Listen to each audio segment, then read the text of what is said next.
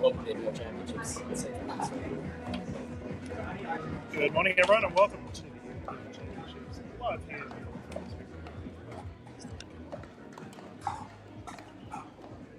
Just doing a little audio test.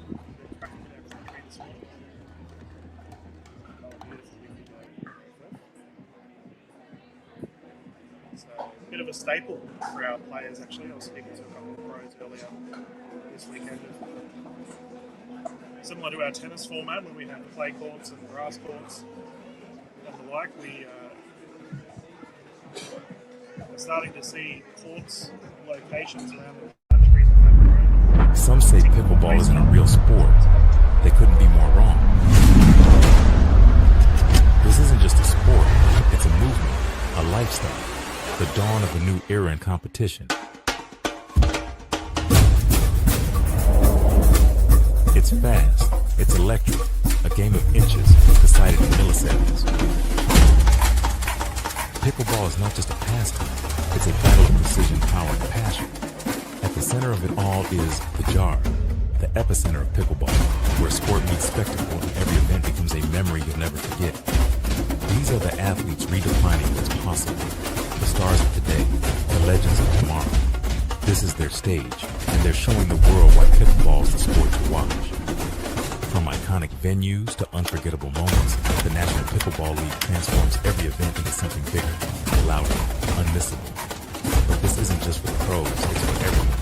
Pickleball connects us in ways no other sport can.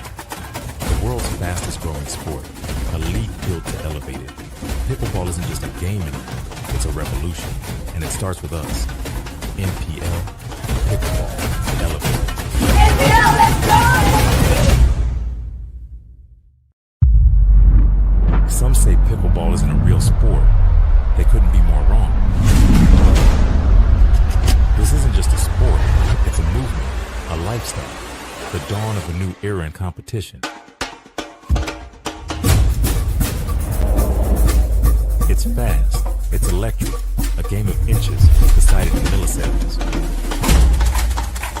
Pickleball is not just a pastime, it's a battle of precision, power, and passion. At the center of it all is the jar, the epicenter of pickleball, where sport meets spectacle and every event becomes a memory you'll never forget.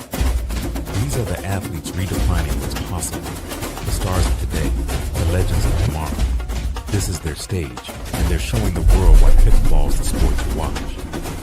From iconic venues to unforgettable moments, the National Pickleball League transforms every event into something bigger, louder, unmissable. But this isn't just for the pros, it's for everyone. Pickleball connects us in ways no other sport can. The world's fastest growing sport, a league built to elevate it. Pickleball isn't just a game anymore, it's a revolution, and it starts with us. NPL, Pickleball, Elevate. NPL, let's go! Some say pickleball isn't a real sport. They couldn't be more wrong. This isn't just a sport, it's a movement, a life.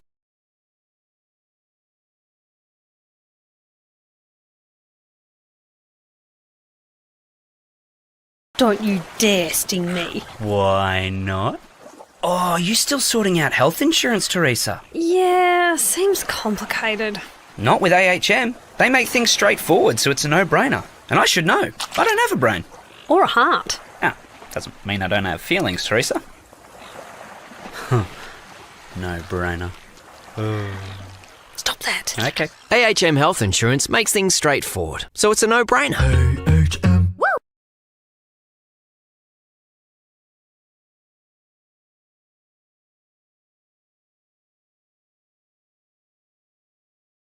AHM are now proud sponsors of the greatest sport you've probably never heard of. It's easier than tennis, funner than table tennis, and partly named after a dog called Pickles. Pickleball!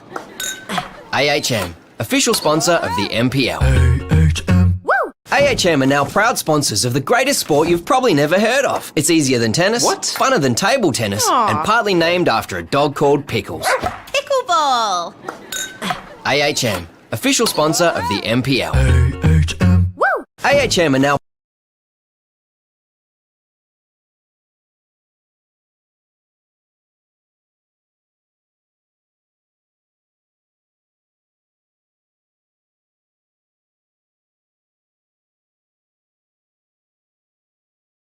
Bing, bop, boom, boom, boom, bop, bam. The type of shit I'm on, you wouldn't understand. The type of skits I'm on, you wouldn't understand. Big dog business, I would not hold your hand. Broke bitch business, I cannot be your man. Never got his ass whooped until we open up that can. Damn, alley hoop me bands, I'm a slam. Bing, bop, boom, boom, boom, bop, bam. The type of shit I'm on, you wouldn't understand. The type of skits I'm on, you wouldn't understand. Big dog business, I would not hold your hand. Broke bitch business, I cannot be your man.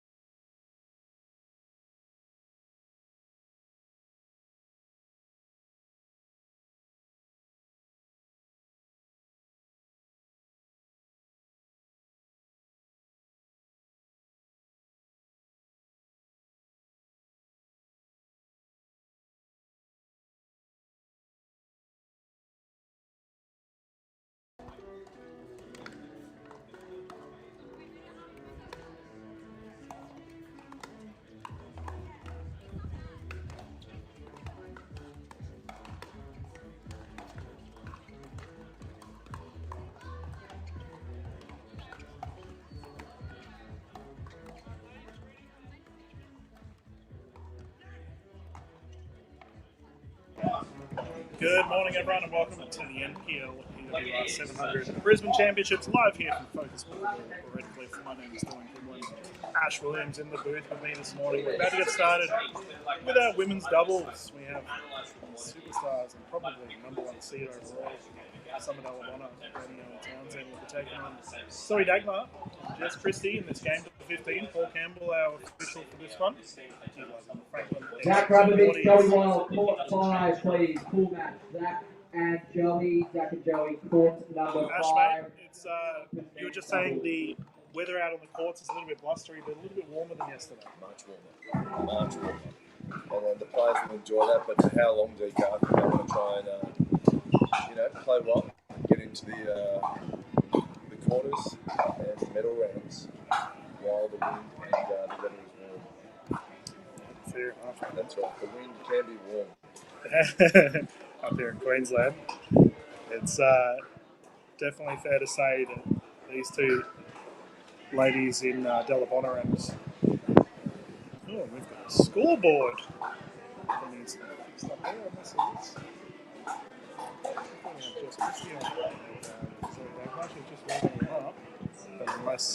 No, that looks like Christy isn't playing. So no, she is up. Okay, so we will confirm, viewers, that it is Zoe Dagmar and Jess Christie playing.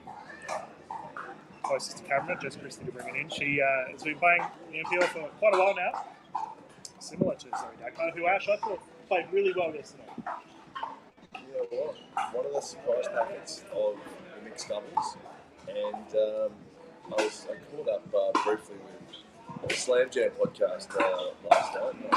One thing I did say was Zoe Dagmar played out of her skin and almost caused the upset of the year with Hartland Jones and taking out Joey Wild and getting out Townsend. She's up against that. So this will be a fast-paced match, no doubt, and the ladies will be fighting for their lives, considering the sheer firepower on display from Townsend and Delabona.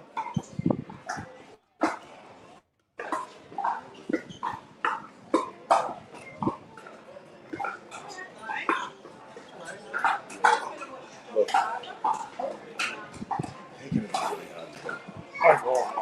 the only hope for Zoe and Christie is the sense that Delabona and Townsend haven't played much together. It's a new parent. Let's hope that there's a bit of rust there, and hopefully they can catch them out early. Well, I can confirm, viewers, in our pool thus far, it looks like this is actually the first match for Dagmar and Christie for today. So, in this pool, our pool A, we have Danielle Townsend, Summer Delabona, so Dagmar, Jess Christie. We also have Molly O'Donoghue and Nicola Skumar, very high-rated side. I think it was her 18th birthday yesterday, Skumar. Really? Yeah. We'll have to see if she's got a bit of a headache Ash on the court. So I know I'm not going to go and call people out, but we had a bit of a formal on, not yesterday, but the day before. So there were a couple of our youngsters out on the courts that were a bit dusty on the courts. So But they actually ended up winning medals, so I was very proud of them in the 19 plus category. Oh, yeah.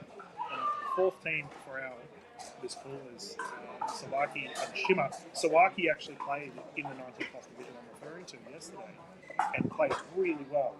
So some solid teams here in this particular pool.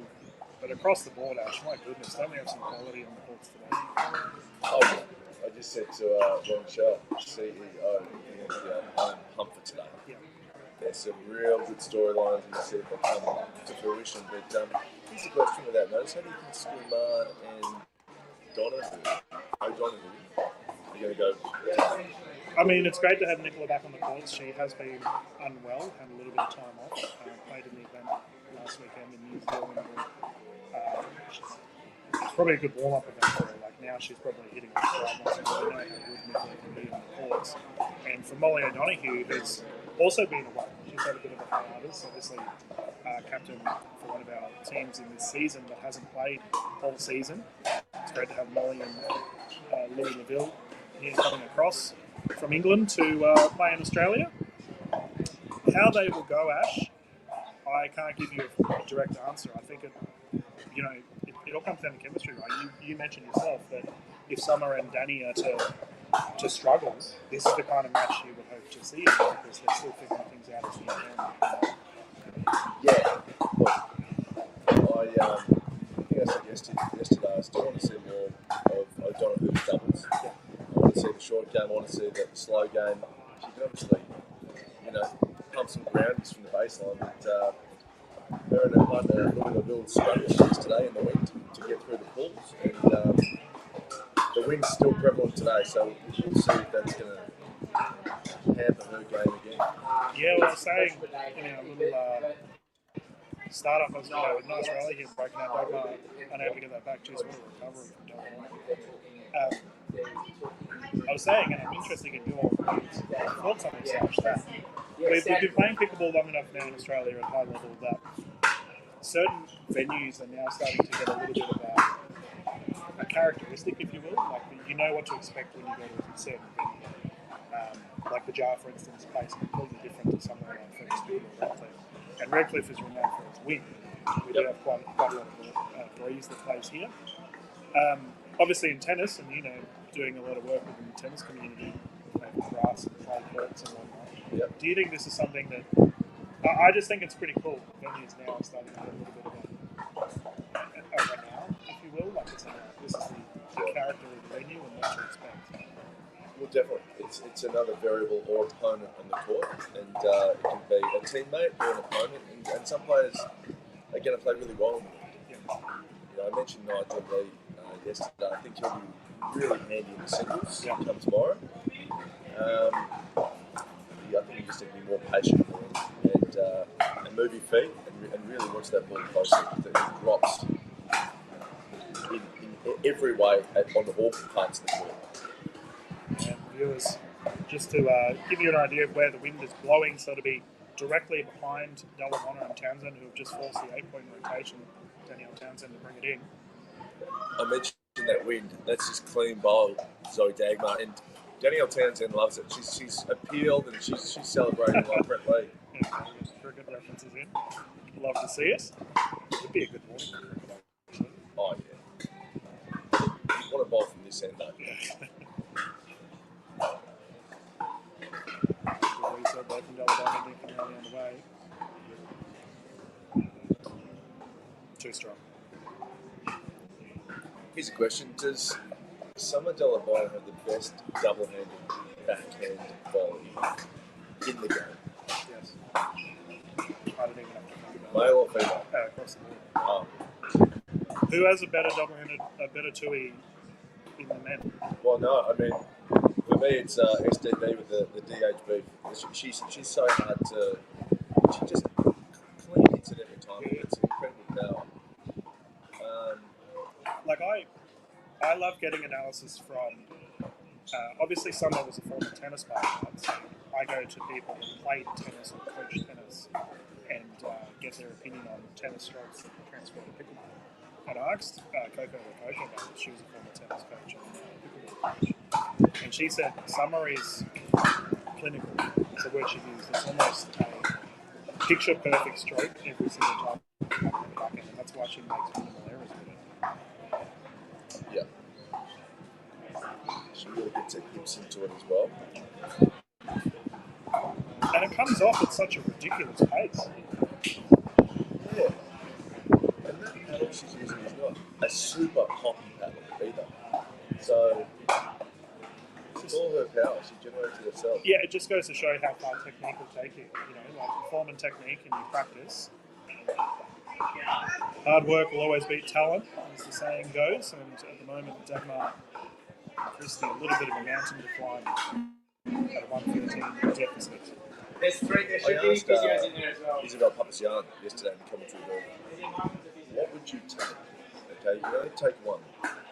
Danielle Townsend's hands at the net or her competitive spirit? Oh, yeah. Now, what are you taking? Ooh. It's a good question. I'm going to go her competitive spirit because I feel like hands you can teach. Well, this is the thing. So I said competitive spirit. Izzy said hands. The problem with if you just say hands, without the competitive spirit, everything falls over.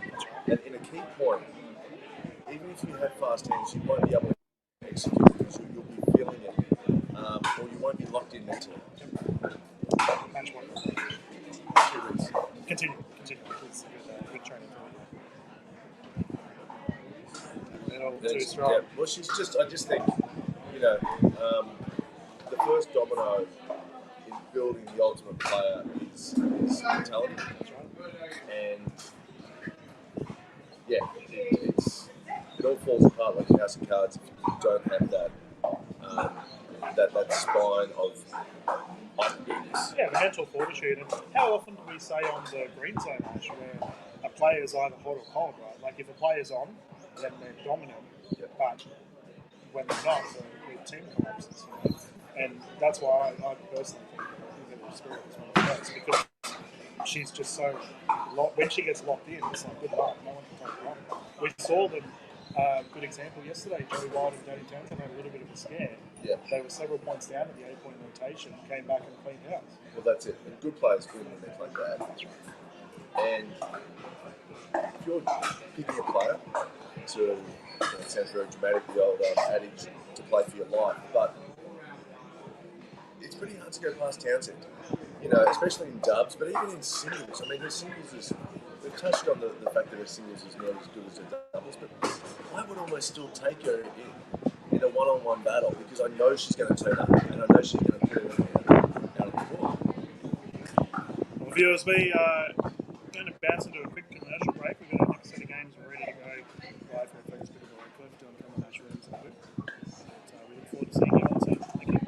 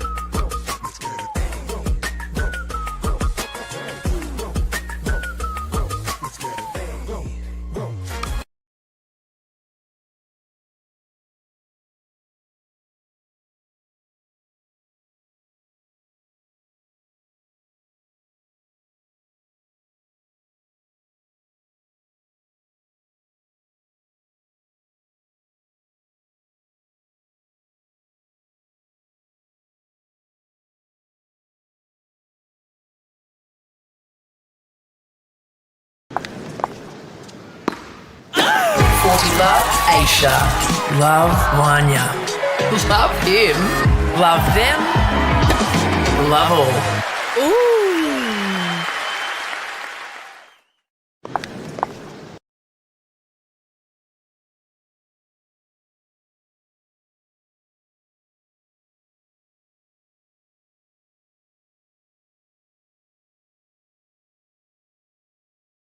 Bing, bop.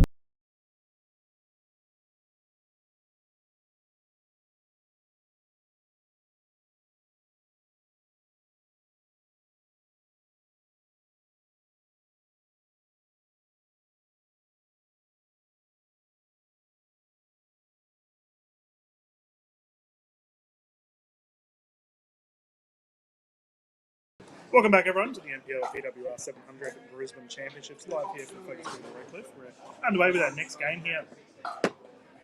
Pool of A on the courts at the moment. We've just seen Jess Christie and Zoe Dagmar go down to Townsend and Dalabona. They're up again once more. This time they're up against the combination of Shimmer and Sawaki. Scoring format will continue for this, viewers, with the scoreline playing to 15. Players are rotating, utilizing Franklin X40s, of course. Dagmar into the net, unfortunately. I've had the pleasure of calling Shimmer a couple of times throughout her pickleball career. Played some solid pickleball. It's good to have her here on the courts of Redcliffe. Dig just wide.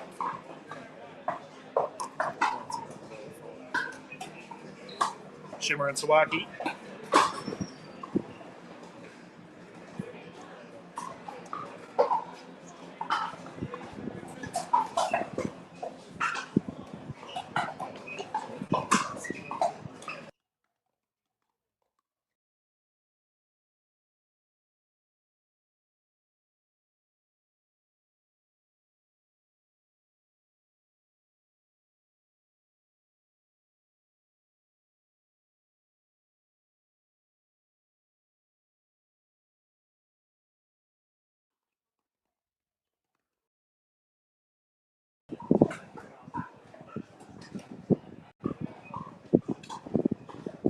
Someone's little dink rally there. And it's good to see Christy on the court. She's local Moreton Bay player. Plays a lot down in Moreton City pickleball and Focus Pickleball Redcliffe. Love to see our locals on our courts here. The council loves it as well. Moreton City Regional Council getting behind pickleball here in our local area. Beautiful venues like the one we are watching right now. Ash back in the booth here. Shimmer and Sawaki. No, that's all right. Didn't know you were back in. The ladies are keen to get cracking. Nothing wrong with that. A bit of a strong start here, and Jess Christie going for the defensive effort, unable to do so. So while the ladies are playing, Ash, let's discuss the other pools at the moment. So we have Katie Hart, Shannon Bird, Sarah Bird. Shannon would love to be on the courts now. Sarah Dennehy, Deb Rossi, Memory Illinois, the superstar from the academy, Wilkie Massey, Gabby May, and Ayesha Dang, another young gun from the academy. Ayesha will be jumping in the commentary booth at some point this weekend. Yep. Yeah, that pool will be as it is at the moment. We will see Martin Burr go through it, and Dennehy and Rossi go through it. So, viewers, by the way, if you are at home wondering how we know all the scores around the courts, it's due to the ladder website. So you can go onto the NPL website and find all of the scores around the courts at any given time. It's pretty handy. And it's very handy for us in the broadcast booth. But you at home can keep up to date with how your favourite players or friends and family are going. Other pools within our pool of six, we have a 6-0 lead here for Shimmer and Sparky. They're running the mark at the moment. We have Tarulia and Hayet. Terrifying combination. Aiko Yoshitomi, who played very well yesterday with Kenta, and Andy Nikosavjevic. Across the mile borders, B. Horsley and Millie Smith. And Hoath, that is a pool of death. That is a pool of death. And again, it will pan out as the ladder is at the moment. So Tarulia and Hayet, we were with Aiko and Andy D. We were speaking to Ben Dawson earlier, one of our NPL players here, and he was saying that one of the matches of the round was between Mild Waters, Horsley, Yoshitomi, and Nikosavjevic. Apparently they had some outrageous rallies. So it's good to see the ladies firing up, and unfortunately we need to see the ladies on court start to fire because Dagmar and Christie have got a huge deficit to come back here on. Yeah, the combination of Shimmer and Sawaki are just playing some clean pickleball, and they are playing with the wind at their back, Ash.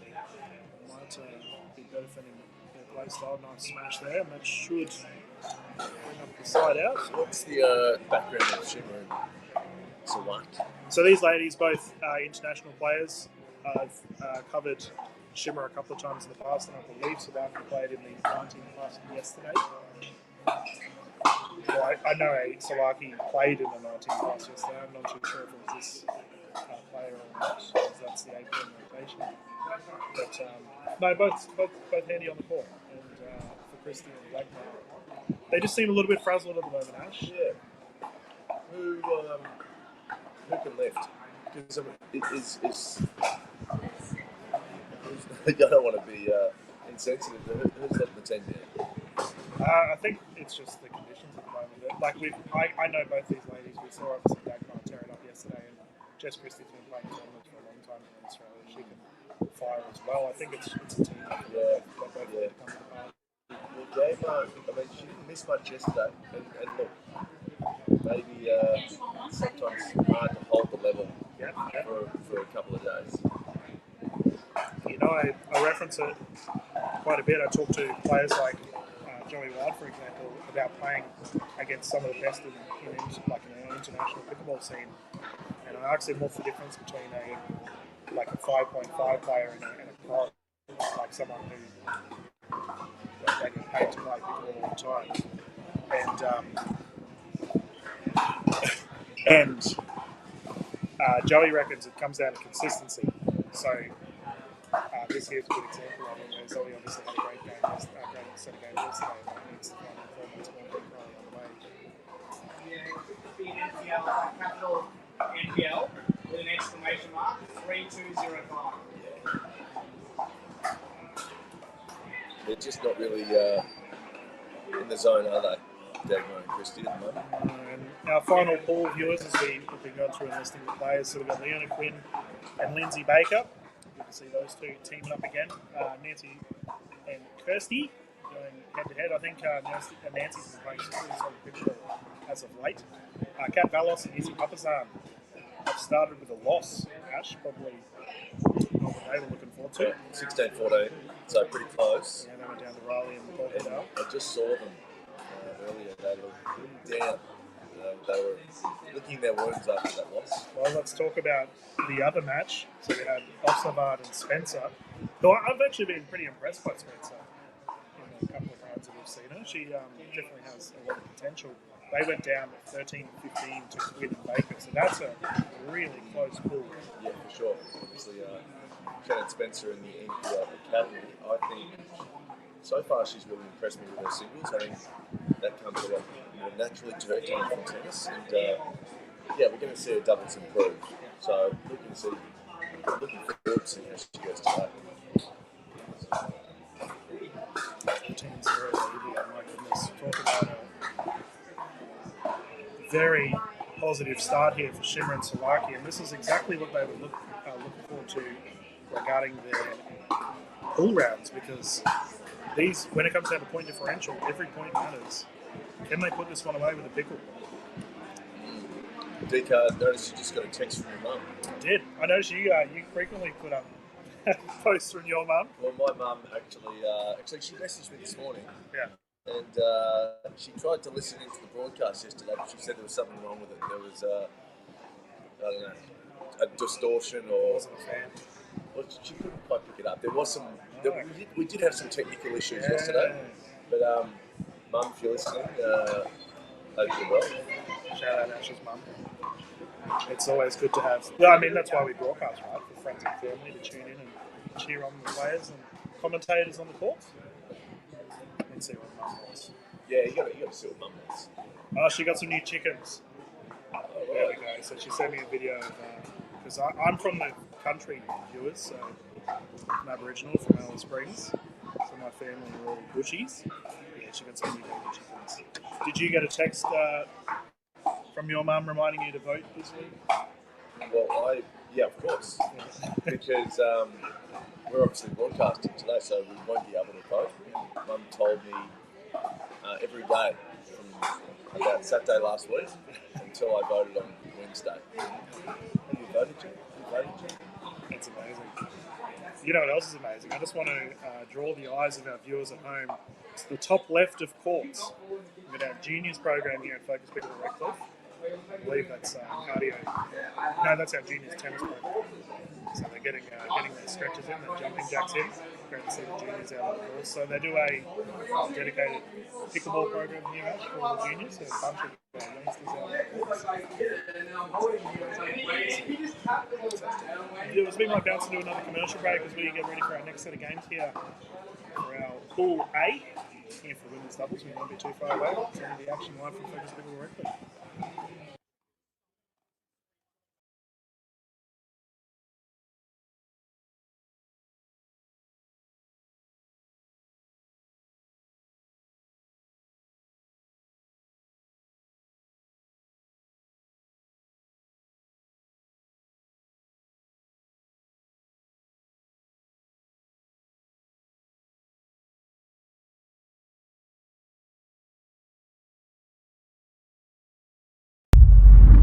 Some say pickleball isn't a real sport. They couldn't be more wrong. This isn't just a sport, it's a movement, a lifestyle, the dawn of a new era in competition. It's fast, it's electric, a game of inches decided in milliseconds. Pickleball is not just a pastime, it's a battle of precision, power, and passion. At the center of it all is the jar, the epicenter of pickleball, where sport meets spectacle and every event becomes a memory you'll never forget. These are the athletes redefining what's possible, the stars of today, the legends of tomorrow. This is their stage, and they're showing the world why pickleball is the sport to watch. From iconic venues to unforgettable moments, the National Pickleball League transforms every event into something bigger, louder.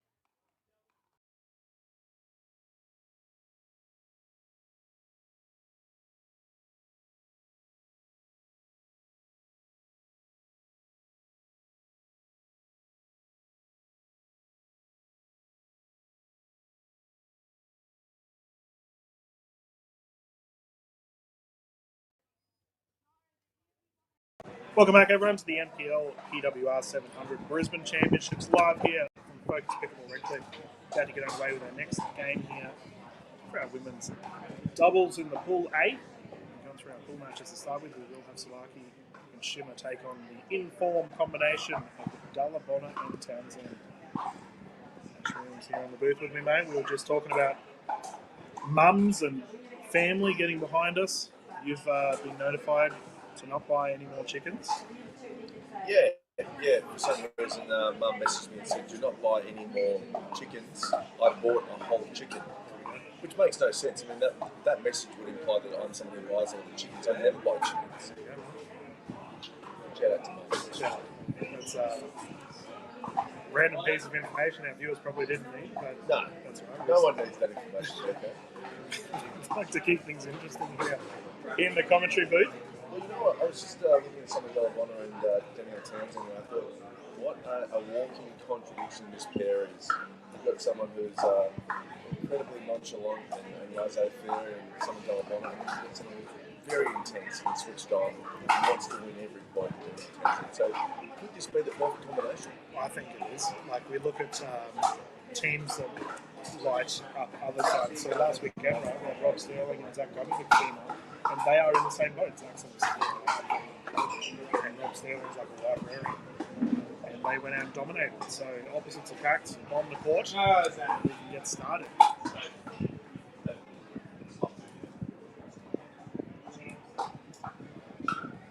Well, everyone needs more librarians in their life, DK. Yep. Bit of reading never hurt.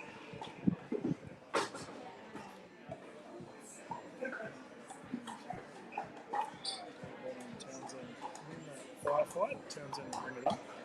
A lot of players walking around just with that pre-game energy and nerves. eager and a little bit anxious to see how the day will go. So that's really helping around. I've always said that NPL tournaments are so much fun. It's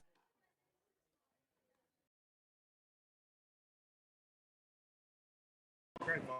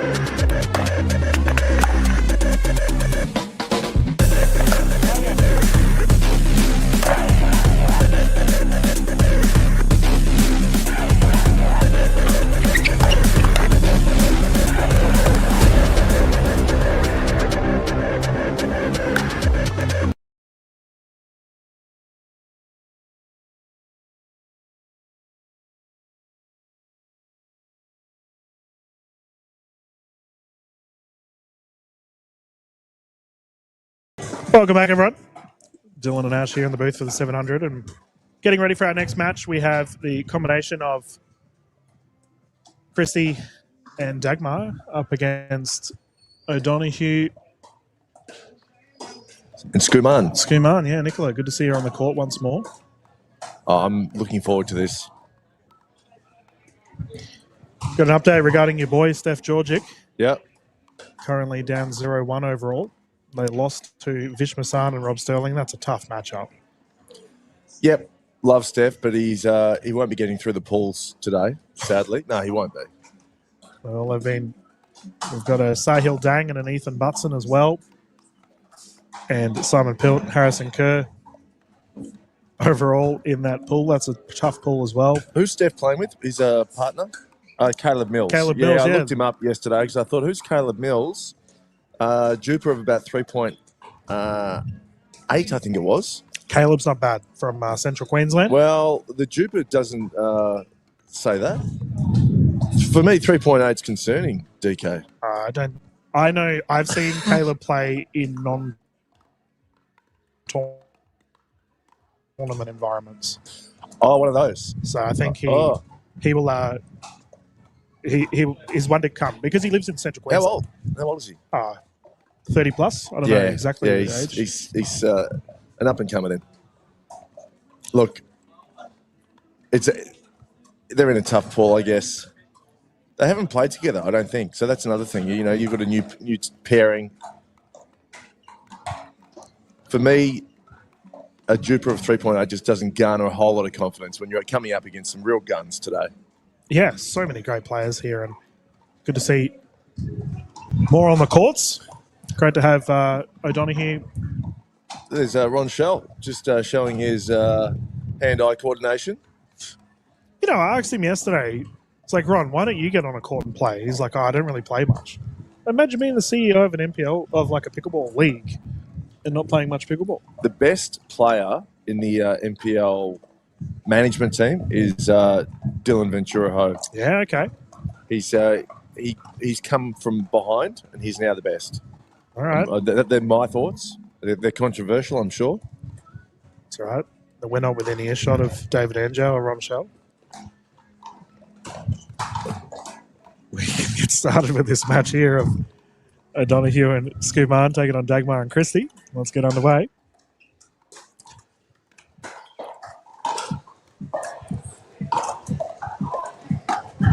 Had the pleasure of assisting Molly with her commentary debut 2 weeks ago at the Brisbane Grand Slam match. Yep. She had a lot of analysis to bring to the table. Right. So did you answer me why she hasn't been playing NPL? Well, I mean, that's the man to ask right there. Mr. Shell's back within earshot. He can probably give us a direct answer. Oh, he's run away. Pressure question, run away. My understanding is it was an injury concern. I could be wrong there. But either way, she's back. Well, so does that mean we might see her this weekend? For round 4? I don't know the answer to that. I wish I could give our viewers that response. That's a Ron Shell question. Look, I'm going to say something. I think she's overrated. No. Oh, my goodness. All right. Well, here's the thing. I haven't seen enough from her. And look, I've definitely put the cart before the horse, but we've got the match to watch here. Mate, that is fighting words. I hope Molly comes out and bowls out and proves you wrong. Well, this isn't the match to do it. I mean, they should get through Dagmar and Christie. I'm just like, I guess I'm a little bit disappointed that she hasn't, she's the captain of the Reef and she hasn't been playing. I guess I have a little bit of, I'd like to see the Reef as strong as they can be. Oh, that's a nice lob. And they've been really struggling. I mean, they are so far from winning a match.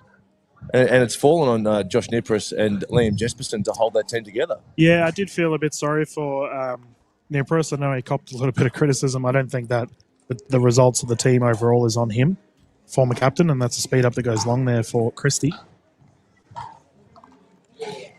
Ash woke up and chose violence, viewers. No, well, that's not fair, DK. I chose to have an opinion. That's what I chose. And I'm happy to be proven wrong. We've got a whole day to prove me wrong. True. Well, she's got the ball in her hands right now. We do have a stack on here for Skuman and O'Donoghue, so Nicola taking the left. It's also not that much of a call. Like, there's lots of players out there that are overrated. There's some that are underrated. There are some that are rated exactly right. That's just...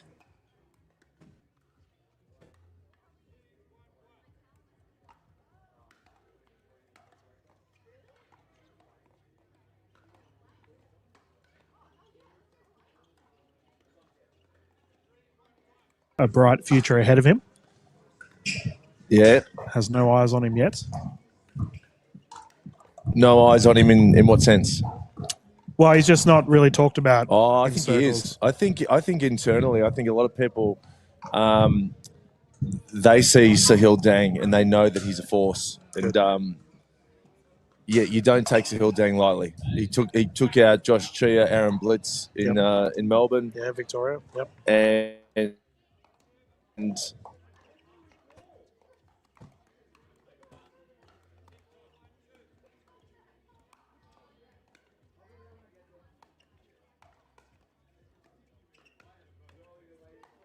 he beat me 11-7. Yep. But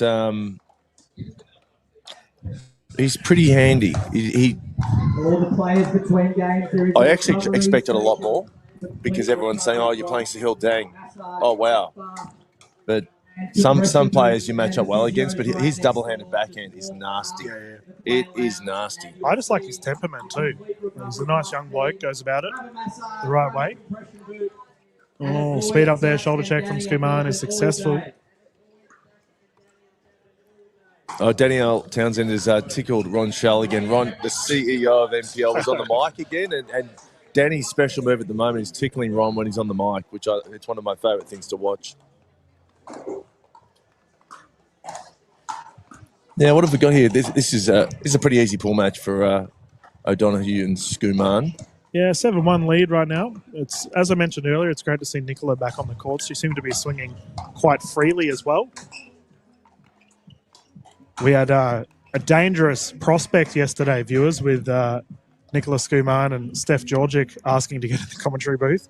I noticed that Ron Shell adaptly got out of the way of that one. Yeah, that was shut down pretty quickly. I mean, I reckon that'd be banter as. So we'll see whether that occurs later on. I don't know whether Nicola would have got a word in. I think Stefan would have just been on a monologue. It would be really interesting to see how Nicola perceives the game. Look, she's a great player. I remember seeing her at an NPL tournament halfway through last year, and she'd kind of just come. Lit everyone up. And she won it. She won everything. She got the Triple Crown. Mm-hmm. Yeah, right. And she has such good habits between points. Yep. She's really locked in.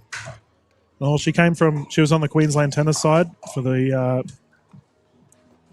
I don't know which exact category it was, whether it was juniors or whatnot, but down the middle, great shot. She, she's, considering her age, she's going to be playing high-level pickleball for a long time. Yeah, still so young, really. 18 years old. Oh, yeah, you mentioned it may have been her birthday this weekend, so she'd be looking, what a great birthday present that would be to lock up some medals this weekend. Currently a 9-1 lead here for O'Donoghue and Skuman. Yeah, she'll be a force in the singles. Big time. Double-handed backhand ripped down the middle. Well, she's a gun singles player and a gun doubles player. It's great. She's got the combination, obviously coming from her tennis background. Singles probably her forte, but doubles, she's no slouch either. Oh, no, for sure. Again, I don't want to be half glass empty here, DK. I just can't see them getting through to the medal rounds. These two as a duo? No. But look, we'll know more in half an hour when they take on Della Bonner and Townsend about how they're faring. Well, they would have versed those two in the pool. I don't think they've played them yet. Let's have a look. We have the ladder up. Well, they have. They have. So talk to me. So Della Bonner and Townsend won. I will say, viewers, overall for all three games, Della Bonner and Townsend only lost 6 points. Oh, dear. So they won. What did I say, DK? Won everything quite convincingly. It was 15-3. Ouch. I mean, look,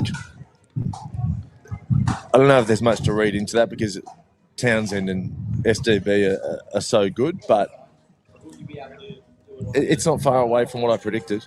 Oh, Lob is good, and the victory has gone the way of Skuman and O'Donoghue, and as a result, they will go through to the next stage, taking down Dagmar and Christy. Unfortunately for Zoe and Jess, probably not the day they're looking for here for our women's doubles, but we wish them the best of luck in the singles tomorrow. Well, Viewers, sorry, DK, did we bring a commentator's curse to Zoe Dagmar? Well, you know, we pump her up and say how good she was yesterday with Hartland Jones, and unfortunately today they just haven't been able to put it together. well, it's like you mentioned earlier, though. It comes down to consistency and whether the players can do the entire weekend at that level. But viewers, we will bounce into a quick commercial break, and when we return, we will continue with the action live here at Focus Pickleball Redcliffe.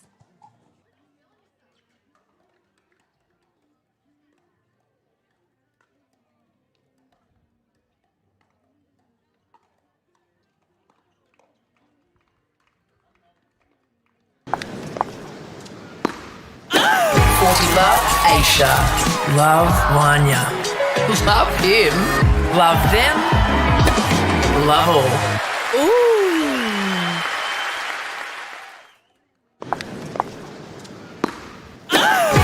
Love Aisha. Love Wanya. Love him. Love them. Love all.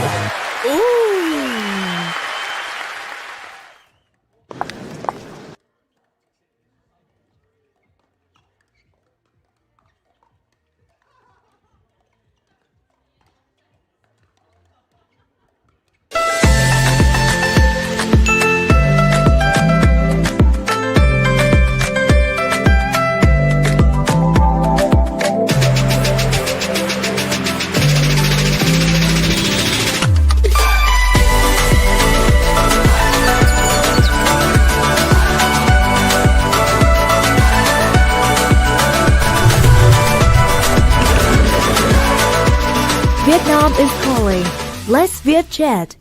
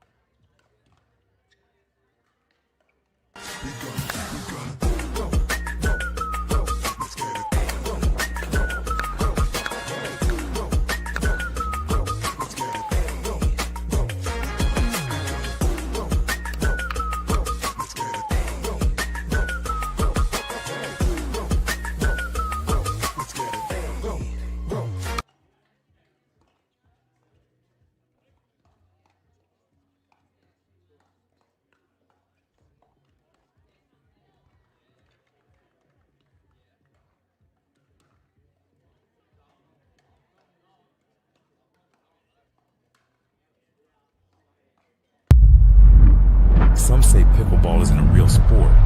They couldn't be more wrong. This isn't just a sport. It's a movement, a lifestyle, the dawn of a new era in competition. It's fast. It's electric. A game of inches decided in milliseconds. Pickleball is not just a pastime. It's a battle of precision, power, and passion. At the center of it all is the jar, the epicenter of pickleball, where sport meets spectacle and every event becomes a memory you'll never forget. These are the athletes redefining what's possible, the stars of today, the legends of tomorrow. This is their stage, and they're showing the world why pickleball is the sport to watch. From iconic venues to unforgettable moments, the National Pickleball League transforms every event into something bigger, louder, unmissable. But this isn't just for the pros, it's for everyone. Pickleball connects us in ways no other sport can. The world's fastest growing sport, a league built to elevate it. Pickleball isn't just a game anymore, it's a revolution, and it starts with us. NPL, Pickleball, elevate. NPL, let's go!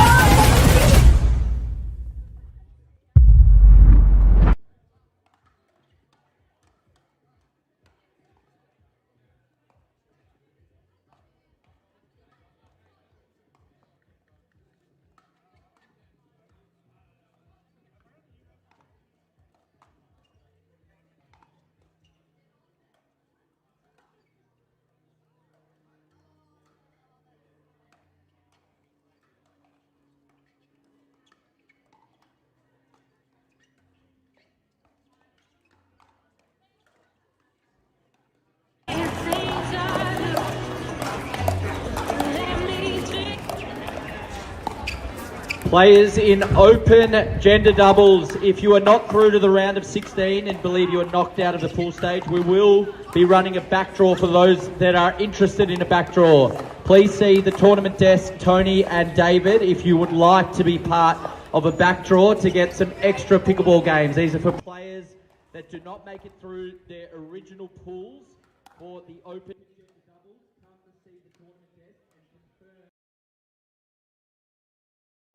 David and Tony, waiting for your confirmation. All good if not, all good if yes. Thank you.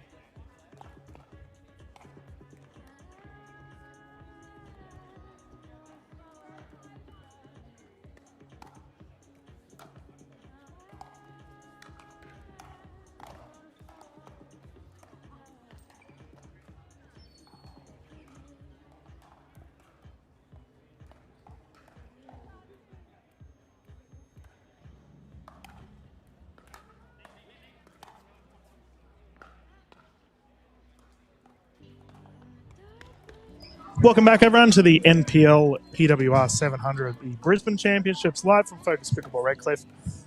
Continuing our women's doubles pool matches here this morning. Dylan Kimmel and Ash Williams in the booth, and we have on our court a different pool today. So this is from our open women's doubles, of course. This is from our Pool C. So we will have the combination of Crystal Mildwaters and B Horsley taking up the combination of Hoath and Smith. Ash, you've probably seen a fair few of these ladies play a bit more than I have. Yeah. What's your thoughts? Well, I know B's game the best. I've played against B in practice a lot. And I'm going to say this, I reckon B's the best dressed today. That's a great outfit. I'm loving the red and the yellow. And yeah, I think Mildwaters, they're obviously pairing really well, but they're just in a tough pool. They're pool of death, that's for sure. 0 and 2, and they're better than that. They're Mildwaters is playing some great pickle. Yep. And then we've got Hoath and Smythe from New South Wales NPL. Yep. I'm still leaning towards B and Crystal. Yeah, well, I was speaking to Crystal just before this match began about the pool, because in Pool C we have Selena Taruya, Mickey Hyatt, Aiko Yoshitomi and Andy Dikasavjevic, as well as these two teams on court. So fair to say it is a bit of a pool of death, and Crystal said she didn't care. For her, it's all about the learning experience. She wants to go out and try her best against some of the best players in the country, and you've got to respect that attitude. As we had Aiko and Taruya both go through to medals yesterday. Mickey Hyatt also played quite well. And Andy D, this is her first day for the tournament here in Redcliffe. But for B Horsley, I've always been a fan of her game. I think B's always played very, very well. Has a good temperament too. You rarely see B get flustered. Yeah, and had a great weekend in New Zealand too. Yep. And then the challenges there, taking it out with Chris Baum and Nikki Mel and Izzy Papazian. So look, she's in.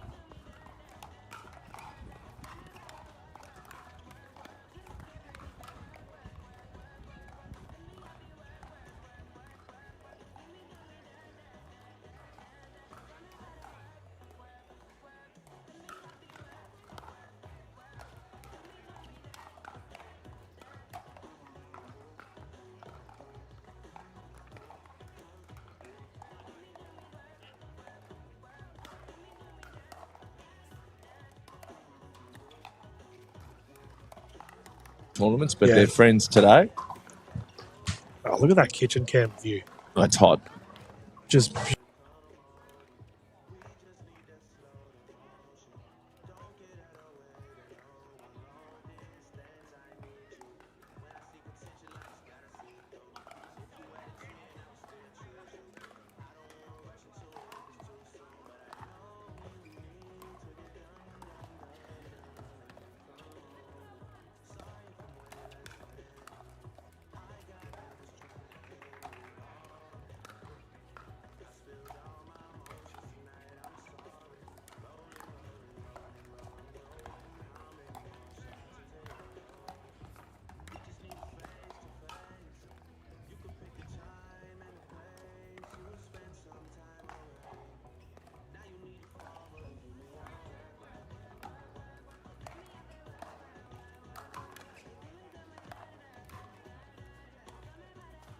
good.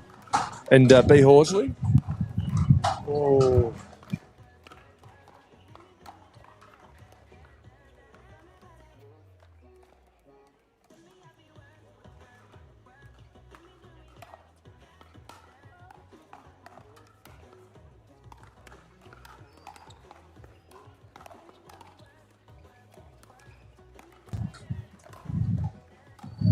Yeah.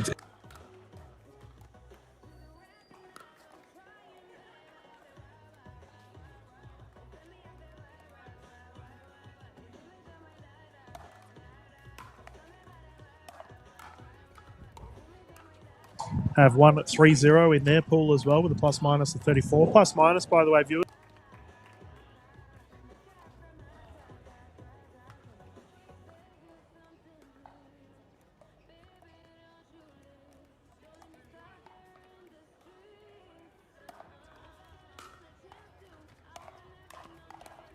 Pool D.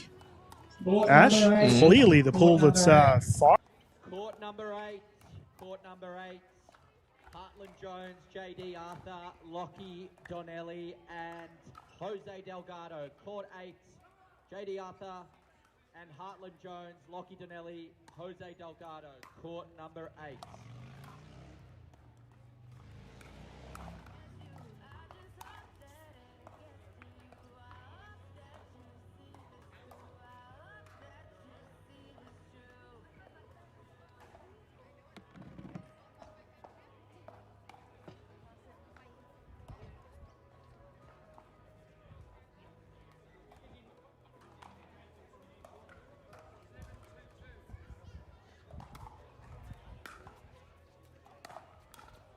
As a plus minus, they've won and lost the exact amount of.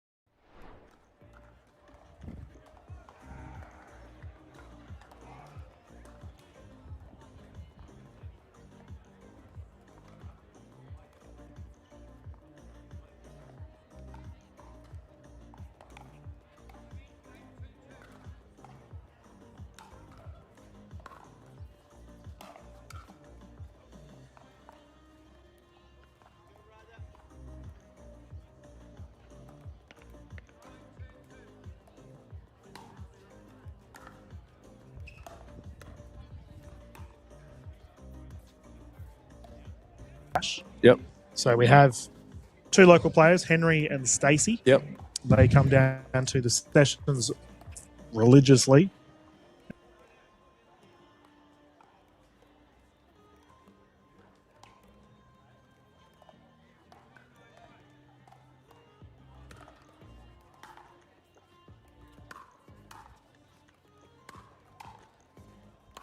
None other than Gordon Watson. Oh, yeah, Gordo, he's definitely. Oh, he was loving it.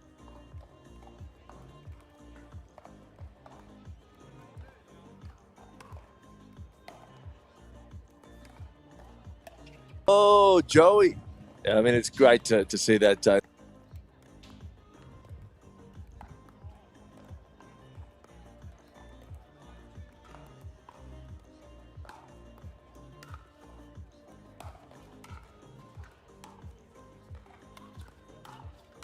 Good mustache, Zach Grabovich. Yeah, it's a bit filthy.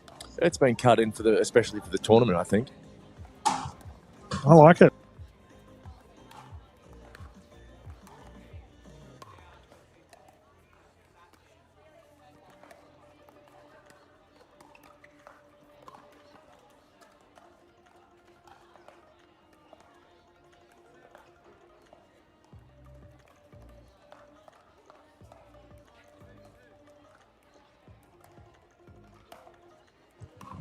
No. The bronze medal was against Summer Delabona and Rob Sterling. Oh, no, I'm thinking of a match they played earlier on. Because they did, I'm pretty sure they ended up against Kentra and Iko at some point. They played them in the semi. Yep. That was a good game as well.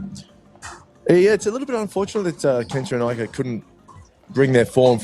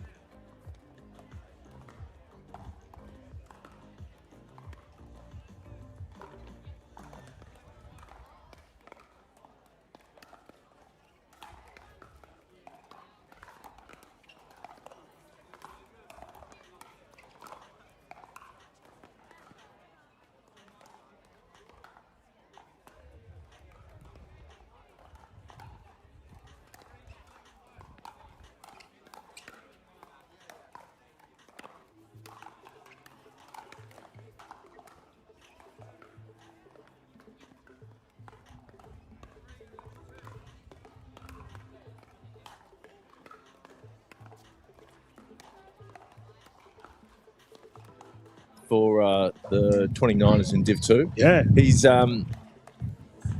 got some big groundies, and he's a bit stop-start with his play. Yep. So it can be hard to get rhythm against. So, yeah, look, he's obviously playing some great pickle today. The Kuzzies have gone through at a 2-0, as well as Ben Dawson and Tan Quinn. Kenta Miyoshi and Gonzalez. It's great to see those two teaming up. They're at a 3-0 for their pool. Matty Kuznetsov and Ollie Gray have also gone up 2-1 for theirs. Vish Masan, Rob Sterling with a big 3-0. We mentioned Sahil Dang. He's teaming up with the Bunsen Burner. Ethan out there at a 1-1. Simon Pilt, Harrison Kerr also at a 1-2 for theirs. Unfortunately, Georgic and Caleb Mills at a 0-2. Louis Laville, Ben Costin have a 3-0 for their pool. Nicky Mal and Josh Chia close behind at a 2-1.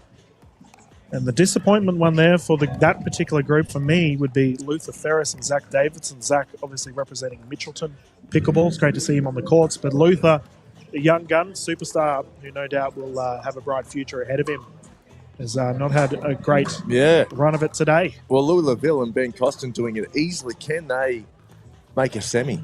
It looks like they're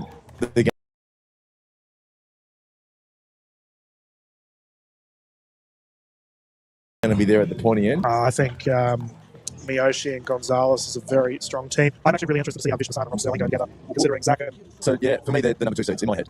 Vish and Rob? Vish and Rob. Yep, so Wild and Grab, number 1? Oh, Wild and Zach, in a different country caliber of seed. And they're both great players. And what I love the prospect of is obviously Vish Masan's a lefty, so we may see a Rob Sterling, Masan, Wild Grabovic match where we have right-handed, left-handed combinations on both sides. So the middle of the court is going to be absolute fire. And we continue our match here with the 13-3 scoreline.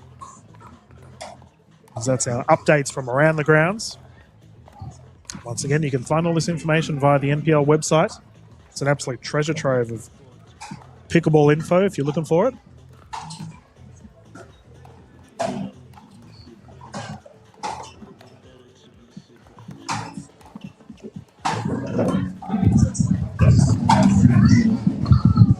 If you were to pick a NPL Rising Star this year, NPL Rising Star, Div 1? Yep. Or just across the tournaments. So Sydney and Brisbane. Oh, okay. Well, Nigel Lee. And I don't want to... Nigel Lee's a good call. I think he's... The thing with tournaments, DK, is we don't see many huge upsets.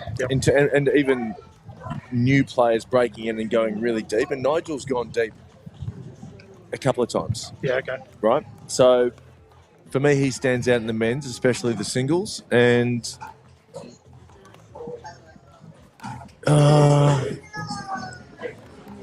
possibly Mild Waters is someone who's, I'd like to see her go deep in the singles. Yeah, I was going to suggest Crystal in that category. Considering Crystal to me, right, so last year we saw the emergence of Nicholas Biman and Andy Dikasavjevic within the women's pickleball space. They both started with the National Pickleball League and completely lit things up. Talking about hitting the ball hard, geez. B. Horsley, raw aggression on the court. To me, this year, Crystal Mild Waters is the version of Andy and Nicola that we saw last year. So it's great to see her in that category. Sahil Dang is the other one for me. Yeah, for sure. Nigel Lee is a very good shout, however. Memory Lelanoa, up and comer. I think she's got a lot of potential. Can we put Sarah Dennehy in that category? Yeah. Because she's kind of come out of nowhere. She has. I feel like, she was so impressive in NPL Season 2 finals, and then she went to America and had some great results and got some great experience. I feel like we probably... Well, I did. I expected a bit more from Sarah at NPL Sydney and some other tournaments. So I'm expecting a bit more from Sarah at NPL Brisbane. I think she's due. Yeah, well, she's playing with Deborah Rossi, who was the Season 2 Queensland MVP. And the Parrots went down in that agonisingly close match against the Turtles. You talk about competitive spirit of Denny Townsend. Deb Rossi, the heart of a lion. Yeah. She's someone you want on your team. Yeah, Donna Feroci, the Italian superstar. She's done a lot for Australian Pickleball too, Ash. Who's the president of Brisbane Pickleball Club, Deb. So on and off the court excellence. Yeah, I love her intensity. Oh, hands battle into the net. And it looks like Mild Waters and Horsley will have a match point here, I believe. But on the topic of Dennehy and Rossi, they're actually fighting to go through to the finals because as it stands, Lelanoa and Brookie Marcy will take their spot if they go through. Okay. So Dennehy and Rossi, wherever they're playing, they're in a must-win match to potentially go through. And it looks like it's all she wrote here on the courts. As the ladies have finished up, Mild Waters and Horsley have secured a victory there for their pool. Unfortunately, they are in the pool of death, and Taruya and Hayat, Yoshitomi and Tigasavovich will most likely go through. Leona and Lindsay versus Nancy and Kirsty. Kirsty and Nancy versus Leona and Lindsay, court 7. Full match, open women's doubles. I believe that's our court, Ash. So viewers, we will bounce into a quick commercial break, and when we return, more women's doubles action here live at the NPL PWR 700. DK, before we say farewell for a moment, I believe we have a special guest coming up too. Oh yeah, we will have Flynn Burridge jumping in the commentary soon. I think he's actually playing a match. Oh. So when he's ready. Oh, when he's, of course, it's all about Flynn. Yeah, not wrong. We'll jump into commercial, viewers, and we'll find Flynn and get us ready to go for the next match. Thank you.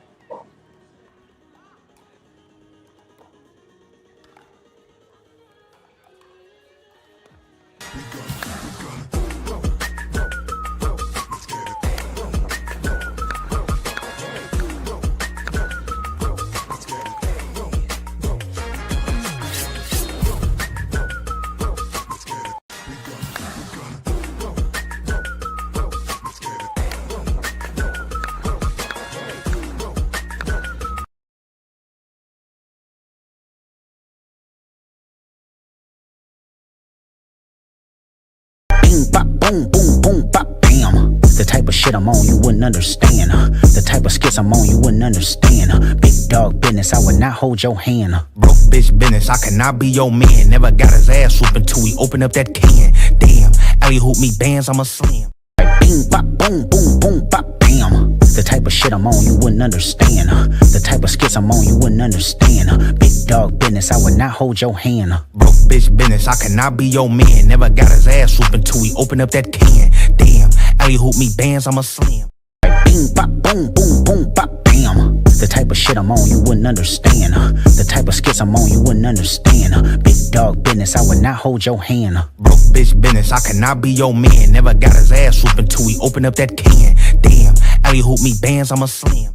Bing, bop, boom, boom, boom, bop, bam. The type of shit I'm on, you wouldn't understand. The type of skits I'm on, you wouldn't understand. Big dog business, I would not hold your hand. Broke bitch business, I cannot be your man. Never got his ass whooped until we open up that can. Damn, alley hoop me bands, I'm a slam. Bing, bop, boom, boom, boom, bop, bam.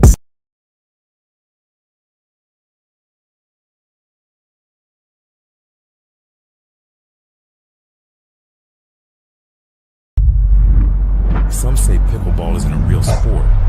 They couldn't be more wrong. This isn't just a sport, it's a movement, a lifestyle, the dawn of a new era in competition. It's fast, it's electric, a game of inches decided in milliseconds. Pickleball is not just a pastime, it's a battle of precision, power, and passion. At the center of it all is the jar, the epicenter of pickleball, where sport meets spectacle and every event becomes a memory you'll never forget. These are the athletes redefining what's possible, the stars of today, the legends of tomorrow. This is their stage, and they're showing the world why pickleball is the sport to watch. From iconic venues to unforgettable moments, the National Pickleball League transforms every event into something bigger, louder, unmissable. But this isn't just for the pros, it's for everyone.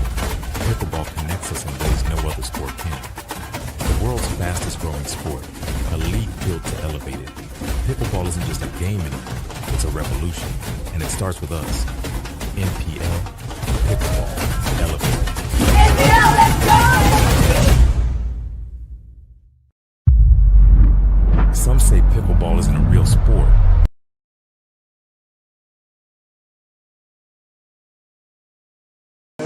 Welcome back, everyone. NPL PWR 700 Brisbane Championships live here from Focus Pickleball Redcliffe. Dylan Kimmel and Ash Williams calling this.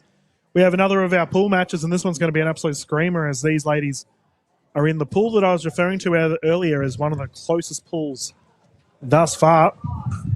And so we've got Paul Campbell out there rallying the ladies. We have Leona Quinn teaming up with Lindsay Baker, and they're up against the combination of Nancy Riley and Kirsty McCorkindale. Thus far, their pools on our ladder, which you can find all information via the NPL website, has been awfully close. Every team has won one game and lost one game, Ash. That's an even pool, DK. Yeah, so this should be a great game.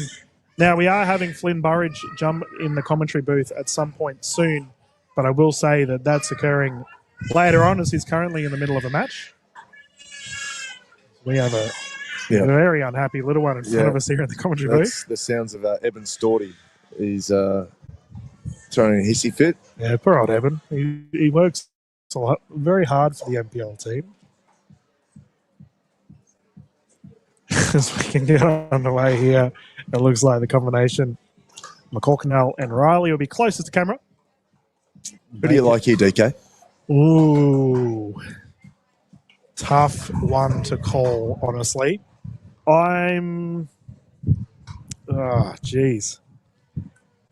There is not much splitting these two. I mean, I backed Lindsay Baker yesterday with Harry Brown, and they didn't have the result. So because of that, I'll go for McCorkindale and Riley. Yeah, I'm feeling Nancy and McCorkindale. Yep. Yeah, obviously, both these ladies closest to us are on various NPL teams across the country. Nancy playing in different state to Kirsty.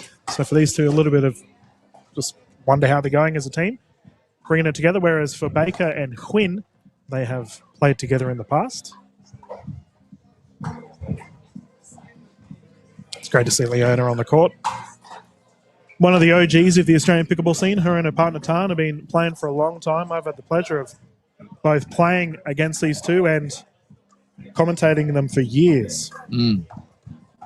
Which one do you prefer? Oh, Leona. No, in terms of commentating or playing against them? Oh, I mean, right now I definitely couldn't go toe-to-toe with Leona and Tan. I've always said that Leona has one of the hardest smashes in Australian pickleball. But commentating them is always fun as well. I wonder how Tan's going today, actually. He was out there earlier. But very difficult to call this one, viewers, who's going to take the victory. Beautiful conditions here at Focus Pickleball Redcliffe. We were just talking to Ron Shell off air. And the sun is shining. I said to Ash that it's almost got a beach vibe. Like with the music pumping, everyone's smiling. It's real happy. Oh, for sure. And blocking my view of the court right now are the Slam Jam boys in Adam Hall and Colin. Jeez, it's a big head, isn't it? And haven't they had a shocker today? We'll pull up their results. They've had a stinker. And it's good to see. They were talking up a big game. And it's going to be a long drive home for the boys. Hey, they had one win, 2 losses. Who over? Two of our junior teams who have gone over to the Open. No, the kid at Fitakefus are good. Give them a couple of Yep. couple more tournaments under their belt. How old are the Fitakefu brothers? Well, I wonder if it's dad playing with son. Ah. But I know one of the Fitakefus was playing in the 19 plus yesterday. Yep. And he's very solid. But I think he's like 14. Yeah. So he's a youngster. So, take that what you will, viewers, for Adam and Colin to go and get a victory against those two. I stick by my statement that I think the Jupers of Adam and Colin are too high. And I'll be talking to Juper about that. Fair enough. Good to know. Can we get Baker firing here? Yes. She loves to fire herself up, and that's just a little fire up. You'll know when she fully fires herself up, and that's when she's feeling herself. She has one of the loudest commons in Australian pickleball, Lindsay. It's actually one thing I love about Lindsay's game. She just doesn't care about what the situation is. She just needs to ramp herself up. Great shot there from McCorkindale. At the NPL Season 2 finals, she was on fire. Oh, yeah. I think she won player of the final series. Finals MVP. And, she didn't care. You're right. She didn't care. She was in her own moment. And that's herself and Sarah Dennehy, that they were the difference there for the Caterpillars in the final, to be honest. And, I mean, for Lindsay, right, let's talk about the Brumbies. Joey Wild locked up Lindsay immediately. Yeah. So he foresaw what was the potential for Lindsay. And the Brumbies, as a result, are easily the top of the table for Queensland. Do you think they're the number one seeds in terms of who's going to win NPL Season 3? I'll get up the information for our viewers and we can do a deep dive analysis on this for our NPL website. It's a fair question, Ash. But I'll get some analysis. Well, I think because they've got Caden Hensel too, don't they? Mm. Yeah, I think for mine, Joey leading the troops, I think they're the number one seeds.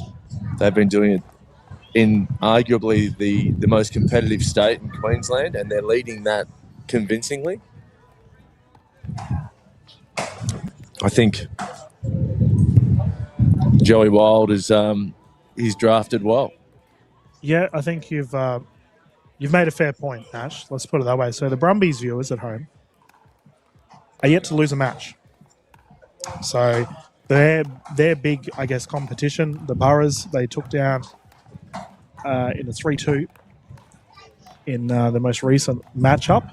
Keep in mind, viewers, our green zone that we do for the NPL will be kicking off once again next week. Ash and I will be calling that. And we'll be up to our round 4, which should be amazing. Up to the halfway point for our season. That's a nice speed up there for Lindsay Baker. But yeah, Brumbies currently top of the table for 5-0 for Queensland. Outback is second. Outback have been low-key. I'm actually happy to see them up there. I thought the Outback would be on top pre-season after seeing their team. With Harry Brown, Nikki Mal, Crystal Milewaters and B. Horsley. That's a solid team. Yep. And, yeah, I mean, they'll be there in the end for sure. So you think the combination of Sarah Dennehy and Sabat Alabona can't get the Boroughs over the line? I think they'll be in the playoff. They'll finish third and they'll be in that playoff for the final spot there. Yep. That's a fair call. Who's in their men's number 1 and 2 for the Boroughs? They have Ryan Simmons and is it Brandon? Contrado. Yeah. Look, they're handy and they're playing well, but the Outback is consistent across the board. And the Brumbies are as well. And the Brumbies are. And if you go and look at some of the best teams in Australia, I mean, that's why the Roos are going so well in Victoria. They're not world beaters, but they're consistent across the board. And that's why I think the tapestry of the season and the teams is so interesting because you've got some world beaters in. You look at Sydney, you've got Selena Troyer, you've got Kyle Stoker. These guys are showstoppers. Yep. Mickey Hyatt.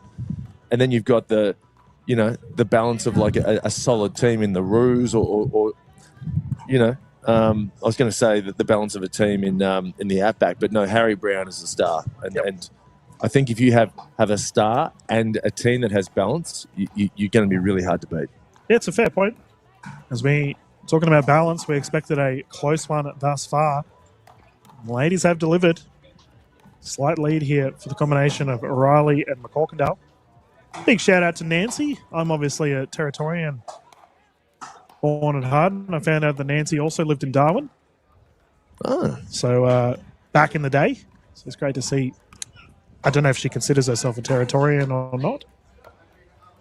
So is it What about if you grew up in the ACT? Would you call yourself a Territorian then as well? We'll have to get Robbie Manzano to answer that. That is a very fair question. Yeah, I don't know what ACT people call themselves. Canberra Pickleball people. Which, by the way, the NPL have been really getting behind the ACT scene. It's been great to see. Well, there'll be a bit going on in Canberra today with the election. It'll be pretty busy up there. Probably not much pickleball being played in Canberra. Oh, no, I'm sure that Albanese and Dutton will have one eye on NPL Brisbane. Yeah. Clive Palmer will be all over. The Trumpeter Patriots will be all over this PWR 700. Well, it's funny you mentioned Palmer because he's actually backed pickleball locations in southeast Queensland in the past. Has he? Yeah. I'm not going to get super political here on our broadcast. Well, that's a good policy. As we've got the stack in effect for the combination of Quinn and Baker. He should have just put that on his ads and go, I'm Clive Palmer, Trumpeter Patriots. I love pickleball. Vote 1. Vote pickleball.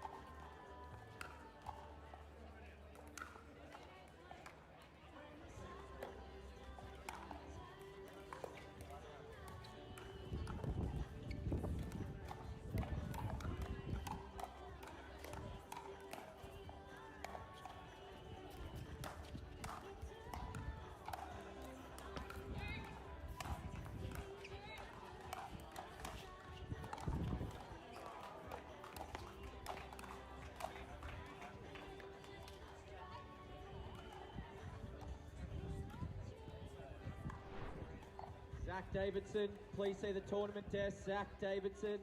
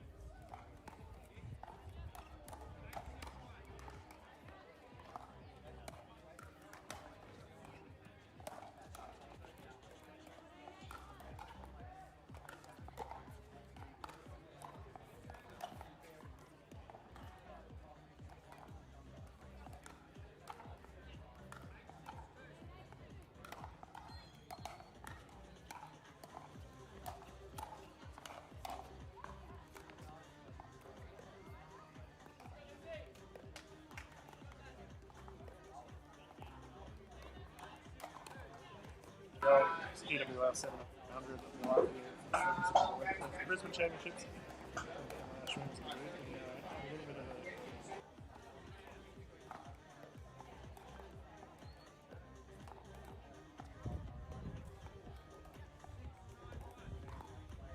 No, well, I went back to back because I did it 30 seconds ago, but we weren't on air. Yeah. And did that you laughed the first time and you gave me absolute donuts. Oh, mate, I got a big grin on my face. As we've got a bit of a lead here for Riley and McCorkin now. But for Quinn and Baker, they do have the service of the 8-point rotation. I've actually just received a message, Ash, from some of our ACT players. And they have confirmed they do call themselves territorials. There we go. Great to see the ACT players watching and cheering us on. That wasn't Nick Kyrgios messaging. He got ACT boy. Yeah, he's actually been getting pickleball too, hasn't he? It's been great to see. Yeah. Oh, Dean Belly, that one's put too much oomph on it for Leona Quinn. Got to give a big shout out to the Quinn family, by the way, Ash. They go to the same gym as all the Quinners. But, Quinners and Grinners. Yeah, hashtag Quinners. Yeah. I don't think that pronounces so it's It depends where you come from. So, what part of the world you're from. So, we obviously have the superstar Fook. His last name is spelt the same way as the Quins here in Australia, but he prefers Fook pronunciation. So, it really depends on where you come from. Nice shot there from Riley. I remember speaking to Aunt Quinn.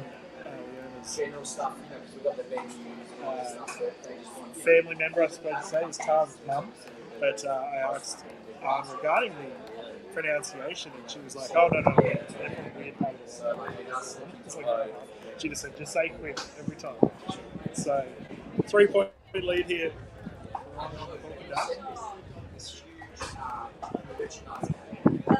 the wings just picked up. So I do wonder how this is going to play into effect for Lindsay Bacon. She loves belting a ball around. She does have the wind in her back.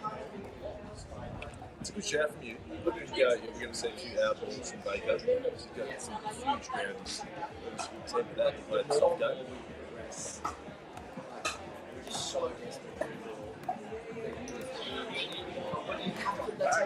Big hits. Riley into the net. How many memes do we see of that exact shot, right? You get a nice easy straight into the net. Sorry, Mark, you asked me yesterday, but I don't know if I asked you back. Who do you think has more upside? Baker or Sarah Denny? It's a great discussion. Probably our viewers will have various opinions on. They're both young superstars, emerging superstars. And if we look at the resume, both of them, Lindsay Baker, as you mentioned, finals MVP for our season last year. Had a terrific performance. Sarah Dennehy is now a captain for our current season. She's obviously on the Blacks Waters. And pair from pair, they're both. It's a real tough one to call. I'm going to say Sarah at this point in time, purely based on that shot. Purely because she's in a captaincy. So she's obviously got fortitude. Whereas for Lindsay, she's kind of the ace in the hole for Joey Wild in the Brumbies. So Joey can go off Lindsay, you get some wins. I could be wrong with that. Lindsay, obviously, is a superstar. Nothing but the best for her. So that's a great coach. Ooh, into the net. Well, indeed, you're talking about memes. That was textbook. But Wind is playing handicap there. I touched on it earlier in the broadcast. Just really need to watch the ball. Right onto your parrot. Move your feet too.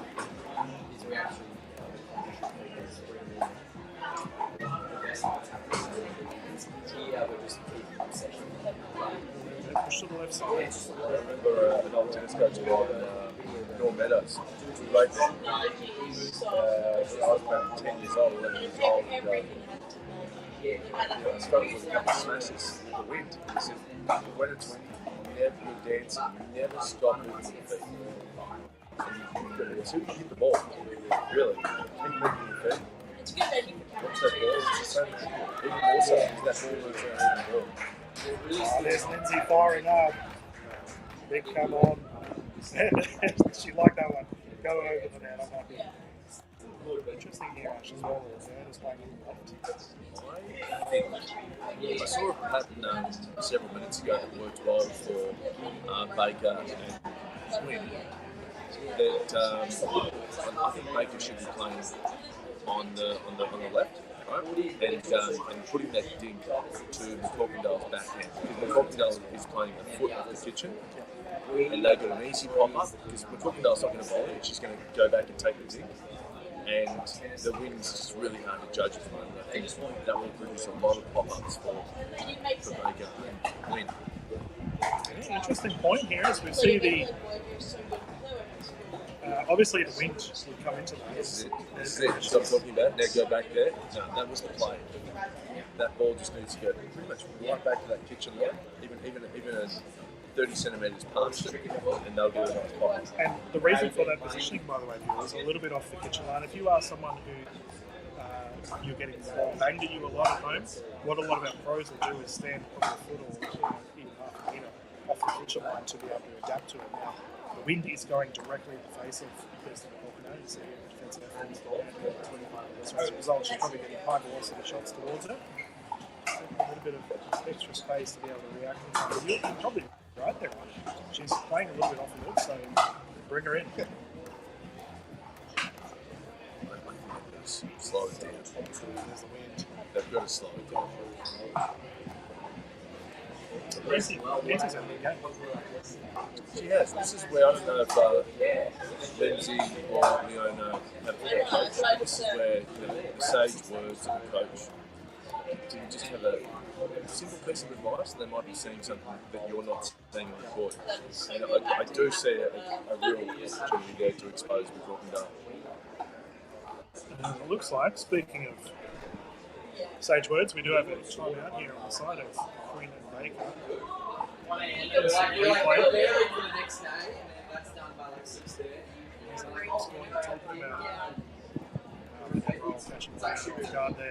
I did have Nancy on the right side, on the left side, my apologies. Yeah, just because McCorkindale was serving on the forehand side. Yeah, that was crazy. And then not stacking. But yeah, whoever's playing on either side, I just like that pattern for Lindsay. Reduced formats. And I think they need to mix up their speeds. Yeah, awfully close one, and I believe this may be one of our last pro matches thus far for our 700 for the ladies doubles. I am excited to get to the knockout rounds. Some juicy games coming up. This is where we see the pressure rise, and we see the champs show themselves. Got an update for you, Ash. So we were talking about Dennehy and Rossi. They have gone through their pool. So Paddy Hart and Sarah Bird have 3-0 in their division. Dennehy and Rossi ended up taking second place. Yeah, well, it's good for the tournament. We want our best pairings into the knockout stage. So it looks like Oxnard and Spencer have beaten Cat Vallis and Easy Papazone. Yeah, wow. So they'll be most likely going through. The winner of this match, I would say, will probably go through the finals as well. No, they will not be happy. Cat Vallis is uber competitive. I'll be staying away from Cat Vallis for the next half an hour. And Izzy. Izzy isn't as won't take as long to calm down as Cat. Cat doesn't like to lose. No one likes to lose, but Cat particularly doesn't like to lose. PT by trade. Very competitive on and off the courts. That's what we love. I remember I was playing practice match with Cat, and I body bag was soft. And we won whatever it was, 11-7, and she wasn't happy, and I said to her partner, I said, she wasn't upset about the body bag at all. She was upset because they lost. And it was just a casual match. It was like, it took her a while to calm down. And I like that intensity. Intensity. It does look like Lindsay Baker is really starting to ramp things up here for her side. Awfully close scoreline. I've got one back in before been unsuccessful. Second server though, they have another opportunity. You know what's great about pickleball doubles and singles? Once you see a pattern that works and you go, here's something that I can rinse and repeat, you feel like you've solved the chess game. You've solved Wordle for the day, you know, and you should win the match from there. And I think all good players are looking for these patterns that work for them. And you've got to be awake to the ones that are working for you. If you're just out there playing point by point, you know, blindly, then you're really missing a trick. Point game here. Baker, Quinn, ramped up at the right time. Pressure here now, Riley and Corkindale. Nancy with the opportunity sprays it. I'm going to say they're giving Nancy and Corkindale pretty good looks. Yep. Like, these are head-high volleys. I know it's windy, but...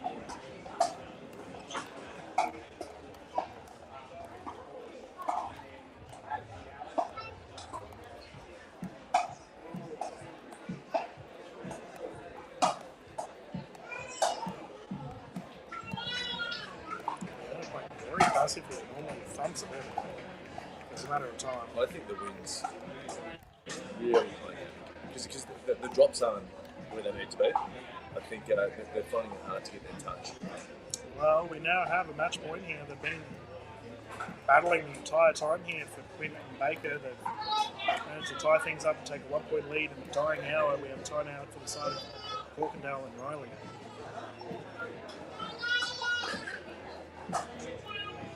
Well, it'd be a great comeback from Leona and Lindsay to get this done.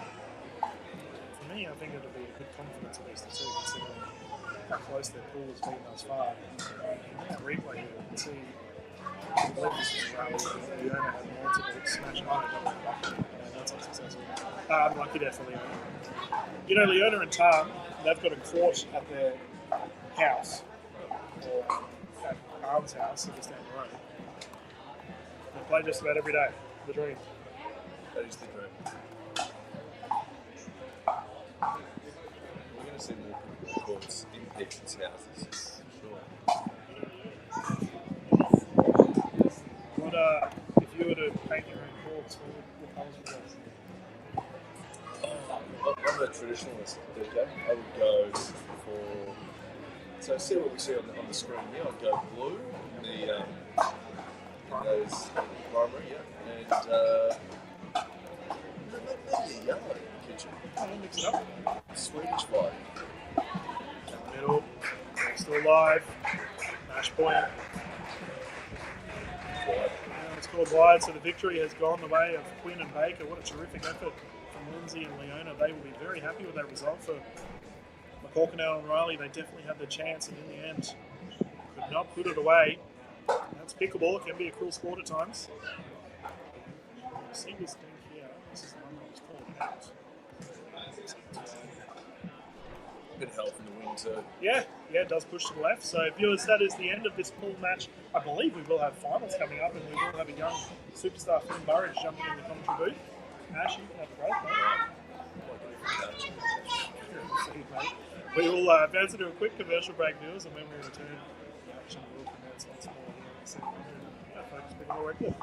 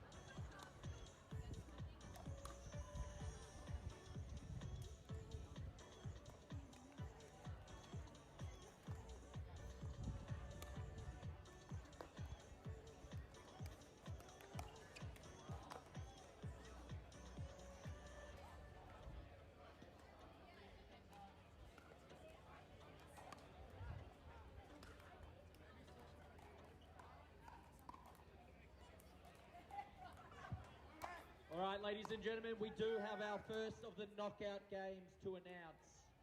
We're going to start with the men's round of 16. All games will be played on the outside courts for the round of 16. Please listen up. Starting with court number 1, we have Wild and Grabovic versus Dang and Butson. Court number 1. On court number 2, we have Laville and Costin versus Al-Majuli and Marache. Court number 3, Jesperson and Massey versus M. Kuznetsov and O. Gray. Court number 4, Tim Kuznetsov, Dan Kuznetsov versus Nigel Lee and Aaron Johnson. Now we move to the right-hand side. Court number 9, Dagmar and Niparis versus Malaganaeus and Chia. Court number 10, Masand and Sterling versus Tran and Beard. Court 11, Fogel, Coolidge and Brown versus Dawson and Huyn. And court number 12, the final of the round of 16 games, Miyoshi and Gonzalez Jr. versus Manzano and Winan. All right, pause there, but you will be going out to courts very soon. Quarterfinals for the women's. Please listen up. We have on court 7, the show court, Danielle Townsend and Sama Dalabona versus Eiko Yoshitomi and Andy Dikasiewicz. On court number 8, Louise Oxnabad and Shannon Spencer versus Sarah Dennehy and Debbie Rossi. On court 5, we have Katie Hart and Sarah Burr versus Leona Huyn and Lindsay Baker. And finally, on court number 6, Serena Tarulja and Michaela Hayet versus Molly O'Donoghue and Nicola Skuman. Those are your quarterfinals. We are using the 4 show courts for the women's quarterfinals. We are using the outer 8 courts for the men's round of 16. And then, of course, we'll combine them once we both get to quarterfinals. Please head out to the courts. Round of 16, if you're a male playing a round of 16, it is first to 15 still, 1 set. But if you are a female playing your quarterfinal, it is best of 3, first to 11. I repeat, round of 16 males, you are playing still 1 set, first to 15 until you reach your quarterfinal. For the women on court 5, 6, 7 and 8, you are playing best of 3, first to 11. Good luck women, good luck men, congratulations on progressing to the knockout stage, and good luck to all competitors.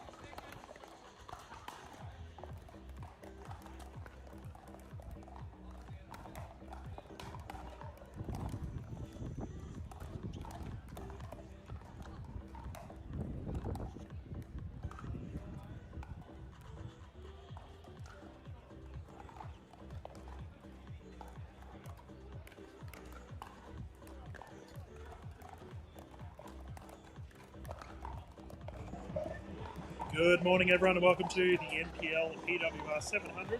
We are live at the Brisbane Championships here from Focus Pickleball Redcliffe, about to get into our women's doubles finals. My goodness, we got a great one to get us started. We have a combination of Danielle Townsend and Summer Delabona taking on Heiko Yoshitomi and Andy Dikasavjevic. This is going to be a thriller. 3 games to 11. He's rotating. And 6 should we get to a third. Utilising the Franklin X40s. Franklin, the official ball of Australia. Paul Campbell calling this one. What a doozy this will be.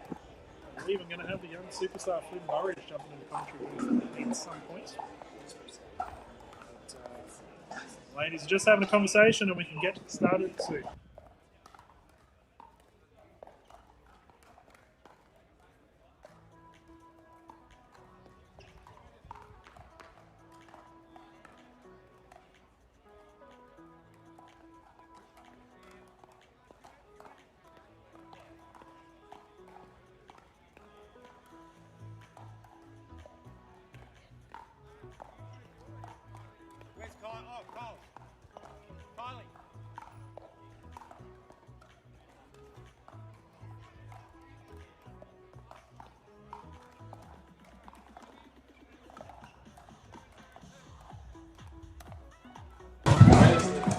And we can get started here with our ladies underway. The combination of Dikasavjevic and Yoshitomi furthest from camera. Danielle Townsend and Summer Delabona to bring it in here close to the camera. Remember, the ladies have the wind at their back here, Summer and Danny.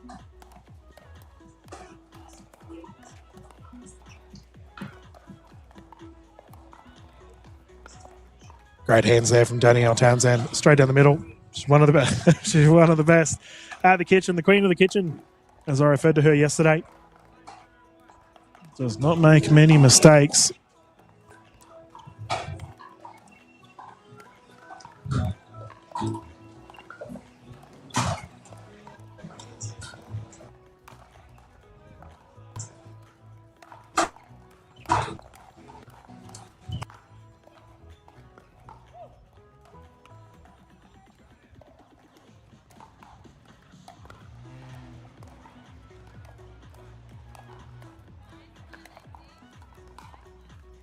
Talking about the combination of Delabona and Townsend, and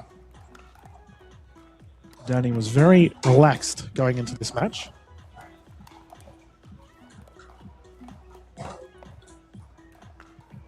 Oh, reset unsuccessful there for Dikasavjevic. It's great to see Heiko on the court here with Andy. I thought Heiko played really well yesterday. That's Yoshitomi I'm referring to. Dikasavjevic, obviously a superstar of the Australian pickleball scene.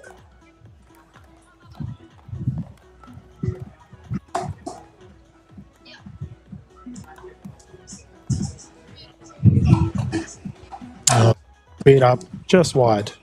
Got a soft spot for Andy as well. She is one of our commentators. I had the pleasure of coaching her in the commentary world. I wonder if I can get Summer Delabona at some point into the commentary. I think that's highly unlikely, viewers. She's as quiet as a mouse. Speed up.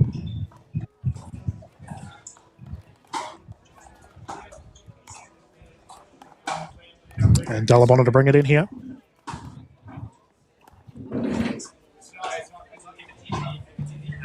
Oof. 100 mile an hour. Somewhere a big chuckle to herself. A bit too much oomph on that one. And we've referred to it all weekend, but that wind is howling in behind these two, and as a result, any shot they play will be going at extra velocity to normal.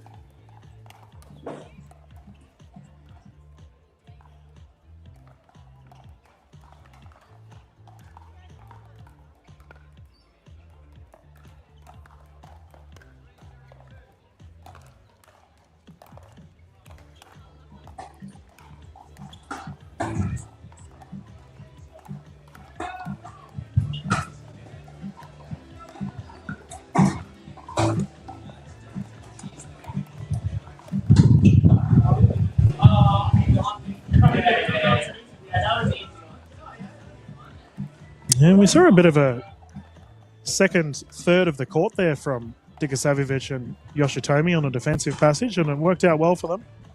They've got the service back. They need to get some points on the board, however.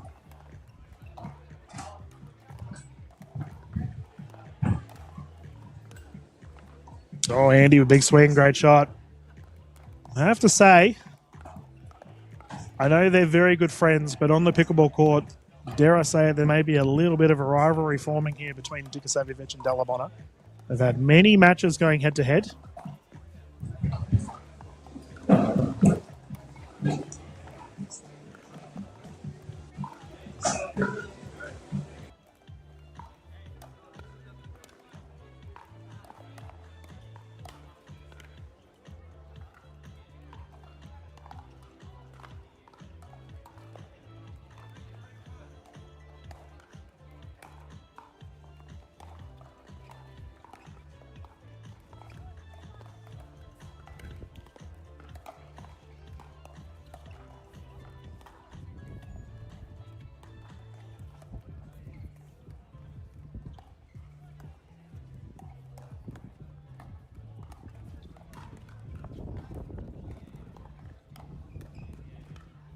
That ball there is called long from Yoshitomi. And viewers, we've got a young superstar jumping in the booth with me here. Flynn Burridge has just finished his matches this morning and he's given some commentary a glow. Yes, Welcome, that's right. Flynn. Thank you. Thank you for having me.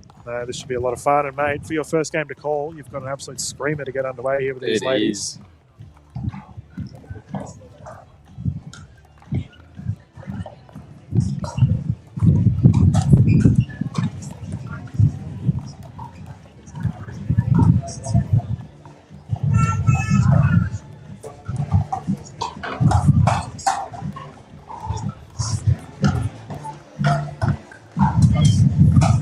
Oof. Dikasavjevic goes for it, and bit of a dink rally there, Flynn. Yeah, they're on.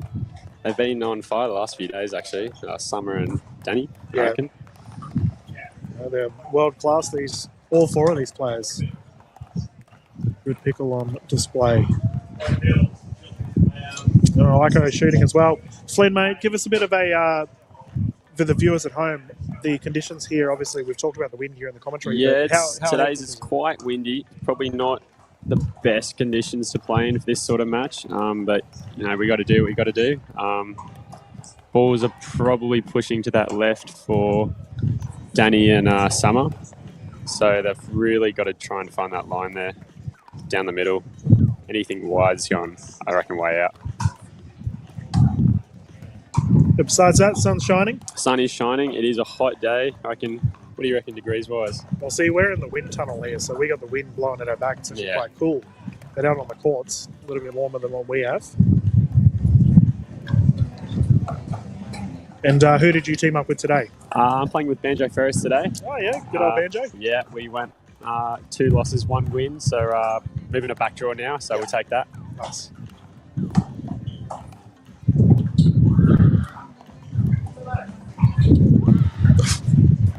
Oh, the net roll. Hate when that happens. Danny Townsend screaming after the ball multiple times there. That's a lot of fun. And you and Banjo obviously played in the 19 plus yesterday as well. We did, yeah. Our hands. Crew yesterday were on, so myself and my partner Sophie, we got bronze. Banjo was lucky enough to get silver. Yep. And Joey Crowther and Fallon Kelly as well in that conversation. Yes, they were. So Fallon was playing with Banjo. Yep. I've heard that Banjo did all the work in that team lineup. Oh, I don't know. It might be 50-50. You're just being nice because Fallon's within striking reach of you, mate. She can hear me saying this, so I reckon she... I don't know who did most of the work yesterday, but that's okay. There's Danny with a rare error there. Yeah, these conditions are just really tough for them on that end, I reckon.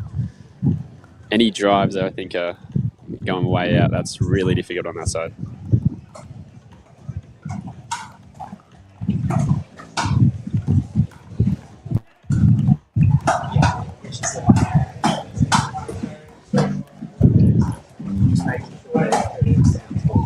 Jeez. Last shot, there. Dikasavic. I have to say, Flynn, like from your perspective as an up-and-coming superstar, Hopefully. like how hard is it? Like these ladies are melting that ball. Like it is. Yeah, truly. They're hitting it as hard as they can.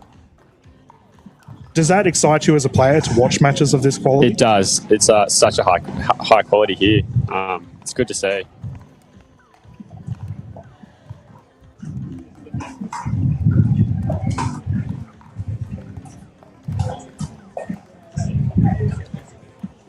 Net roll catching Andy D off. I think she asked if it was out. Official Campbell has confirmed it. And you're obviously from regional New South Wales? Yes, Port Macquarie, New South Wales. Yep. Blossoming pickleball community out that way. Yes, Aaron Johnson.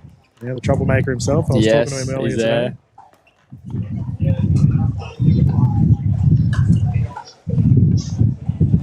Oh, Andy's having a bit of success with that There you speed up go. down the right side towards Townsend.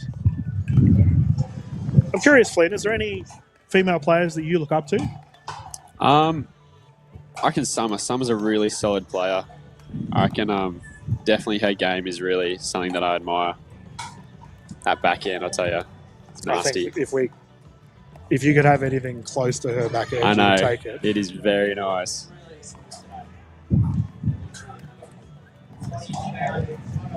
And you're obviously part of the NPL Academy as well, so Yes, Academy. after this rally, it would be good to get your experience of it. And if there's any up-and-coming superstars watching our streams, what to expect. There's that Lucky. backhand into the net. So, yeah, the NPL Academy, what's it about? Academy is great for young and up-and-coming players to just get the experience of training with the pros, to compete in tournaments like this, for example. So first was in Sydney PWR. Now here in Brisbane. I think unlucky. On the calendar should be Melbourne soon and then Gold Coast. So should be really good to just get some more training in. Yep.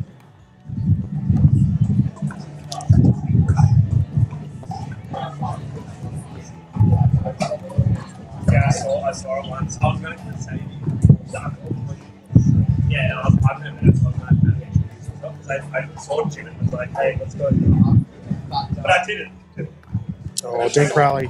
Right there, their foot. So, and you've obviously been getting into the content creation side of things. I have a bit. It's very fun. Yeah. It's good. It's good for pickleball, I think. Yeah. Seeing a little bit more banter on and Yeah, off the good court. for a bit of banter. I think everyone enjoys it. Oh, hands are flying. They are. Ico my surviving. days. It'll be interesting to see the change of ends for this. Yeah, we're up to a match point here for Yoshitomi and Dikasavic.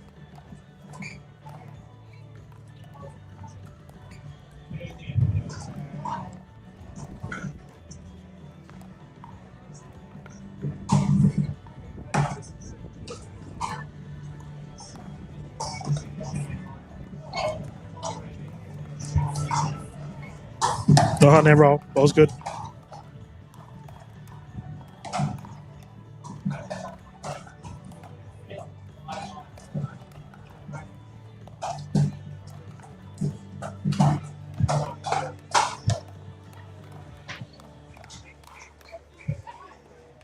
Oh, Summer with a big swing. Gosh, they make it look easy. That is world class.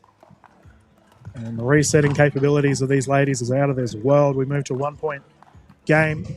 Della Bonner and Townsend really starting to ramp up here at the pointy end of the stick for this game one.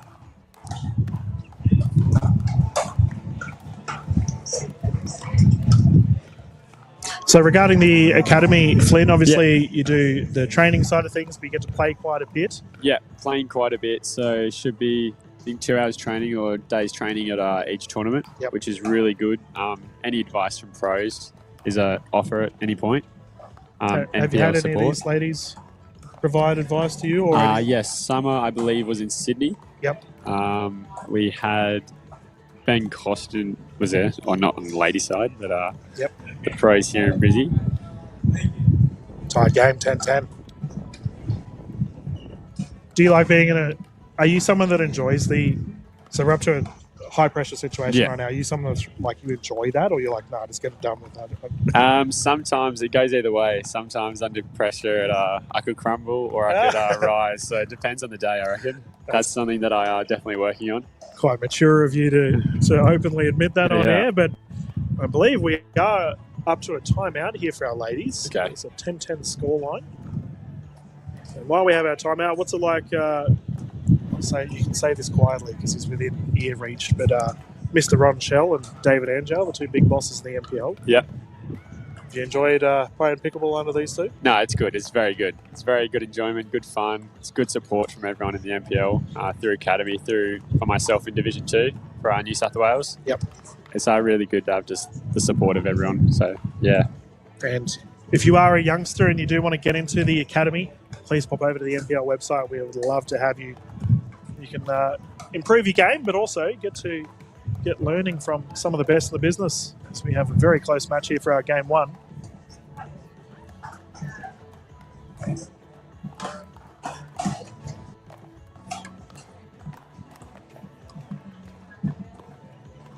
Oh, our ball. Wide there. Flynn, are you seeing any trends here from these ladies? I'll get you to do some deep analysis on some of the best in the business, don't they? I see Danny and Summer really pushing that their right side, so going cross court for some of their noticing dink rallies. That's really going. They're trying to push that with the wind, make it a bit difficult for them. Oh, this is a great defensive. See there, I think Townsend trying to go that spot again. So not much of the ball going towards the side of Yoshitomi. No. Savic receiving quite a bit on the right side. There it is again, that spot there. Bang. Good defense. It's interesting too because they are going to the backhand of Dikasavic. She's, one of the best in the business when it comes to that double-handed backhand of hers.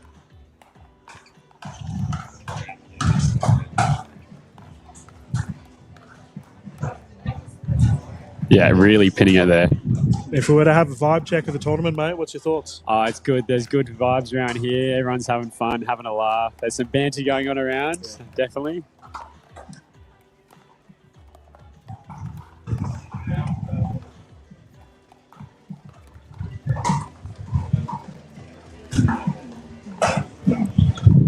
Oh, Delabonna, a rare off the double-handed. Yeah. Yeah, I was saying to Ash Williams earlier, it's almost like a beach day. It is, truly. Real beach vibe here at the tournament. It's Yeah. a lot of fun. Everyone's having a laugh. It's good.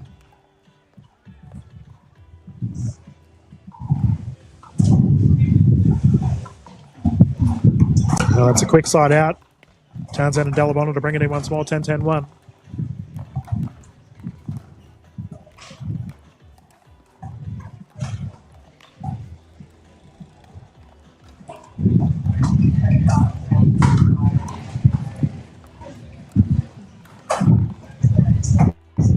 Oh, our ball. Yeah, that's really going to be hard to do there with a win on that side. Andy D getting the noggin out of the way. Would you believe that she was also learning how to do commentary at one point, Flynn? Who was that? Andy. All right. So there you go. It doesn't take long. You'll be out here calling matches. Yeah, maybe, potentially.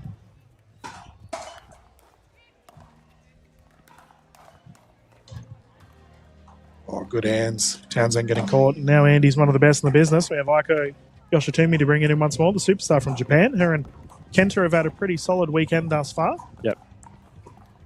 Trying to keep it away from her hands, I think. Yeah, Aiko's had a terrific weekend. Is that pocket again?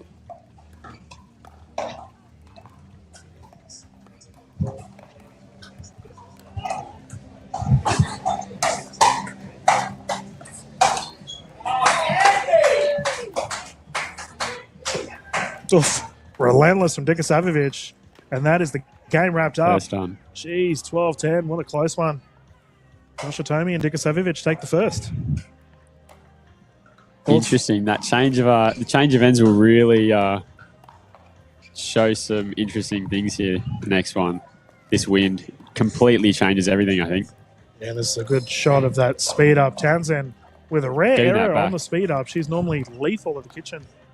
But the victory has gone the way of Andy and Aiko.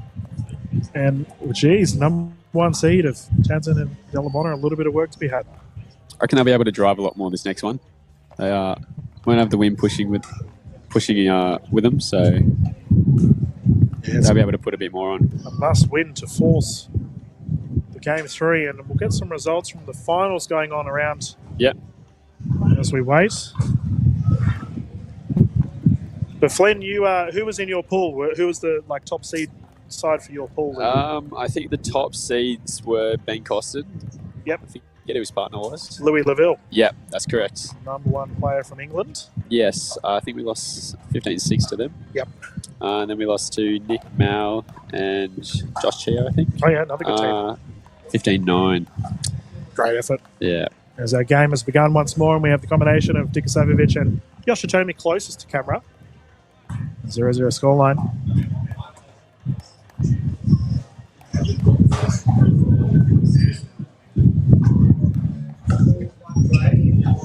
Oh, we've got a bit of a potential upset, viewers, for our results around the courts for our ladies' quarterfinals. I can confirm Molly O'Donoghue, she's in an awfully close one. They've just taken game 1 against Lena Taruya and Vicky Hayet. That is very close for her side. Just trying to get up the rest of the matches. You can confirm Katie Hart, Sarah Bird took down Leona Quinn and Lindsay Baker in the first. And Sarah Dennehy and Deb Roxy took the first against Louise Oxnard and Shannon Spencer. Hunt Bears, strong team. I can confirm, by the way, O'Donoghue is playing with Nicholas Guman. So for them to take game 1 against Taruya and Hayat is huge.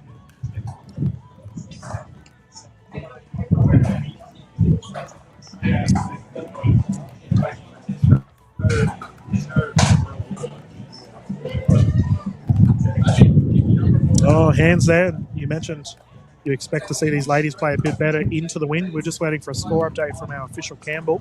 Once again, there it is, utilising the LADAR technology. You can see all the scores around the country on the NPL website. It's terrific for our pickleball tournaments. You can follow your favourite players, friends and family, and see how they're doing. I like a little bit of a moonwalk out of camera shot there, down to the feet. What's your favourite shot in pickleball? Backy flick, has to be.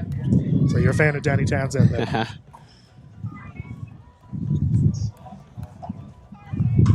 Oh, Andy's copped a falcon. That's a straight at the noggin. Danny Townsend has launched a rocket at her, immediately says sorry.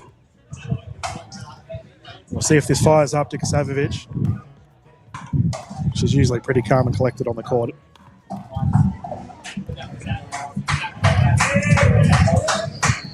That's how you respond. ATP. You want to hit it at my head, I'll hit it at your feet. Nope, getting that one back. Yoshitomi Dikasavjevic to bring it in. Healthy lead here for their opposition, however, for this game too.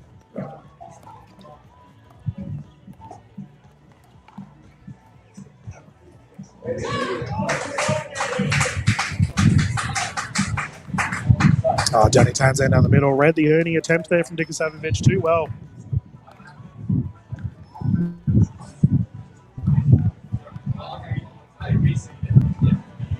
Timeout on the side of Dikasavjevic and Yoshitomi. Andy can go have a concussion test after that forehead. Straight to the head. The ringer. We'll see if this is the ATP attempt from Dikasavjevic or when she copped one of the noggin. Have an instant replay is so good for our broadcast. Yeah, that's so good. There from you go. Forehand flick there from Townsend. You see the Dikasavjevic was threatening the Ernie, not to be. Townsend and Summer be able to put a bit more on these balls now with this wind. So that'll switch things up, I think. Wallop it around a bit. Is there any, for our viewers at home, any, obviously you're in the younger category, the young superstars. Is there anyone at home they should really keep an eye out for our young players coming through? That's tough. You can't talk yourself up. No, I wouldn't say myself. That is tough. I definitely reckon Lockie Donnelly. Oh, yeah, Lockie's a gun. He's absolute gun. I think potentially playing him singles tomorrow, actually. I think, but we'll see. We'll have to see. Oh, my goodness. And a few other juniors. Luther Ferris. Yeah, Luther's good. Yep. Banjo first, not brothers, not related. Weird, eh? Just They for both everyone. have the I same know, it last is. name. It's not the most common last name. No, either. not at all. Yeah, Banjo's a little bit taller than Luther. Yes. Maybe more than a bit, but that's okay. Yeah. He just keeps growing. I don't know how. Luther's got a significantly better beard than Banjo, though. Danny Townsend to bring it in. What about on the ladies' side? You said you teamed up with Sophie? Yes, Sophie Mason. Oh, any attempt from Andy unsuccessful.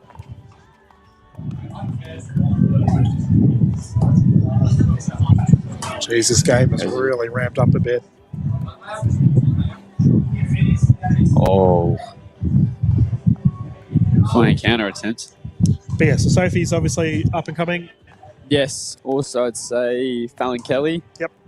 Who are the others? Not too sure. Oh, our Junior ball. scene. Yeah, well, I'm trying to think who you guys played up against yesterday. You have the two ladies there. The Heather Pereira sisters are obviously great. Yes, of course. So lots of exciting youngsters coming through our scene. We will have Ayusa Dang and Izzy Papazan at some point jump in the commentary booth as well. I believe they're in your academy. I think so, yes. From the Victorian side of things, there's a nice dink rally there down to the feet of Yoshitomi, and Dalabona and Townsend have Hard to definitely pick up. settled the ship here. You mentioned you expected the wind to go in favour of these two, and you've nailed it, Flynn.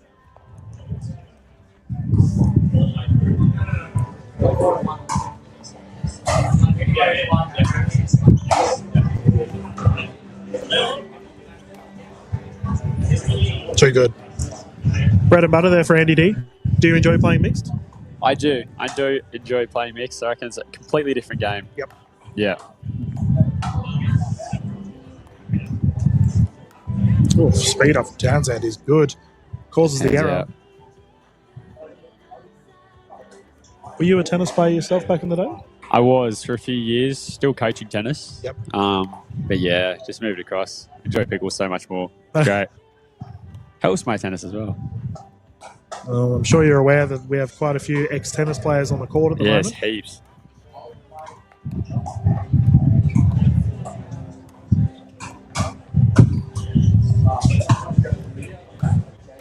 Oh, Iko, defensive efforts. Dalabona playing banger ball. My. And Dylan, you might know. So who are the tennis players on this court? Well, I'm not too sure if Yoshitomi comes from a tennis background or Okay. not. I'll have to ask Iko there, but I can guarantee you that Summer Dalabona and Andy Dikosovic both played high-level tennis. Yeah, okay. Danielle Townsend, I believe, represented Australia for table tennis. Yes. So that's why she's so good at the net, and whereas Andy and Summer have got ridiculously good double-handed backhands. Yep. That baseline backhand is nasty. Oh, Andy, big swing, unsuccessful. And that kitchen cam, viewers, you see that cloud in the distance? That is the ocean. We are about 1 kilometre away from the ocean here at Focus Pickleball Redcliffe, hence why we have quite a bit of wind. Single-handed backhand here from Danielle Townsend, trying to keep the ladies back.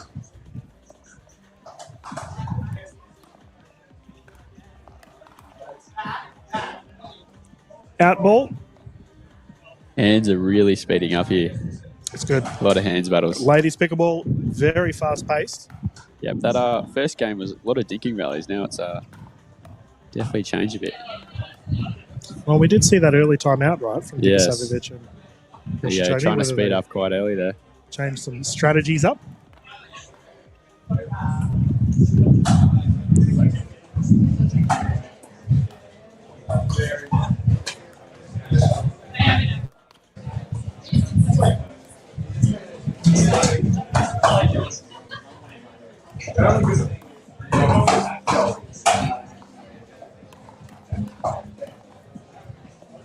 Wow. There you go. Andy D is playing so aggressive. She is actively taking on Summer Dalabona and Danielle Townsend, two of the more hard hitters in our Australian pickleball scene. I was about to just ask you, did you think that was the play for them to keep speeding it up? But I think I had my question answered There there. you go. Sometimes our jobs is easy, mate. You don't even have to ask the question. Down to the feet, Dalabona caught in no man's land, or no woman's land in this case. Yeah. Any deep analysis from you here, Flynn? Anything you're seeing that you'd like changed? Look, Oh, unlucky there for Aiko. Nearly missed splits there. A lot of hands battles at the moment. It was going both ways, I reckon, that game one with the long dink rallies. But definitely to see how this game finishes will be interesting. Yeah, Townsend and Dalabona seem to be in the box seat, and I do wonder whether both teams like hitting into the wind, considering a bit of a blowout in game one. Hands are flying. Oh. Townsend unsuccessful. Geez, that ball's a blur, right? Yeah, just disappears just back how and hard they hit forth. Trying to watch it is just impossible.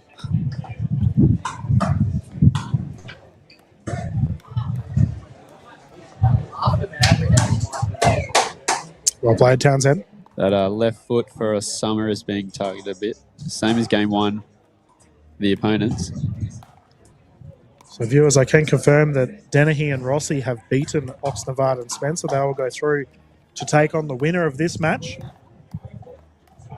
Through to the semis. It's a terrific effort for those two, and it looks like Katie Hart and Sarah Burr have just beaten Leona Quinn and Lindsay Baker. Meanwhile, on our fourth court, Tarulia and Hyatt have bounced back against O'Donoghue and Skuman. Oh, Andy D, what a defensive effort. Ball still live here, 7-1. Aiko Yoshitomi has incredible resetting And abilities. just on fire as well. Yeah. So quick.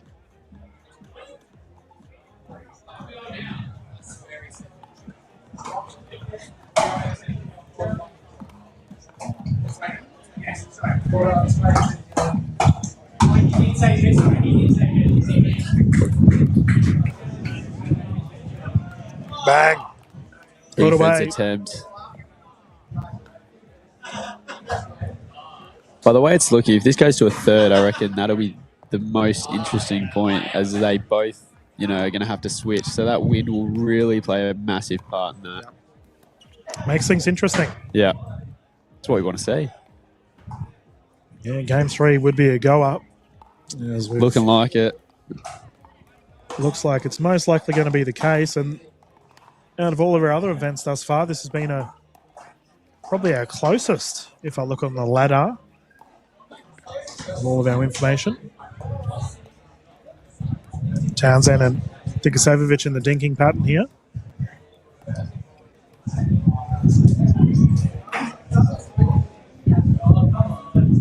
Flynn, you might have noticed the ladies apply a lot of topspin on their dinks. They do. It's definitely going to help in this wind as well. Yeah, I was so going to it say, doesn't is go there flying. Yeah. could you give a reason for that for our viewers at home, why the ladies might be doing so? Just to make it drop. No spin's not going to make that ball drop. Oh, down the middle, Dalabona too strong.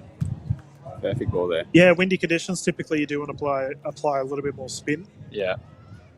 And they're also good at the attack. If that ball pops up an inch too far, that's getting put away. Just obliterate it.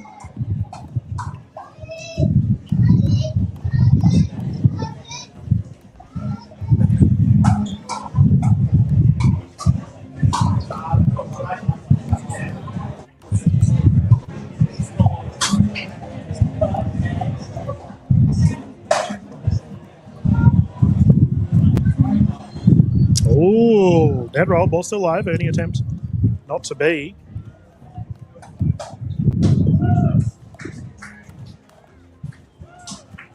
Great rally. Oh my gosh.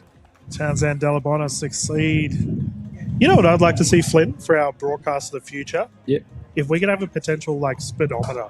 Oh, that'd be Just to great. see how hard these just from the ladies are hitting the side, ball. just like the Oz Open on the corner of the grandstands. Yeah. That'd be great. Who do you reckon has the hardest drive in Australian pickleball? Hardest drive in Australian pickleball. As game 2 goes the way of Townsend Dalabona, we are going to a game 3. That'll be interesting. Game 3, switch at the wind.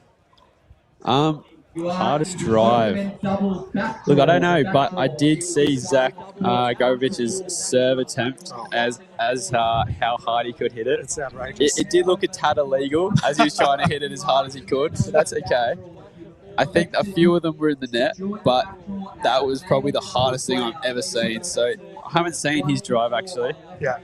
properly full rip, but I definitely want to know what his would look like.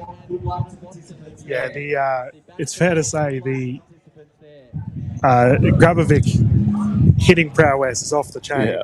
He can flog that thing around. And from the ladies' perspective, I think obviously a Dalabon, a double-handed backhand. Mickey Hyatt. I'd love to see the double-handed backhand.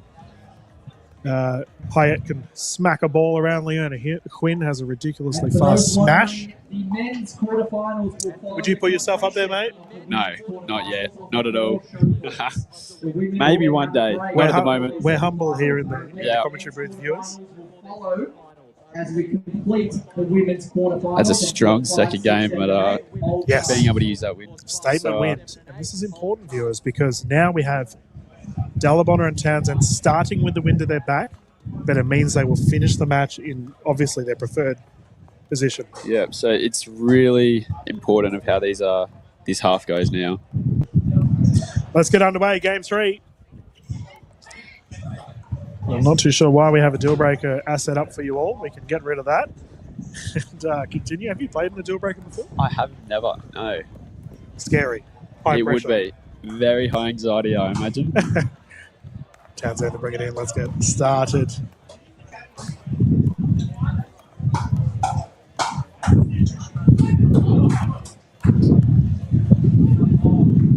Ooh. Punch down the right. And I've noticed, Flynn, that it looks like neither team are opting for a stack.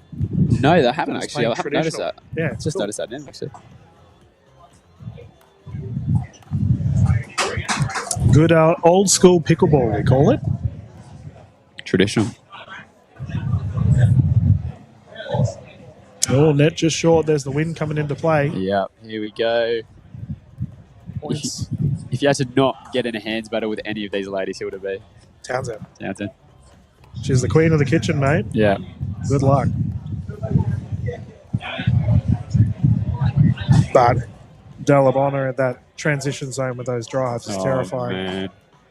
Aiko has been resetting out of her mind, though. I think she's played very well. And Yeah, Andy a lot of D those hands. probably received a higher percentage of the ball thus far for her team.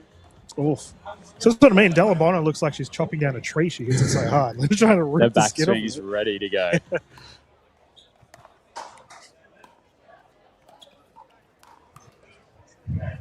Oh, bang. She's not able to get that one back, though. We say that to Fallon Kelly sometimes, the big backswing. Oh, So, yeah. Yeah, it's always there. That's okay. Yes, Fallon.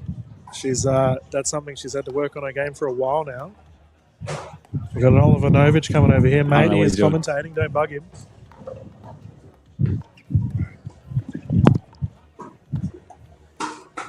As our match will continue.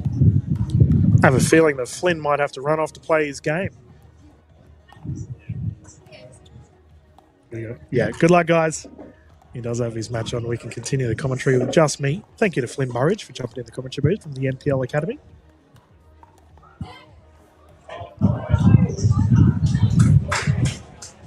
Nice rally underway here, and that wind really kicking in. We did see Andy D getting a lot of the balls on that right side when she was on that side of the court, and it has continued once more.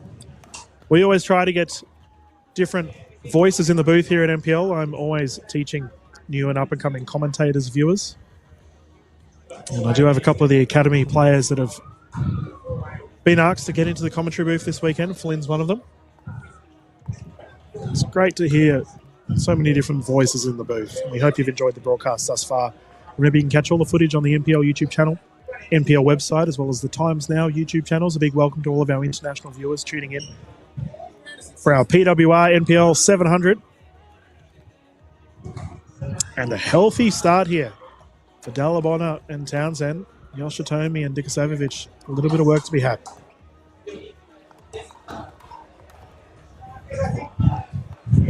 Andy D into the net, unsuccessful. Second server.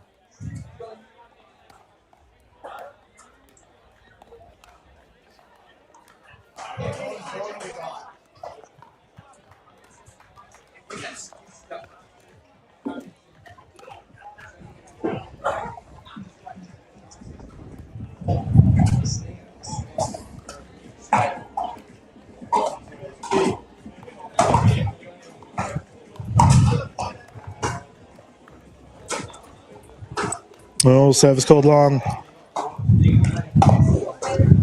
Townsend and Dalabona, if they get the next point, they will force the 6-point rotation.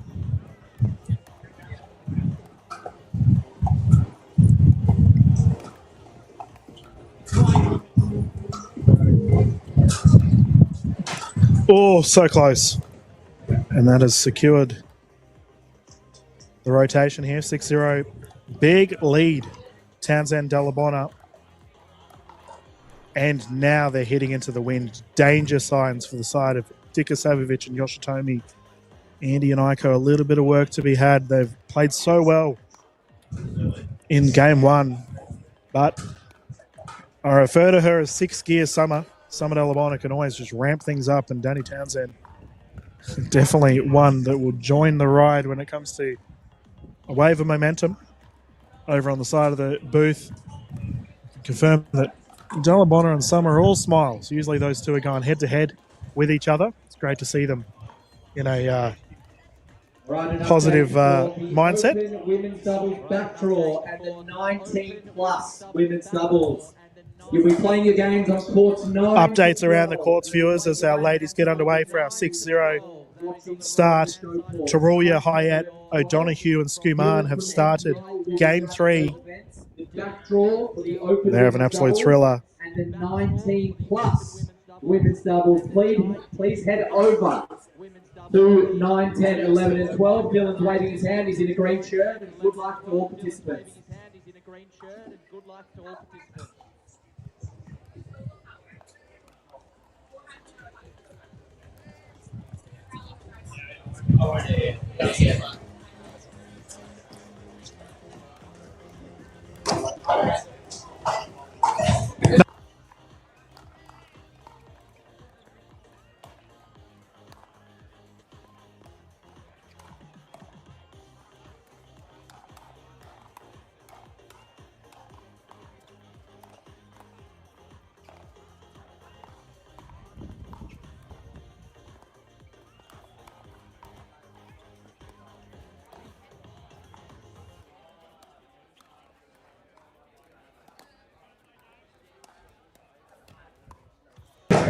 Welcome back, everyone. So we're underway here with our Dink Rally. And a cracking one at that. Townsend too strong. Up at the shoulder, backhand slap down to the feet of Yoshitomi, unable to get it back over. And these two ladies have ramped up at the right time. Minimal errors, high aggression from the side of Townsend, Dalabona, and of course commentators curse kick in. Sorry, Summer, as that ball goes into the net.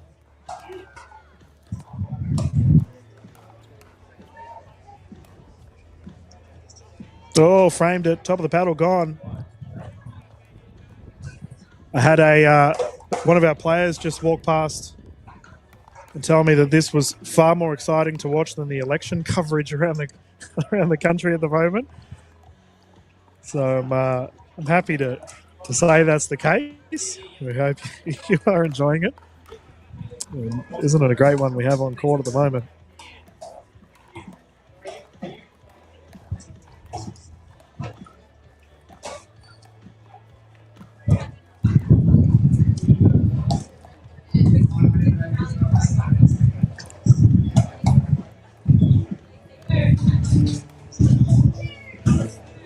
Oh, what a reset. Danny Townsend, single hand flick down to the feet. That is unbeatable. And doesn't she look casual doing it? Out of this world. Townsend, Dalabona in cruise control right now. Healthy lead.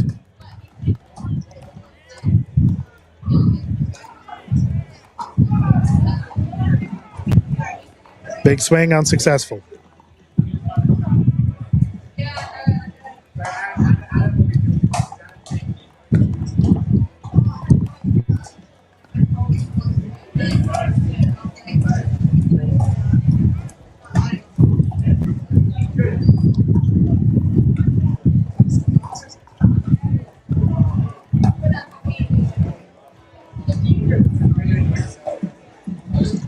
Oh, shoulder check attempt. Did that go in? Pretty good.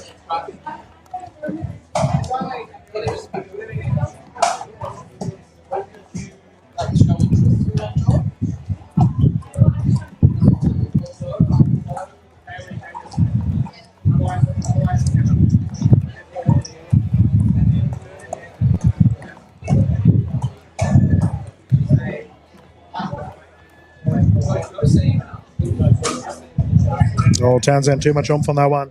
Yoshitomi has been a little bit quiet the last game and a half. He's been mainly just resetting the ball, getting it back. But her and Dikasavic really need to ramp up as they are looking down the barrel of a defeat here.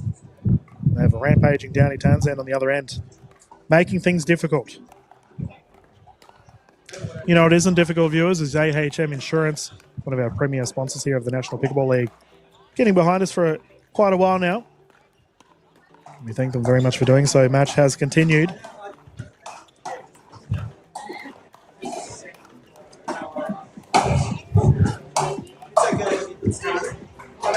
Oh, open face slap. Ball is still in.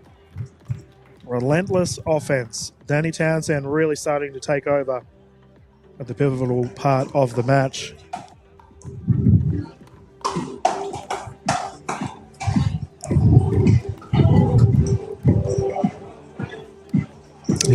Andy D returning fire, which is a fan favourite here in Redcliffe. Dikasavic, same as Summer Delabona. There'll be quite a few locals here from the Moreton Bay region that have come down to watch these two play.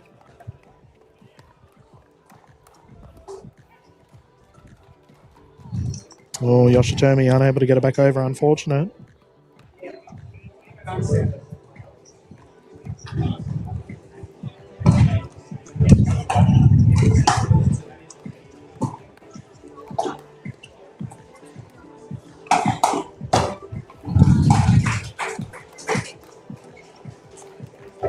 Oh, she's so good. The thing is, like, Townsend is receiving those balls with the wind at the back of Andy D and Yoshitomi. They are launching rockets. Townsend is just defending with ease. We now have a match point situation here for Townsend Delabona. Delabona swinging freely.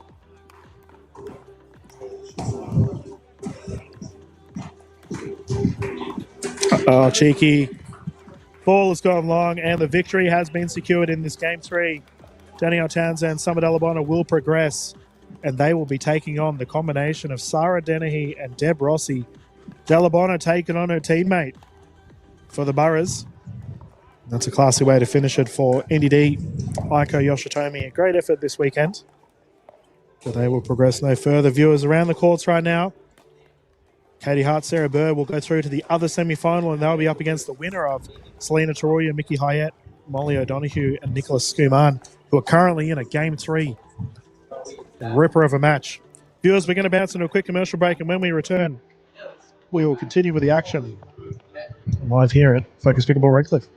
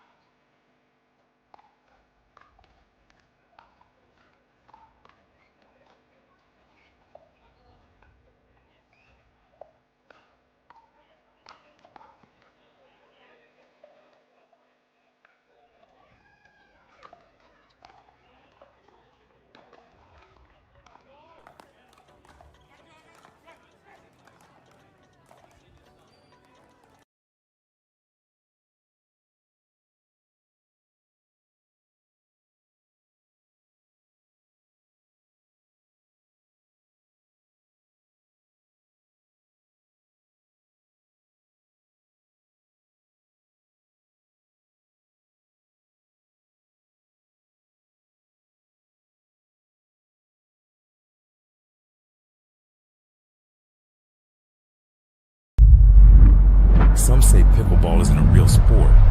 They couldn't be more wrong. This isn't just a sport, it's a movement, a lifestyle, the dawn of a new era in competition.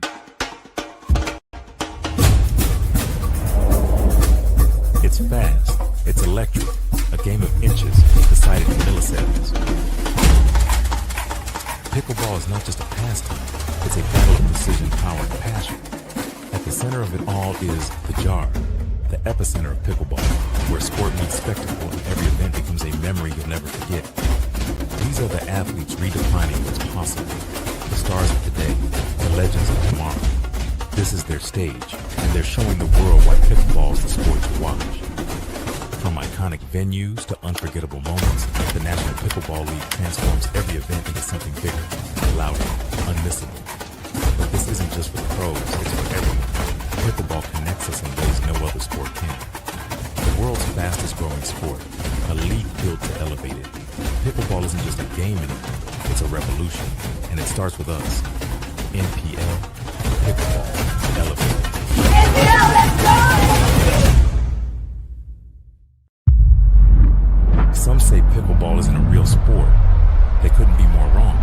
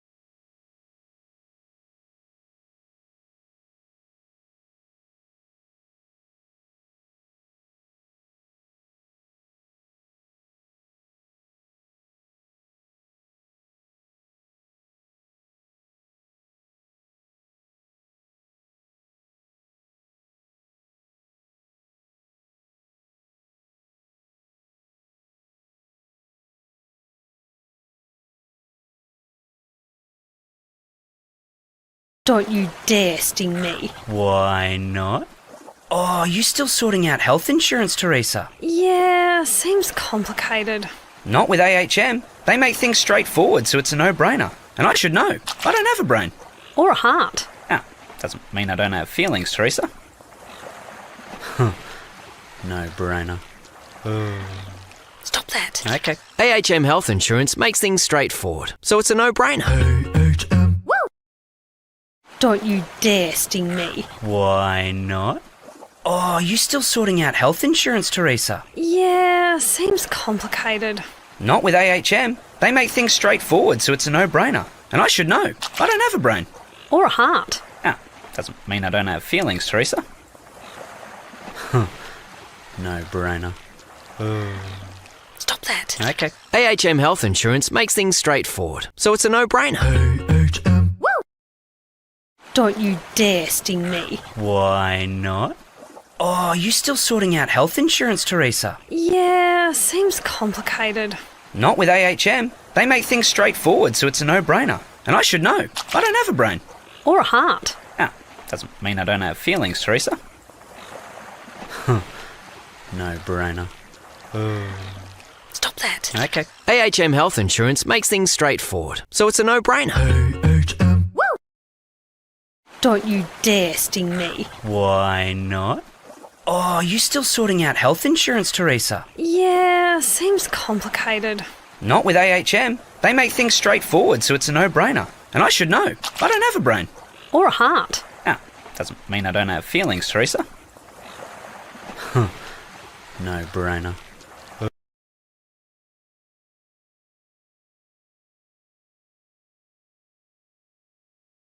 AHM are now proud sponsors of the greatest sport you've probably never heard of. It's easier than tennis, funner than table tennis, and partly named after a dog called Pickles. Pickleball. AHM, official sponsor of the NPL. AHM are now proud sponsors of the greatest sport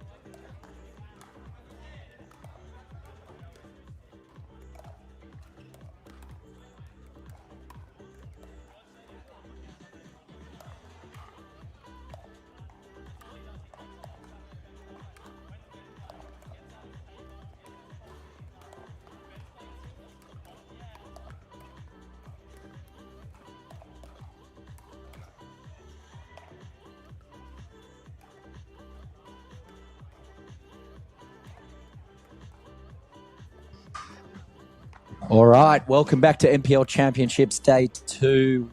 We have the men's gender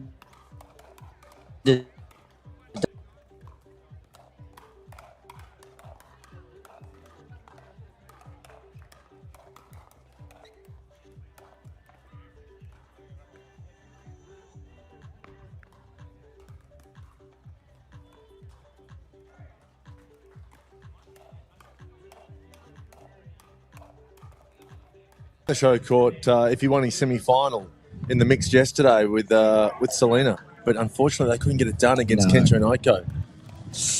I don't want to say it was a choke. It was. I mean, I think you just said it was. We can take out the part where you say, I don't want to say. Yeah. Kenta and Aiko, great players, feel like, Zach on the show called in front of fans would have really been, something to behold. So, yeah, look, it'll be interesting to see if Zach can atone for yesterday. I know he wants to be playing in as many finals in front of the largest crowds as possible. And while the referees are doing their briefing, we're just going to take a very small break.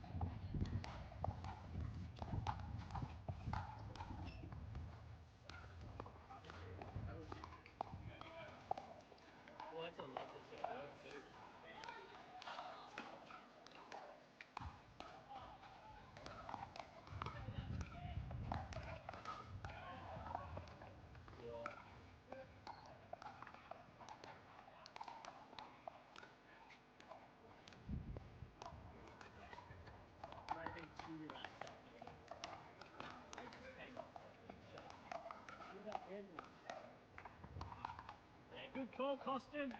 Well out. Too much energy to start this game. We'll just see how it plays out. Look in the wind. I don't think we can take any chances. don't think we can take it easy, mate. I know we've got best of 3 sets during the knockout rounds, but it's also, Grasshopper versus the Sensei in Joey Wild versus Ben Costin. Yeah, it is. Ben Costin, one of the rare people that probably enjoys coaching more than playing. Just loves to see other people succeed and get the back of just a lot of strategical chat and strategies that, when you do listen to Ben, he have an incredibly sharp pickleball. And he's succinct and clear for his clients. There's not a lot of offense. Straight to the point. That's why I think he's the best coach in Australia. I'm surprised you haven't adopted Ben on a coaching sort of contract. We're in talks. He coaches me with my content. Yes, of course. He's always the first to DM after a video, so good video.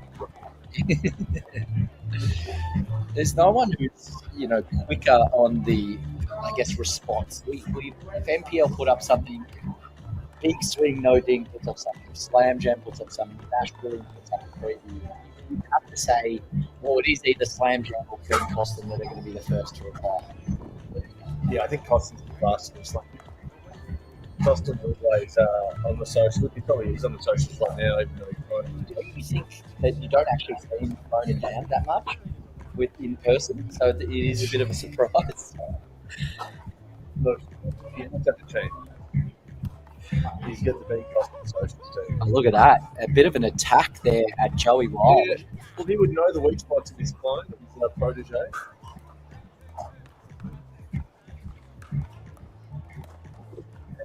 Got Joey Wild here in the bucket, mate. That's always the best Joey Wild, but not in that point. I'd love to see with young Ben Costin try and get this first game, put some pressure on the number one seeds.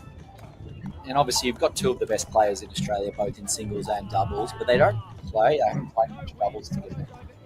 That didn't impact them in the pool rounds, but where you can obviously get found out in terms of chemistry is as soon as it gets to the knockout stages, you've got the highest quality players.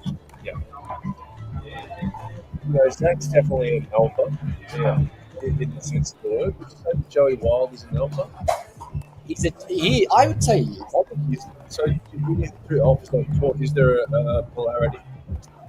I think the beauty of there's types of alphas, and I do think there's different types. One leads by example. Joey is a bit more soft-spoken, and Zach certainly both verbally with his energy, with his emotions, with his emotive hand movements and reactions, and I do think that they really complement each other well. But when push comes to shove, let's say it's temple, that's really when the alpha, the alpha, who takes control of what they're doing, their strategy. It'll be interesting having not played together. Yeah. It might not be this round. It might be the next round. There'll be stress points. There'll be points where Zach is holding his paddle in the breakdown motion, and we'll need to see who really is the person that's going to carry this team during these tough, tense moments. Yeah, look, the great thing about watching Zach grab plays, he does shows you his emotion. He doesn't have a poker face. Whereas Joey Wild is a bit more of a poker face. And I hope to see this emotion from Zach grab today. We want to see if these number one seeds can get tested, because, it's theirs to lose. Right? It is. We spoke about this. It is them, and then there is a perceived, at least, drop-off in terms of accomplishments and results. There's a really strong group. All quarterfinals are really strong. Combining two of the best players in Australia, they are hoping to get their way in. Jody's just been on a ridiculous run in general in doubles. I know he didn't take the New Zealand gold medal in doubles. He mixed, but before that, he won the 4 tournaments in a row where he got the double. Yeah, I said to him, I patted him on the pocket before his front pocket. I said, where's the cash? And he said he put it in the pokers last night. But what I'm saying is, he's going to walk away with a load of cash after this weekend. And I said, after Sunday, what are you going to do? Because I don't know if I'll get as much money as you tomorrow. He's looking to make the money here in the double, and I don't know if he backs himself as much in the single. It's been a bit of a recurring theme. He's still amazing. Whether it's body, whether it's desire to compete with the young upstarts who, are obsessed with singles. A lot of it's NPL driven. A lot of it is that it is just incredibly fun experiment in the sport. Likes to undersell that area of his game. Yep. I do think he's going to steal one this year. He's going to steal a singles title at some point. But I also think Zach is now ready. Zach could be the first to admit that he's been injured on the singles, but you really do need that extra off once you lose the matches Netzers and Harry Browns of the world are going to find you out. I think it's a really deep draw. Personally, the most exciting day for us now, having seen the draws and how deep they are, is the singles. But it's such a good precursor watching the break doubles. Zach, a little tentative there into the net, but they're up 7-4 here. And it will just be interesting to see if Laville and Costin can just put a tiny bit of pressure on here. We've got a timeout, and that's it. That's the pressure we're talking about. 6-7. Necessarily this scoreline to begin, but Laville, as a star player in his own right in Europe, Costin is just never goes down without a fight. What's the standard of pickleball in Europe like? It's a good question. Probably best answered by people like Laville, O'Donoghue, even Ludovic Chapman type operators. From what I've seen and from the footage I've watched and the players I've spoken to, I would say it's below the top level in Australia. Probably lacking depth that we have. I do think there's huge potential there. I do think they're behind, similar to we're being behind the US. I think they're probably half a year or so behind the recent Australian growth, and it helps that you've got major providers putting in hundreds of thousands, millions of dollars into the sport here. That hasn't quite happened just yet. We're talking about smaller prize money, large participation pools, but yeah, I think the quality is probably just a level below what we're seeing in Australia and maybe Canada as well. Yeah, I think I kind of that would be your answer. If they're at the top of the UK football trade, then I would expect some big results in Australia. Absolutely. And I guess, have you ever thought about venturing over to Europe and applying the actual football trade there? No. I'm finding it hard in Australia. But what you're saying is go over there because it's easier. No, I'm not trying to point you in that direction. I think you can do well in either country. Yeah. Even just to Oh, mate, look. I haven't really taken the playing part that seriously, but I reckon I can take care of this is the thing, all pickleballers, they overestimate their abilities. There's not one player who plays pickleball who undersells their ability. Name someone who thinks they're worse than they actually are. Honestly, I can't. The closest is Joey Wilders. Yeah, but that's a really good. That's the closest it gets. This is why he's so good. He's like Rafa Nadal. Rafa Nadal's so humble and doesn't take any match for granted. And Joey's. No, I agree with you. It's one of the great fallacies of pickleball is that every single person who comes off the court tells every other person how to play. It doesn't matter if it was 11-1, if it was 15-13. It's just an incredible level of discourse post-match. I had a go because, I was watching ladies doubles before, Delabonna and Townsend versus Aiko and Andy, right? And they weren't so really good. Someone lost their doubles. Found out next week, I was in the stands and I didn't say a word. He just told me everything about his game. He's like, 6-4 up, 4 hands, and maybe think we need to have pickleball professionals at tournaments. Open the tournament, you get 2 minutes to get it off your chest, to let someone know all the reasons why you didn't win, and then you can get on with your life. And there'll be a line at the door. It's very rare that you find someone say, "Oh, no, just too good. I played awesome, though, just too good." Someone's always got an excuse for it. Do you fall in that category? Of course. The thing is, on your day, this is why this is the problem of the formula to pickleball ideology. On your day, you think that person, your opponent. So you need to be playing your best, and you can beat them. Yeah. No, I agree with that. I mean, that's what sucks people in time after time, game after game. Let's go again. We do have a set win here.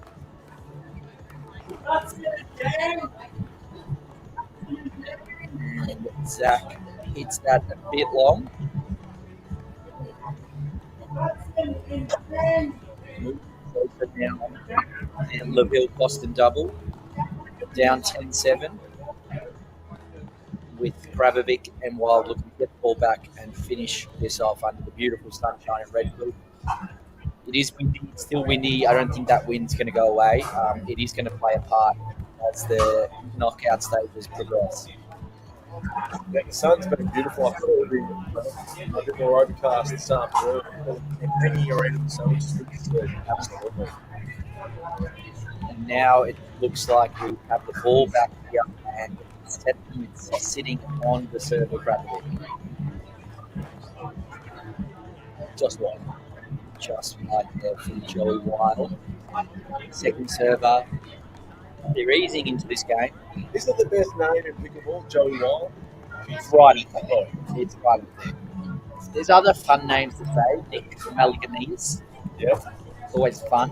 I think Joey Wild. I mean, it sounds like an action hero. Louis LaVille's not bad. Louis LaVille's not bad. I'm big. There we go. And that is the first set. They tap paddles. Louis LaVille, alliteration. Yeah. I think it's, well, personally, I think what are the pearls? Yeah. Because you had the opportunity to make that decision. You know what the certain when the child is born. Yeah. But then secondly, I mean, every great story almost starts with an alliteration. You know, the superheroes. So refs sort of charging up in front of us. Using our partner technology here, we've gone paperless, we're saving the environment. It's unbelievable. And here we have a set break. So one set now to the number one seeds. Come on, try to preserve some energy as we slowly have a pole from Slam Jam, look out in front of the kitchen cam, which captures the beautiful sky behind, and a bit of the goings on courts 9 to 12 here. We've got the open women's doubles backdrop, and we've got the 19 plus women's doubles, all happening on the beautiful courts 9, 10, 11, and 12. So behind center court there, we've got Michelle taking the Gagmar and Hidden. So good. We tussle. Yeah, around the grounds. I saw a team who was very salty with a loss to the interesting Dagmar. Speaking, of course, about Americans and they were built. So, around the grounds, we have Matt Kuznetsov and Ollie Gray. They are up 9-6. Tim and Dan. And then we have Vishal and Rob are up 7-4 against Dagmar and Nicholas. And Miyoshi and Gonzalez have facility to over the ground in the first set 11-1. So there's a bit going on there. The women are just an absolute fill-up. It's a good try. Yeah. For a pickleball maybe, that's a attempt. You just go in there and absorb all the stats. Who needs social media when you've got ladder? Yeah, absolutely. It's as good as it gets. LADR. LADER, yeah, correct. Yeah.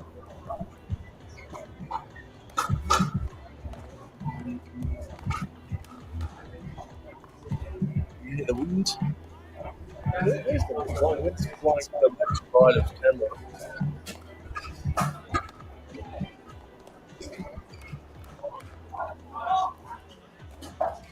Oh, through the legs, Tweener. Stays in. Awesome. From LaVille. Showtime Louis keeps it going. It's an incredible rally. Here they ATP. go. ATP keeps off. Sweet rally. Incredible rally with the tweener to keep things going and then grab a bit, taking the sting out of the situation with a vintage ATP. He absolutely loves them. He's got all the time in the world for the ATP. He does not rush them, does he?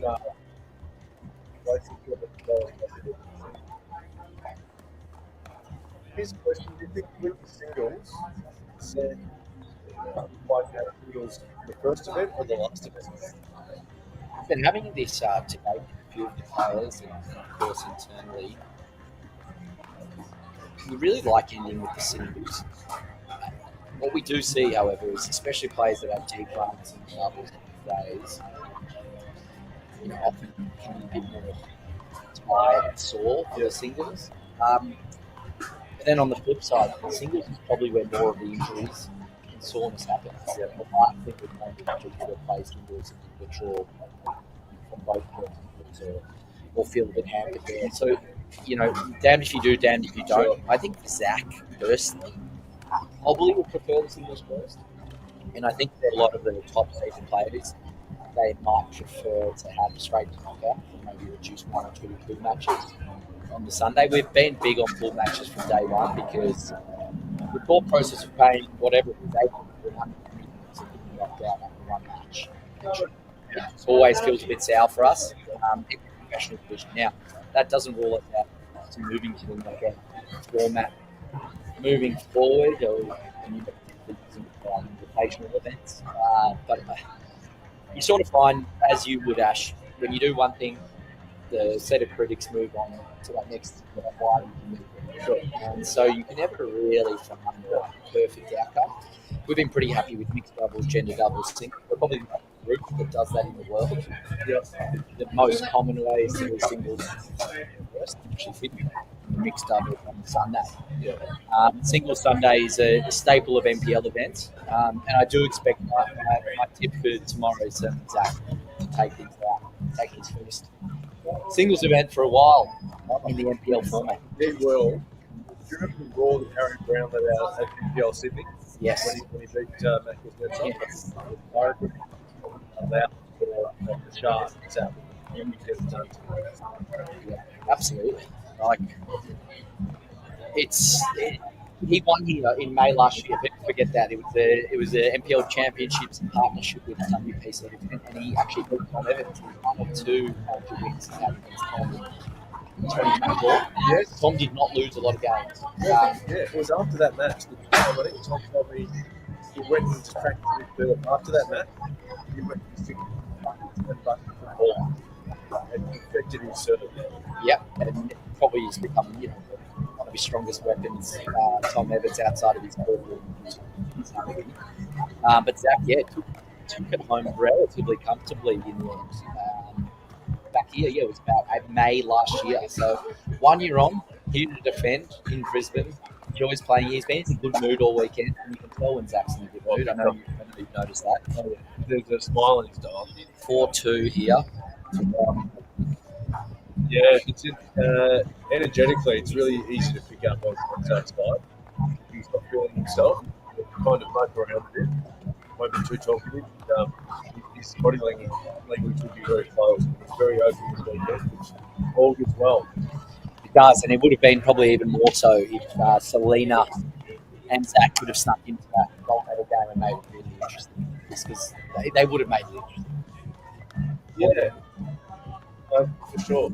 And you touched on sort of the backdraw. I think credit to putting the backdraw because look, several of these players come from it. I think they get the ball rounds. Then they come this way. They've had the whole afternoon twiddling their thumbs. But now they're playing. They're out here in the sun playing the backdraw. It's not pickleball. Great, and they're playing in the country as well. The green is it's overpowering. It's dominating. It's fun to be around. Look, we've got the kids with the AHM green and black hands. playing deal or no deal later, from what I hear. Probably heading over to the recovery zone to get one of. We had it for 100 match practice yesterday. Incredible mixed doubles game. Complete recovery team, but just a vibe here. If you're a player or a spectator, there's a bit going on. There's a bit of pickle to be seen everywhere.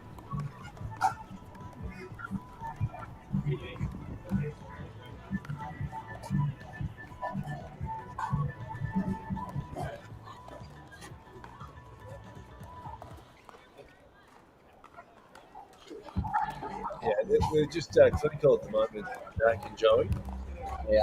They're just doing what they need to do here. Got LaVille to serve here. They're down 2-4. And really, what we want to see from them is taking a lead here and trying to find some weak spots, in Joey and Zach's game, especially because they haven't necessarily developed that full chemistry. So, got a little tick back, and then LaVille going for the winner down the line into the net. Joey gets such good shape on his sticks, both forward and backhand side. Good spin, good clearance over the net. It's interesting to me, actually, Joey using the Franklin. Franklin hasn't become a widespread popular paddle just yet in Australia, but it suits Joey well. He speaks so highly of it. He's so well respected. Kids and the players all follow him. Yet there is this great people following the Franklin. Like some of the other paddles. Lars becoming quite popular, the NPL major sponsor. Just find it interesting that Joey's found such success with it and speaks so highly of it. It's supposed to be an incredible paddle, yet necessarily being the choice paddle. You're in my wheelhouse here, talking about paddles. I remember my first broadcast with Dylan when I spoke about paddles. Pretty much the whole time, Dylan's like, mate, you can't speak about paddles anymore. It's just too much. So, mate, I talk about, players and their paddles all day. I think it's super interesting. Every paddle is different. Every player is different. And I know with the Franklin paddle you're talking about, what he's using, it's a lot more pop than you think. And it's borderline pop. And you're playing with I believe he's partner Molly as well as an ambassador. Does have more pop. I guess that's the point. Where are the other Franklin Australian players where there's, the Yulka have such a stranglehold? I think there's probably about 7 or 8 programs that people would even on Ben Costin with the top, with Zach Grab with the Meredith. Yeah, there is a variety. That was a great point there. Incredible little ATP from Ben Costin, can still move along the court really well, and then letting it sail out. And they're starting to get on a tiny little run here in this second set. Yeah. We go up here, I believe, maybe 3-5 down. A bit of momentum now, especially after the ATP.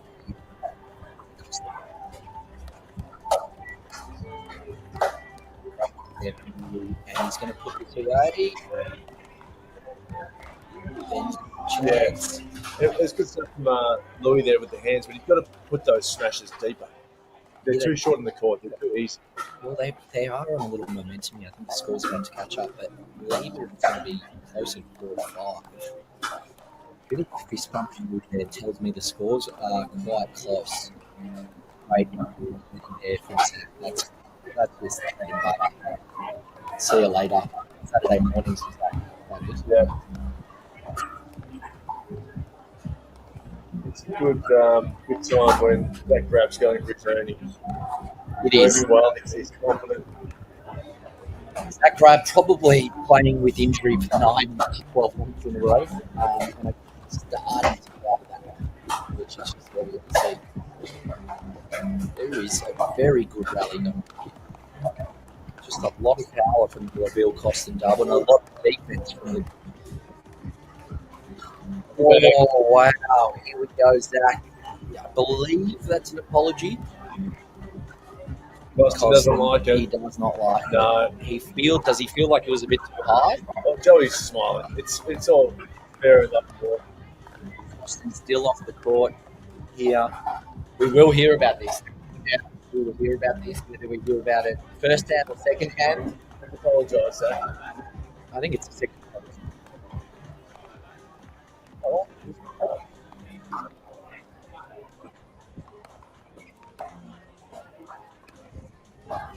6-3, 1 seeds. This could be over pretty quickly. It was a good, it was a tough earning opportunity, but Louis Lavelle, I guess it was there. They need to get it side out pretty quickly here in lead.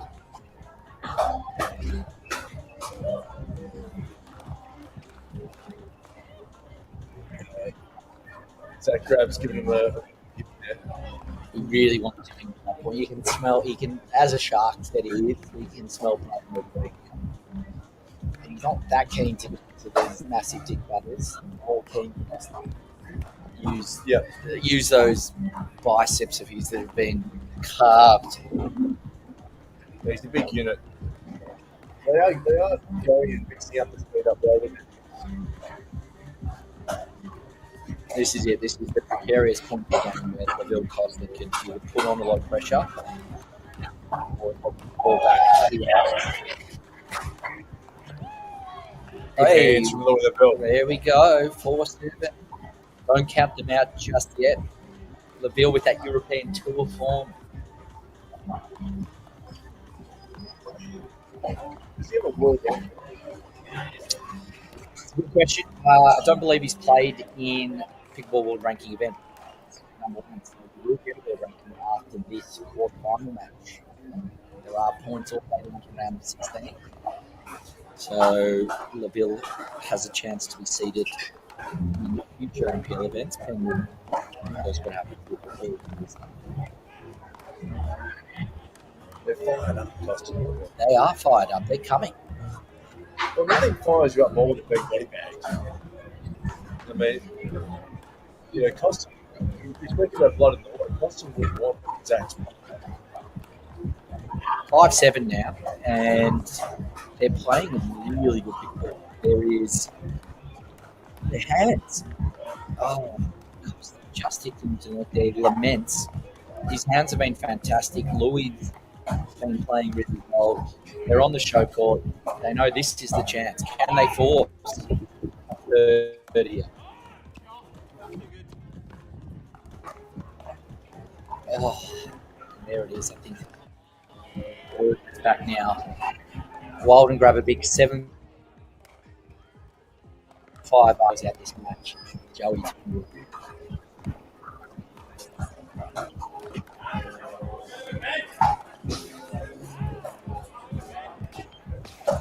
once again, Lavelle and Costa really going.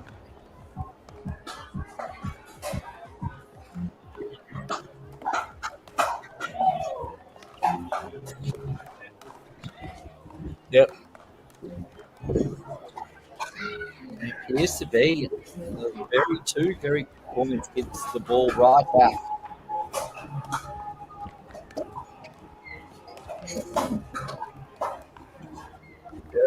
Scoreboard pressure. At 8-6 now, Lavelle and Costa strong when they were returning to get very quick points, which is always the key.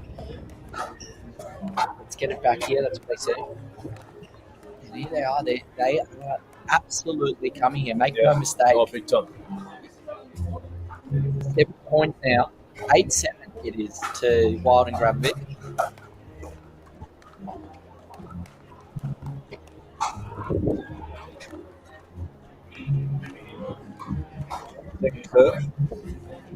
Second serve. Really critical. They try to at least get it just a minute that score.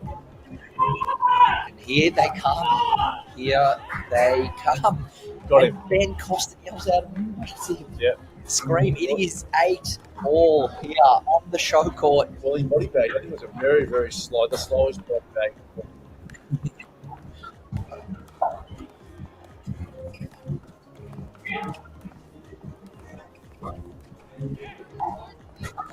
There we go. The ball's back now. This is it. This is it. 4 points down. They forced it. They had all the momentum. Yeah, And you level up in the scores. Yeah. You just come off your level a little bit. You release the pressure a bit.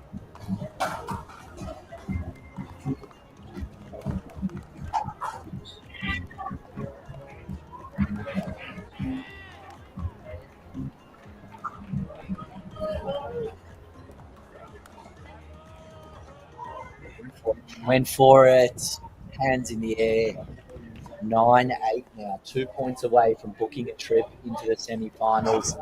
We do have a timeout on the court here.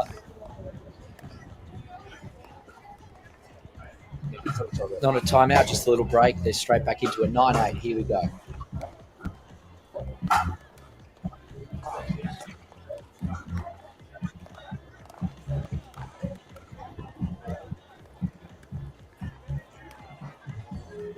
Oh, Another one. Going to the body right there.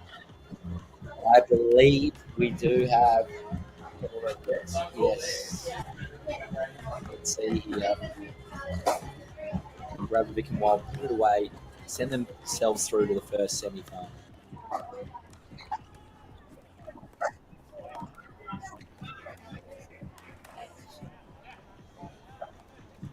That's 10-8 now. That is 10-8 now. Now we have the match points.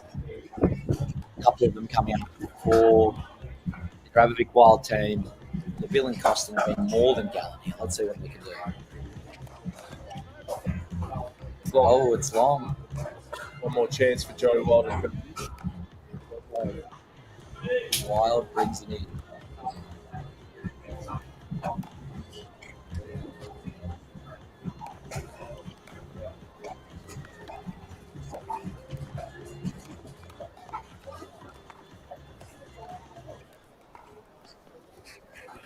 And there it is.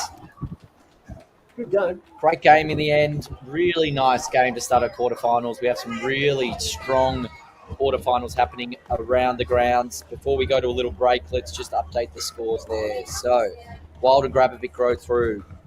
The Kuznetsovs, all three of them locked here at 7th set. We've got Mashat San taking a 1-set lead and cruising for the victory. And Kenta just put a beat down here on the Fogle Coolidge Harry Brown team. And so they'll be disappointing. A really strong duo of Fogle Coolidge and Brown. And we'll see what happens as we move towards the semi-finals. Thank you, Ash. I'm sure DK will return soon. We're starting to get to the meaty end now. Women's semi-finals, men's semi-finals. This is what it's all about. $55,000 in total prize money. It doesn't get bigger than this. Sun shining. Ash Williams and Dylan Kingham to take it home. Okay.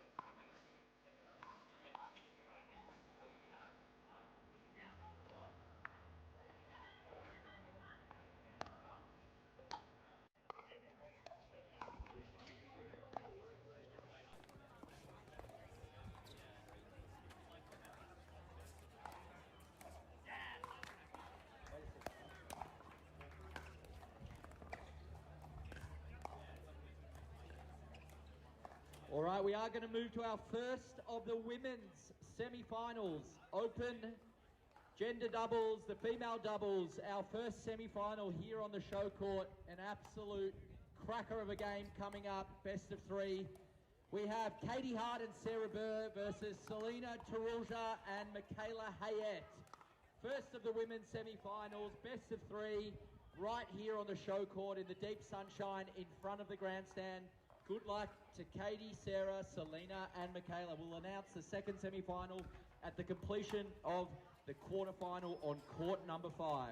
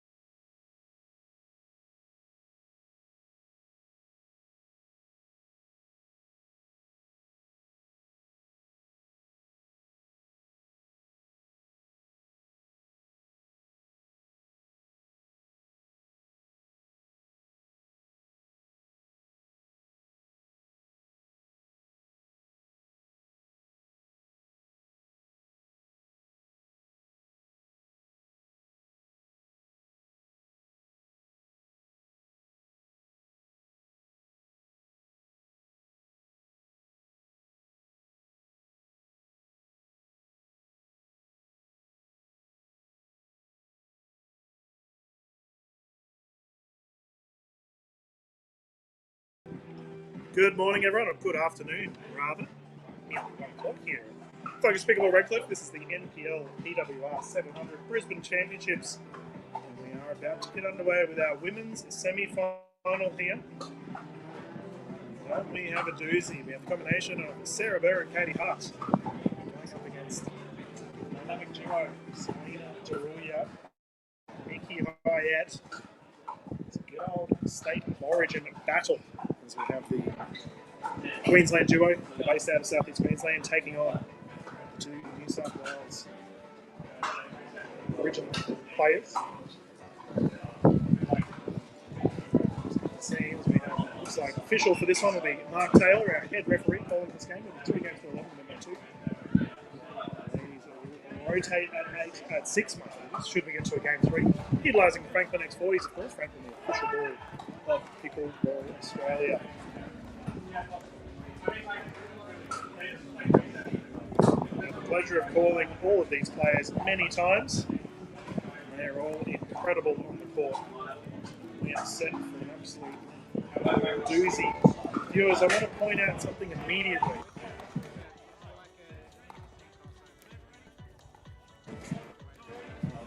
Sarah Burr, Katie Hart, both left-handed. Point of view from our viewers, so we can get underway.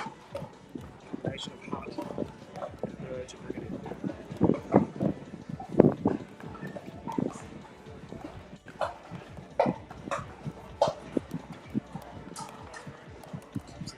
Absolute Nikki Hyatt, the highlight herself, immediately getting us underway with a big smash. Put that one away.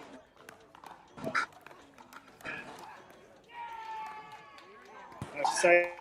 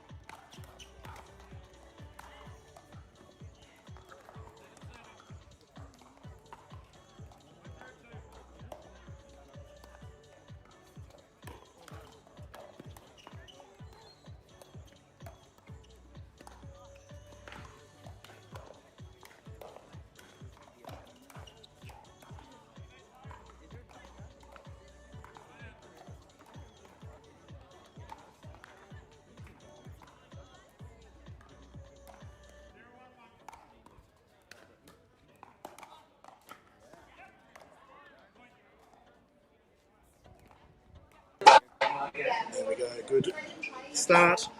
Combination of Mark here, second service. However, Nikki Hyatt swinging freely, multiple big smashes on her side. And it's going to be an interesting one, viewers, from a analysis perspective. These ladies will have hosted it many times.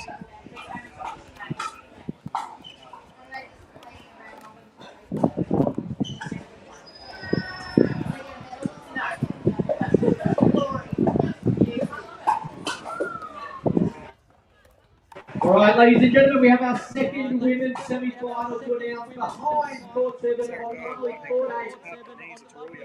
We have Danny Townsend and Summer Delabona versus Sarah Dennehy and Debbie Rossi. Court number 8, second women's semi-final. The first semi-final is underway right now on court 7, both games. Best of 3, first to 11. I just heard the voice of Ron, CEO of NPL. He's giving us a bit of an update here at Focus Pickleball Redcliffe. Our other semi-finals about to get underway. The combination of Dennehy and Rossi. Oh, ATP, good. Selena Taruya, terrific shot. Rossi and Dennehy will be taking on Townsend and Delabona in the other semi-final. The winner of that will take on the winner of this. Exciting matches ahead here. 700.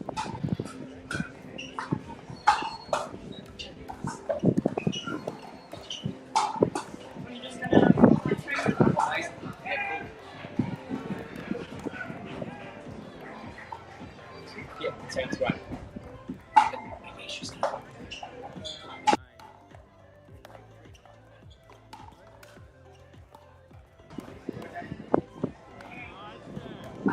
Yeah, big smash there from Bird down at the feet of Taruya. I've been very impressed with both Mickey Hyatt and Selena Taruya this season. Both representing their sides very well. Trying to check his good from Sarah Bird. I did say that I thought Mickey Hyatt had probably one of the most underrated 2024s.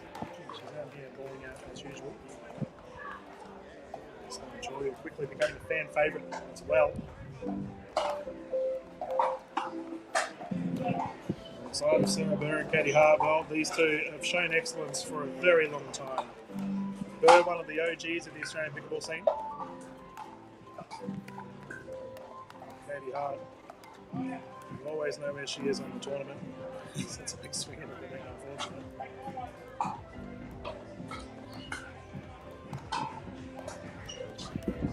I can confirm that Katie Hart and Sarah Bird took down the combination of Leanna Quinn and Lindsay Baker to come through to this match, and Selena and Mickey had an incredibly close 3-gamer against Donahue. Scooter Ryan ended up winning its final game 11-5. So fired at the right time here for the semi.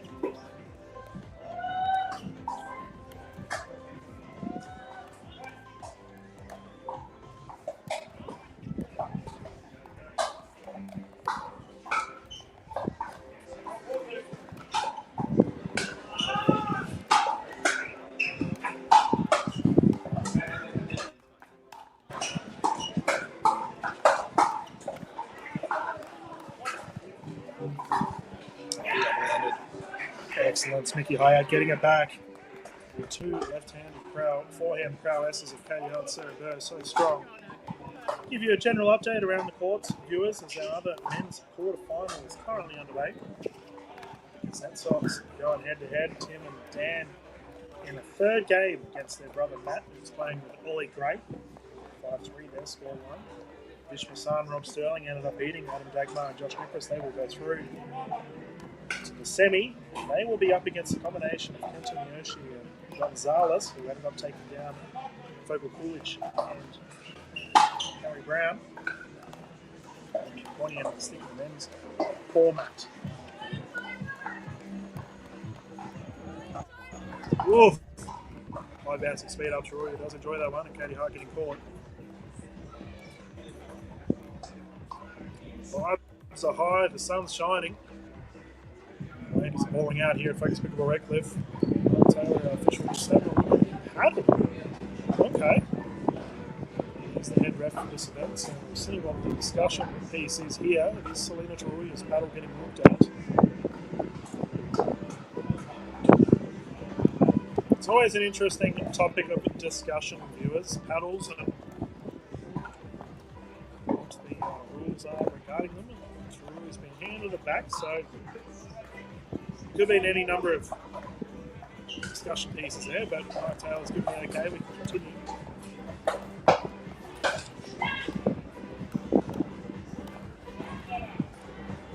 Bang, big shot there from Katie Hart, too strong. Wallop with the ball down the middle.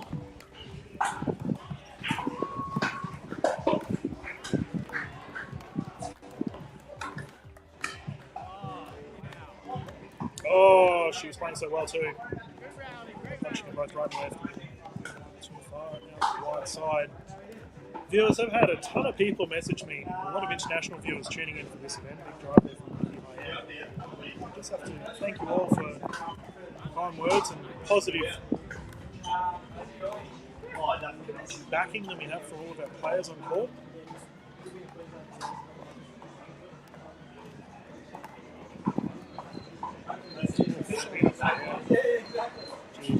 brave to take on Cody Hart's forehand. And Hyatt's obviously feeling it at the moment. The highlight. Shoulder check there. Cody Hart's second serve up. Sarah Burr to bring it in.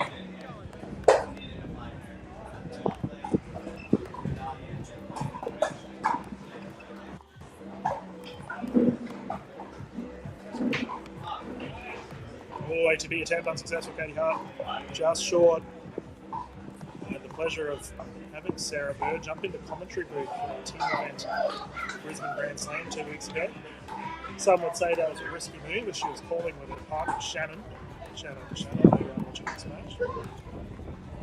Hands battle underway, and Mickey Hyatt successful once more. She is swinging cleanly, wind at her back, wind at her sails, and Taruya Hyatt currently enjoying a healthy lead for this game one.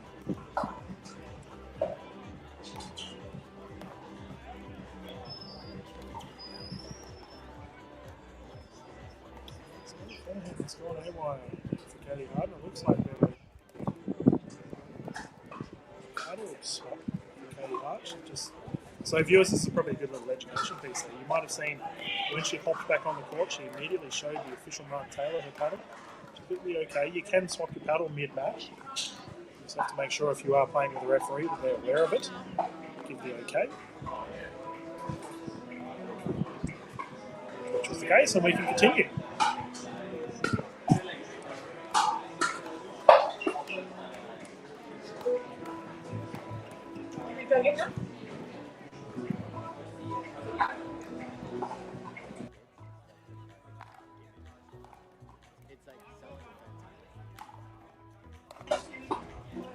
We have a big lead here for Julian Hyatt.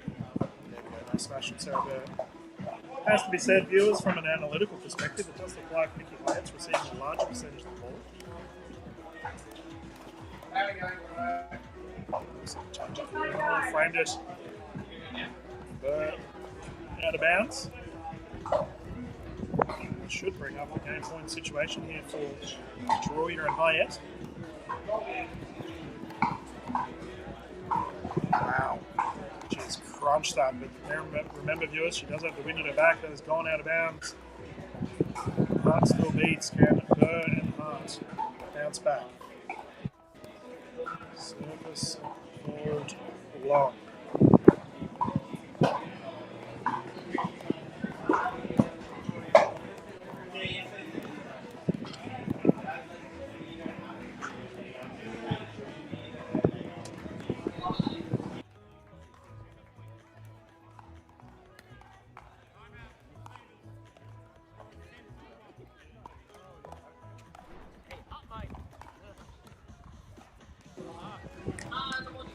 It's a big swing there. Official Taylor coming to the middle of the court. Confirmation that they're getting dropped up on the moment.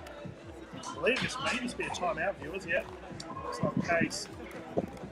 Around the grounds, I can confirm currently Dennehy and Rossi have got the first 2 points on the board against Townsend and Dullabonna. Big shout out to our sponsors as always, ViaJet, getting behind the National Pickleball League. It's been big. The bar is open here at Focus Pickleball Redcliffe. We saw a couple of players, or viewers I should say, looking around enjoying a small pig, enjoying some cool beverages. Let's see. The vibes are high. We're going to have a great time, but we'll have Aisha Dagnan jump in the commentary booth when our next game kicks off. Should be playing all day. Be better to give us some info on the ladies' space. Good game. Currently enjoying the chocolate milk, the beverage of champion. I'll stop giving you cheap, you can enjoy your break. As the ladies bring it back in, Mickey Hyatt to serve, currently 10-4. It's a game point situation. What a start it would be for these two if they can lock this one up. Down the middle, great shot. Splitting the tee. Survive once more. Taruya ball in hand.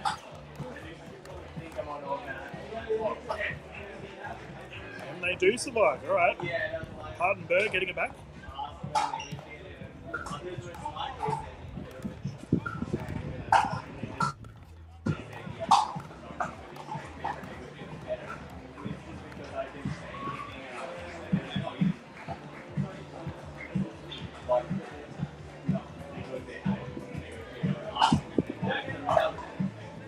is just retrieving the ball. We got, as we can see in our background viewers, we have a bunch of other matches going on. I believe that's our 19 plus division and the women's backdraw for the open division currently going head to head. Big finish. Mickey Hyatt too strong.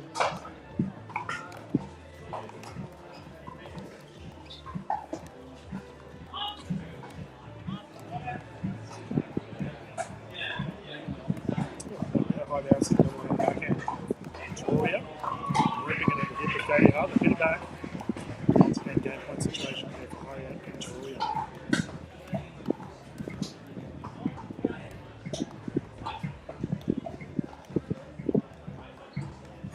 And game one has gone the way of Hyatt and Taroya, viewers. Strong finish for these ladies, and that is a good start for their finals campaign. Katie Hart unfortunately had the finish opportunity and lost it out of bounds. We will go to a quick commercial break, viewers, and when we return,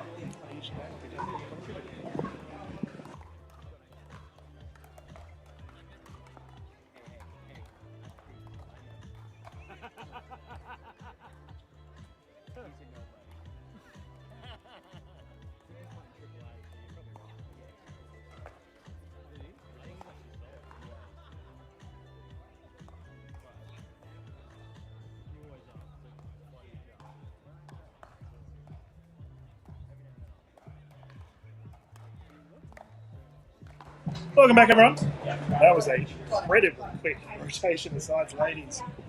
Not messing around, they are immediately on, and we've got Aisha Dang jumping in the booth with me from the NPL Academy. Aisha, welcome.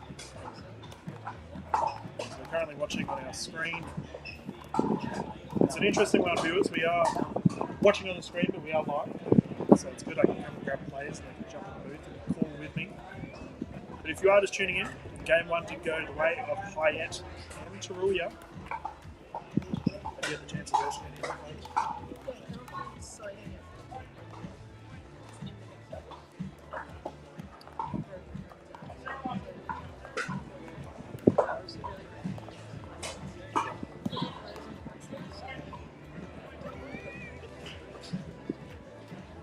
And you turned up with Sahil? Yeah, with Yep.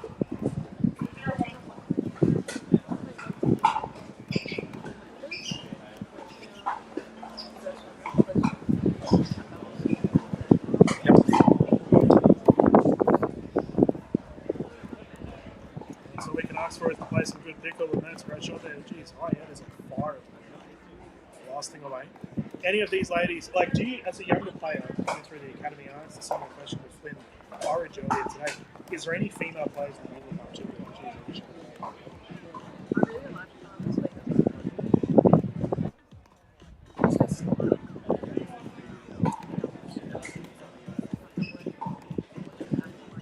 Yeah, okay.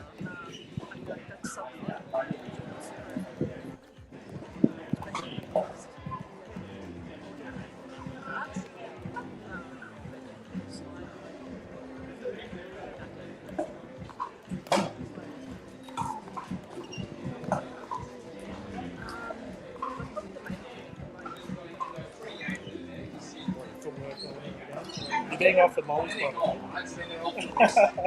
You're in the zone.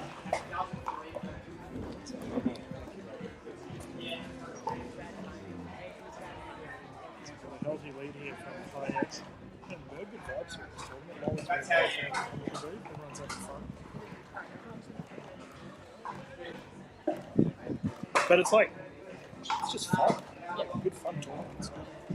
The sun is beaming down here at the cliff and the wind is blowing a gale. Did you struggle with the wind today?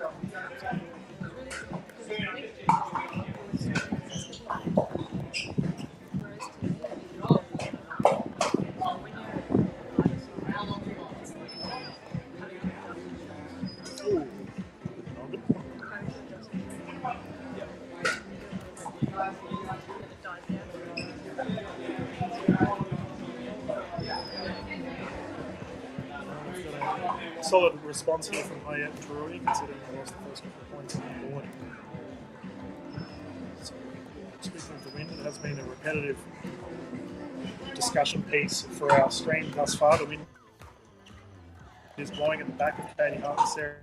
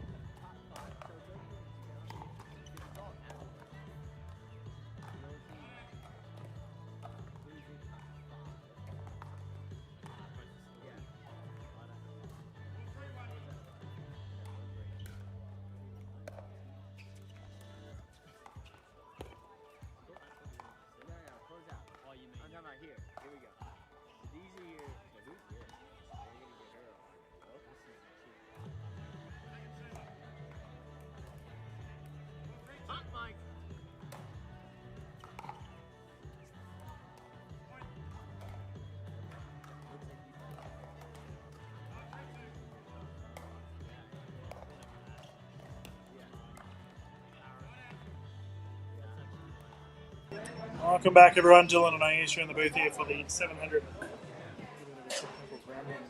Back and ready to go for our ladies. All right, we do have our first semi-final for the men. The Open Men's Doubles on court number 5. Kenton Yoshi and R. Gonzalez Jr. versus Michelle Bassard and Robert Sterling. Robin Vish versus Kenta and R. Gonzalez Jr. Court number 5. Semi-final number 1. Best of 3, first to 11, win by 2. Good luck, gentlemen. Katie Next responds. semi-final will follow Double back end, ladies down match the left on side. show court number 7. Aisha, I don't know if you realise both the ladies in yellow are lefties. Yes.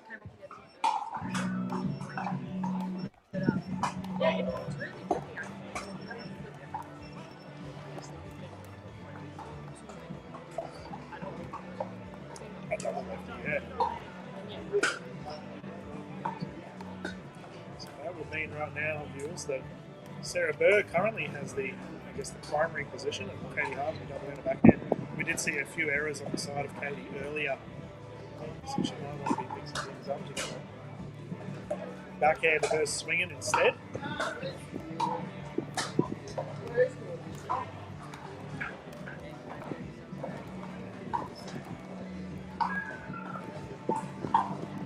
So you obviously did the academy stuff earlier this week. Good experience?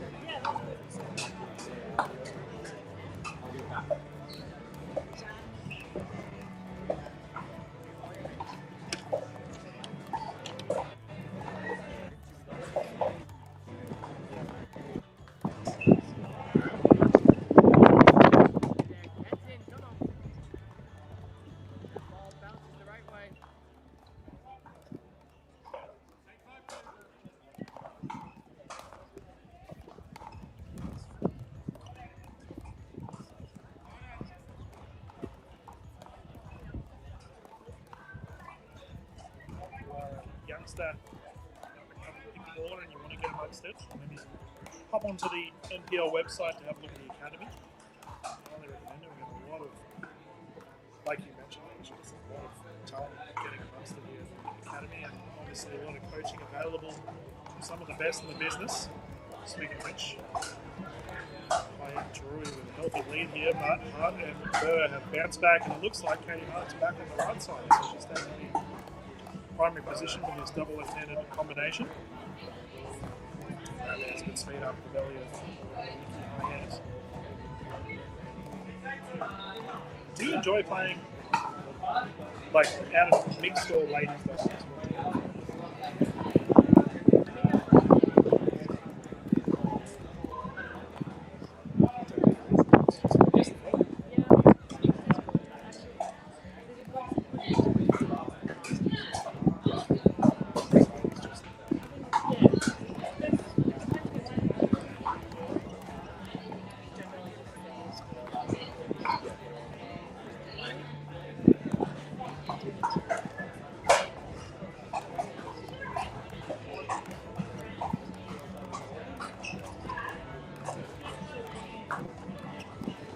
Totally fair enough. As ladies are renowned for walloping the ball around, that is fair to say, whereas mixed does have a little bit of a different play style.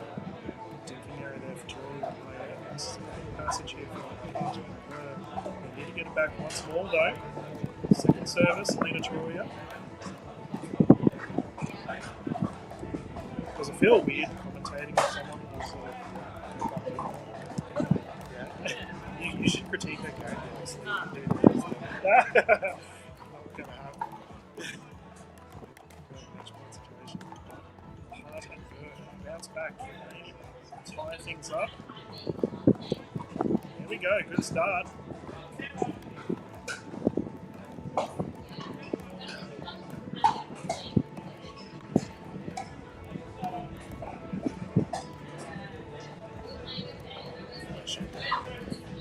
Feet.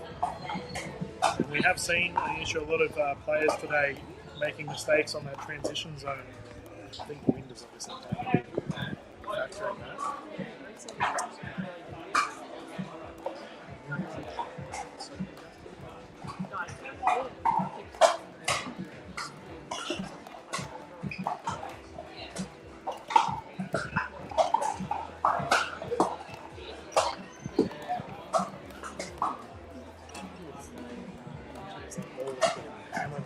Don't tell me a ball on ball is interrupted. Who is that over there? So Heather Barea sisters interrupting it. They're in their 19 plus battle right now. I was watching them take on the combination of Kelly and Mason, two other NPL players. Jeez, those two.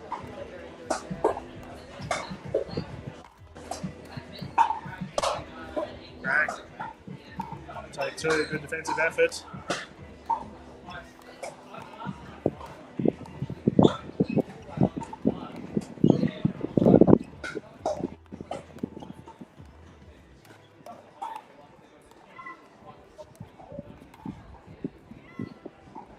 What a rally. Ball's called long and confirmed long by Mark Taylor. She's in disbelief. That was insane.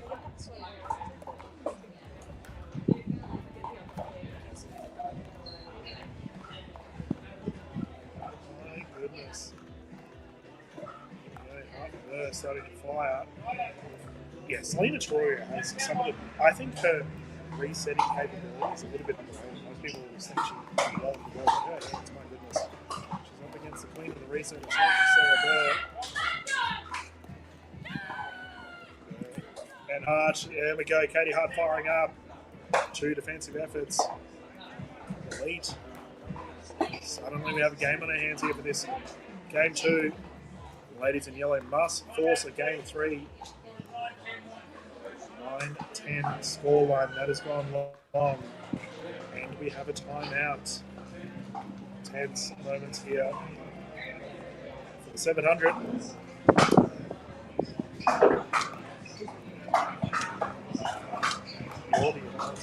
I just directed the conversation. I mean, obviously momentum's in the way of Mark Burr, but the thing is, Troy on my end is just 1 point. It's hard to call at this point. I think it's whether Katie Hart and Sarah can to ramp up.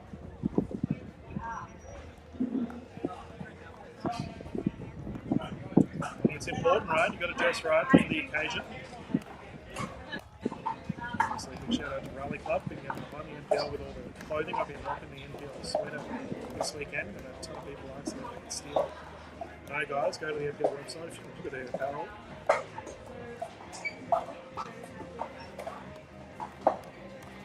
Speed up, bird, good. The recovery somehow goes in.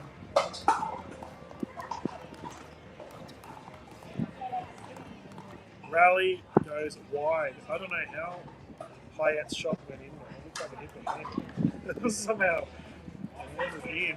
Second server.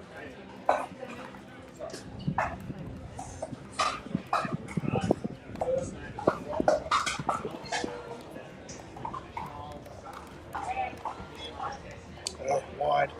Katie once again had a smash opportunity. That one's gone. Sent out. She's not impressed with herself, and this brings up a match point opportunity for Julia and Hyatt. They would love to go through the gold medal.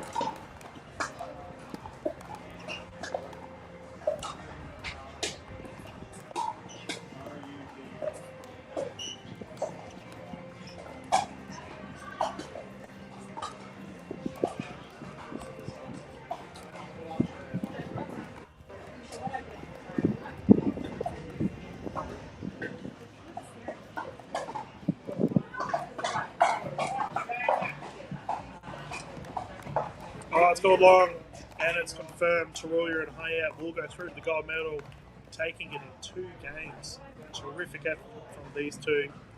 I can confirm, viewers, we do not have a result yet for our other semi-final. Currently, Townsend Dallabona taking on Dennehy and Rossi. Game 1 did go the way of Townsend and Dallabona at an 11-3 scoreline. For Game 2, currently it's 6-6.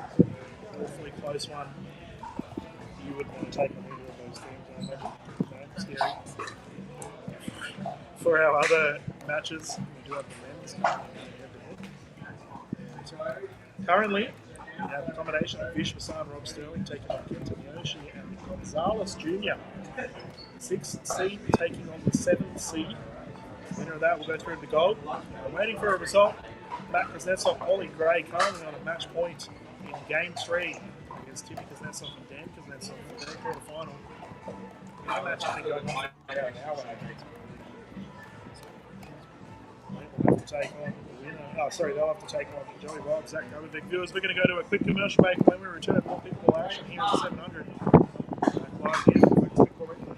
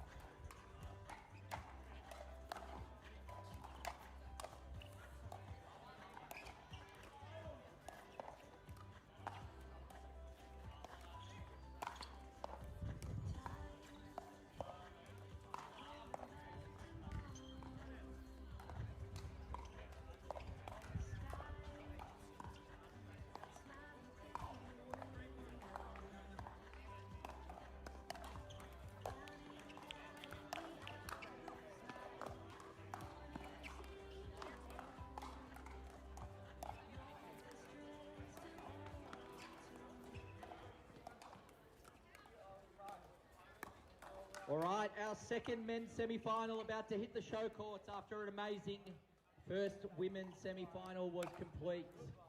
In our second semi-final for the men's doubles, we'll have Joey Wild and Zach Grabovic versus Ollie Gray and Matt Kuznetsov.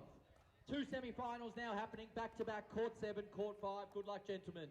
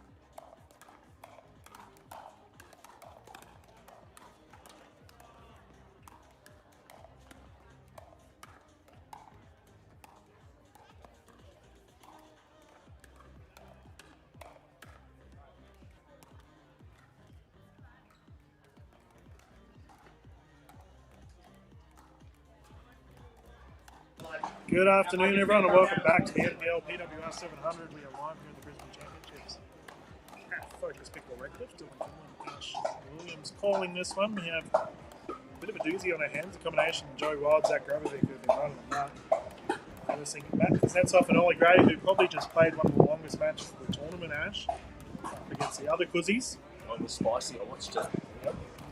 Yeah, there was a lot of heat in that match for some reason. Just brothers taking on each other, I imagine. That's probably and there were timeouts taken at all times. Yeah. And lots of come-ons. And what I love about a timeout with brothers is Dan Kuznetsov called a timeout. He and Tim Kuznetsov just sat there and didn't say a word to each other for 9 seconds. And it was all for nothing because the middle Kuznetsov, Matt Kuznetsov, won it with Ollie Gray. Themselves here against Searts. Well, I was commentating earlier and doing the ladies match with Aisha, and Tim Kuznetsov came and stood next to the commentary booth in the middle of the match. Oh, yeah.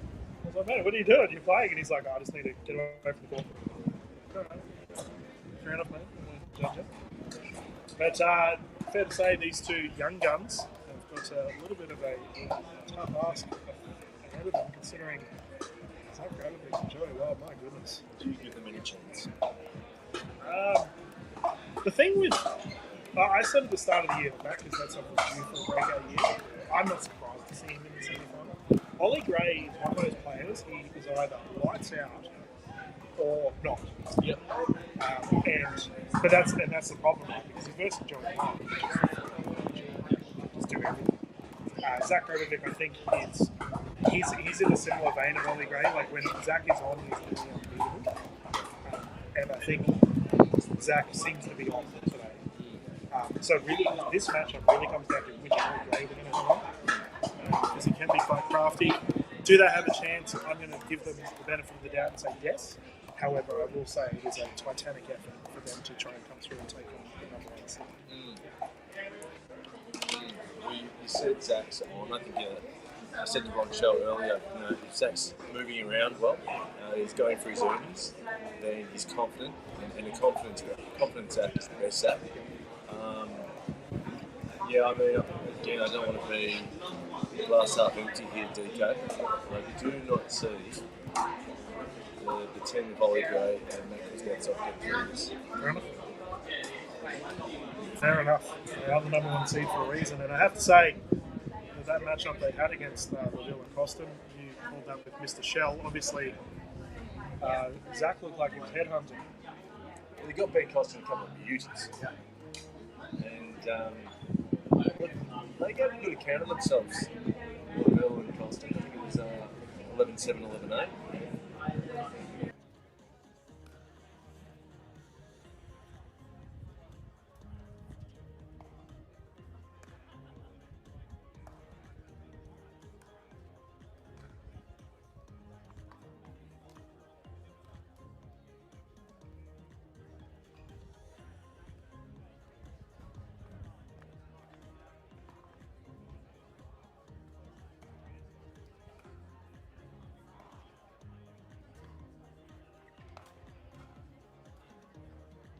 We'll have Mark Taylor calling this one. Had ref for the tournament.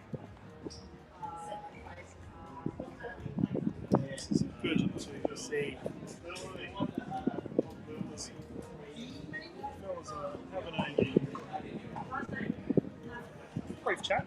Nice to get involved as a referee, Mark Taylor. Yeah, very involved is the right terminology to use, mate. So he likes to establish his presence, I suppose, in the courts, and it does look like we will have the commentary.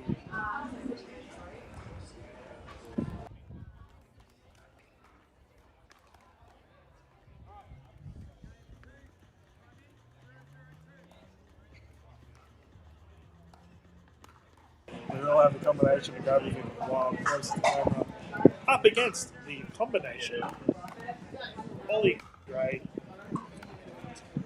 Kuznetsov on the other side, the wind will be blowing in the face. We do have a lovely backside of Mark Taylor there, right in front of our kitchen fan.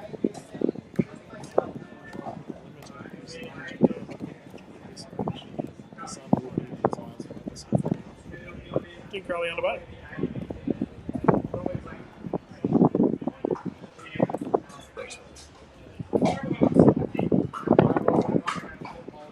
Listen to that wind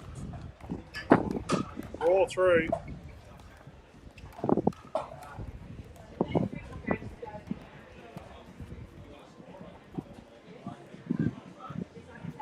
That's so solid. Yep. In all facets of pickleball.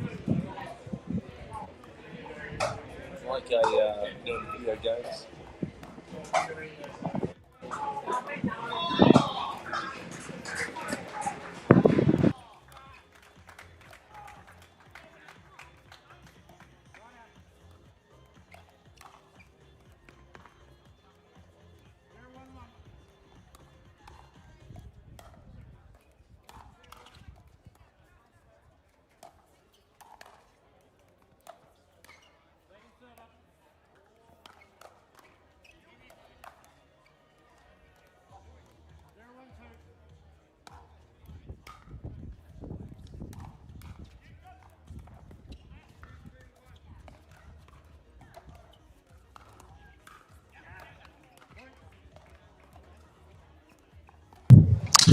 Apologies for the audio viewers. We do have a little bit of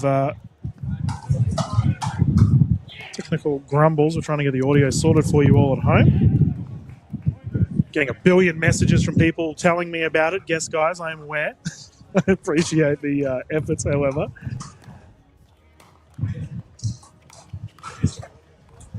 And it looks like we're all good. We got the thumbs up from Mr. Shell. We can continue. So currently it's a 1-1 scoreline. And I will repeat. Dylan Kimmel and Ash Williams in the booth here.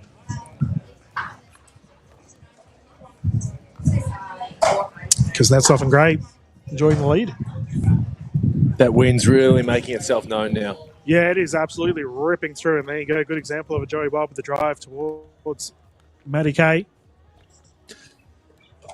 Yeah, I was just about to say, DK, Matt Kuznetsov is so solid, like a video game character when you're playing video games or when you were younger, and it used to have all of the variables, and it might be like speed, agility, mental clarity. Yep. Matt Kuznetsov, and invariably with like a video game character, they have strengths and weaknesses. Matt Kuznetsov is like an 8.5 across the board on all variables. Does everything well. And, geez, talk about doing things well. That Ernie from Ollie Gray was ridiculous. Absolutely pummeled that ball. Well, DK, you said, if Ollie Gray's on, then, they're going to be hard to beat.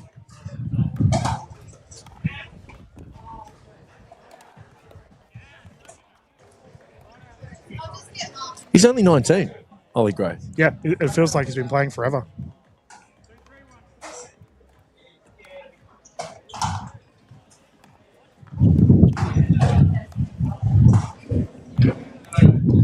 These guys all know their games super well.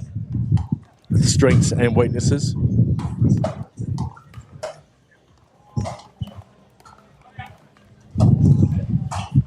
Oh, Joey Wild, so strong. The fellas have had an apparel change, by the way, Ash. Very green out there at the moment. Joey wearing the bucket hat. That's when he's at his dangerous. Yep. Oh, no way to grab Vic, get that back. What is that? We've seen a few team outfits today. Yeah, it's been good. Saw Sarah Hart and Burr, is that right? Oh, no, Katie Hart, Sarah Burr. Sorry, Katie Hart and Sarah Burr in the yellow dresses. Yep. We saw Josh Chia and Nikki Mel in the long sleeve black, attire. And now we're seeing the green in Wild and Zach Grab.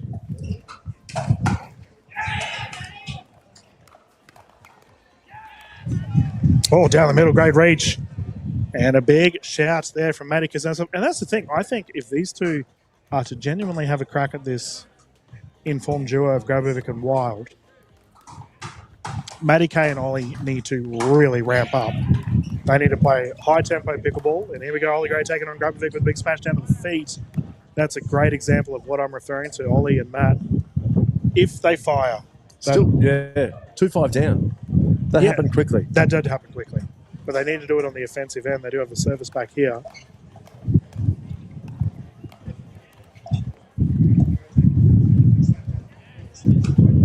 There you go. Bit of scoreboard pressure always helps.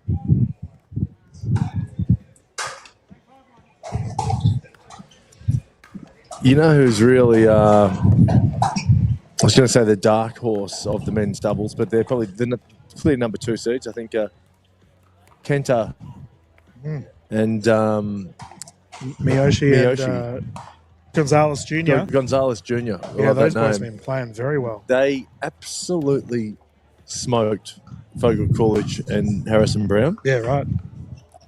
It's an experienced duo, those two. They played a lot of tournaments together. And it makes me think they can win the whole thing. Yeah, okay. Well, they've got their next match on currently, and they're up against a combination of Mastan and Sterling. And do you want to know the results of game 1? Yep. Vish Mastan, Rob Sterling, win 11-5 in game 1. Okay. Against Miyoshi and Gonzalez. Game 2? Currently 3-5. Yeah. Interesting. I think Kenta will come. Oh, he's an absolute unit. I'm a big fan of Kenta's game. He's like aggressive on the court, but the right kind of aggression. Like he absolutely believes himself. Joey Wild to bring it in. Cool as a cucumber as always. Captain of the Brumbies. Teaming up with the captain of the Sharks. Oh, Grabovic down low into the net, unsuccessful.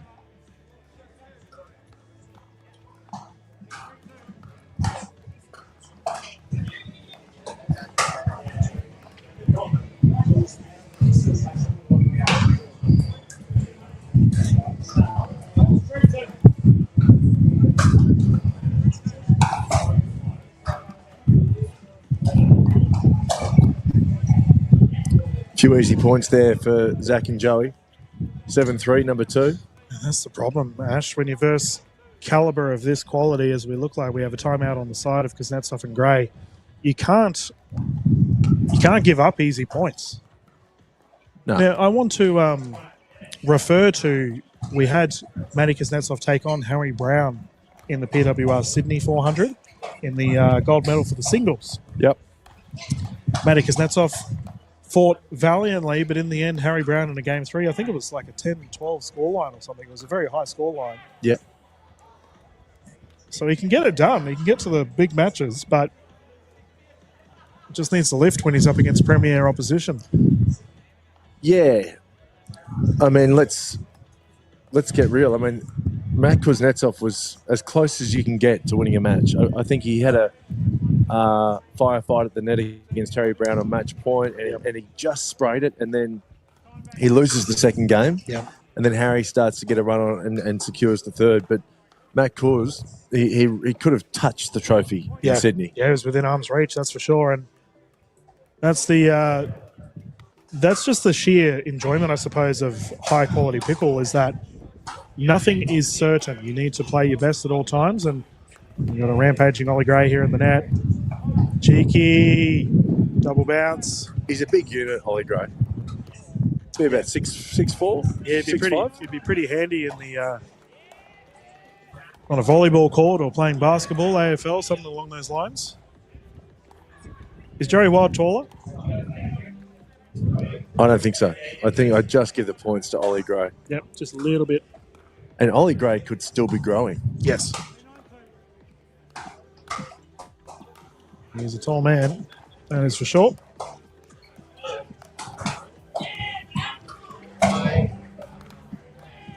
Yeah, put away with ease. Matty Kuznetsov getting involved.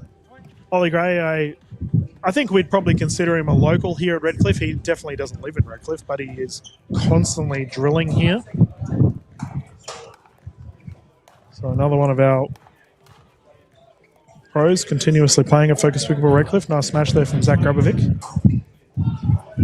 It's good to see a healthy Zach on court, Ash. Well, Ron was really pumping up the chances of Zach grabbing the men's singles. Yeah, right. And Zach's his tip. And I said, yeah, well, it's wide open. It's It's his third event in 3 days. How will the body hold up? How will the mind hold up? Yep. If he can get it done. Oh, speed up. Ollie Gray responds. Gobbles that one up. Zach Grobovic losing the hands battle. Yeah, it's a fair point that you make, Ash. The men's singles is anyone's to take. And the ladies is insane, viewers, for our singles Sunday tomorrow. Well, Kyle Stoker as well, flying in just for the singles. Is he really? Yep. Oh, no. It's peaceful here in Redcliffe. It's a hit job. Yeah, literally that, yeah. He's coming in to claim his singles. Well, Kyle, I've got to tell you, mate, you've got your work cut out for you. Well, he's in the conversation as always. You've obviously got Zach, Joey, Matt Kuznetsov, Harry Brown, Kyle Stoker. Kenta. Let's not forget Kenta. I think Kenta Miyoshi's definitely... You know what? He's right. He's going to be there. That's what I mean. In the gold medal match, I think Kenta will be there, depending on the draw. Rob Sterling. Yep. I think tomorrow, tomorrow, I've been looking forward to the singles all weekend. Singles Sunday is going to be insane. Every single match is going to be of a gold medal quality. Yeah. Just the pools are ridiculous, viewers. I can't stress enough. If you've got nothing on tomorrow, get some good food, line it up on the couch, the NPL YouTube channel, Times Now YouTubes. We have got some outrageous pickleballers. We have a match or a game point here for the combination of Wild and Grabovic here for this game one. Let's bring up the men's singles. Oh, mate. You read my mind, DK. I think the draws were released. They were. Oh, here we go. I just spoke to Josh Chia, and he's already licking his lips for Joey Wild. And it looks like our game one has gone the way of Mr. Wild, who in his pool, viewers, for our men's singles open division tomorrow. Joey Wild, Josh Chia in his category. We've also got Tan Huynh. Here's David Rose and El Malhouldi. Good to see those guys. Group B, Harry Brown, Nicky Mal. Immediately, straight off the bat. And then we have two local legends. Zach Davidson representing Mitchelton. Pickleball, low-key, very good singles player, Ash. Chris Ventura, also known as Curly, one of the tennis coaches here at Focus Pickle Redcliffe, and Liam Jesperson. Group C, we have Kyle Stoker. There's your boy coming in, the hitman. Hartland Jones, Simon Pilt, Steph Georgic, who I hope will have a good event next. Well, he'll be a chance. That's not a super strong pull. It's not a pull of death like some of the others, yeah. And Toby Clark, Group D, we got Matty Kay, who's currently on court. Josh Barber, the Bunsen burner, Timmy Kay, Stephen Harris. Group E, Adam Dagmar, Gonzalez Jr., who we'll potentially see later on today. Josh Nipris and Chris Marcy. Geez, that's a good pull. Some good players there. Group F, we have Fogel Coolidge, Louis Laville, Jake Wynan, and Ben Morris. Group G, Nigel Lee, who took down Joey Wild in the PWR 400 in Sydney. As game one, game two is recommenced. This is a pull of death. Yeah, this is crazy. Kenta Miyoshi also there with Nigel Lee, Sahil Dang, and Aaron Johnson. So all good players. Yeah. I'm going to say Kenta will get through, and Nigel, Sahil, and Aaron can play. So yeah, I'm going to say probably Sahil gets through, and Nigel Lee. Good shot. Phew, he was my underdog for the whole thing. So look, actually, I'm going to stick with Nigel Lee to get through. You're going to back him over Kenta? Oh, okay. No, I like that. I'm saying that Kenta and Nigel get through, and Sahil. Yeah. Even though he's got a lot of heat on him at the moment, he's going to find it. When I say this, Aaron and Sahil could easily get through. That's right. It's a crazy pull. That's a crazy pull, yeah. And Group H, Dan Kuznetsov, Zach Grobovic, who's currently on court, Benjamin Beard, good to see Ben Beard down here, and Alex Tran, another very solid pull. Yep, great pull. I'll bring up our women's singles as well as we're currently battling it out. You can hear the wind blowing a gale behind us. Matty Kay defending. And this is an outrageous rally already underway. And putting it into the net is Ollie Gray, unfortunately. It looks like our women's singles pools have not been released yet. We'll have to get in the ears of Mr. David Angel to make sure that happens so we can give you some info. You know, we were talking about Crystal Mildwaters earlier, and you said how her coach said she works harder than anyone. Yep. I saw her on her phone, and I thought I'd go over and say hello, and Oh, Ernie. She'd just been knocked out of the pool stage with B. Horsley. And I said, all good. You're in the back draw. What are you up to? You're on your phone. Yep.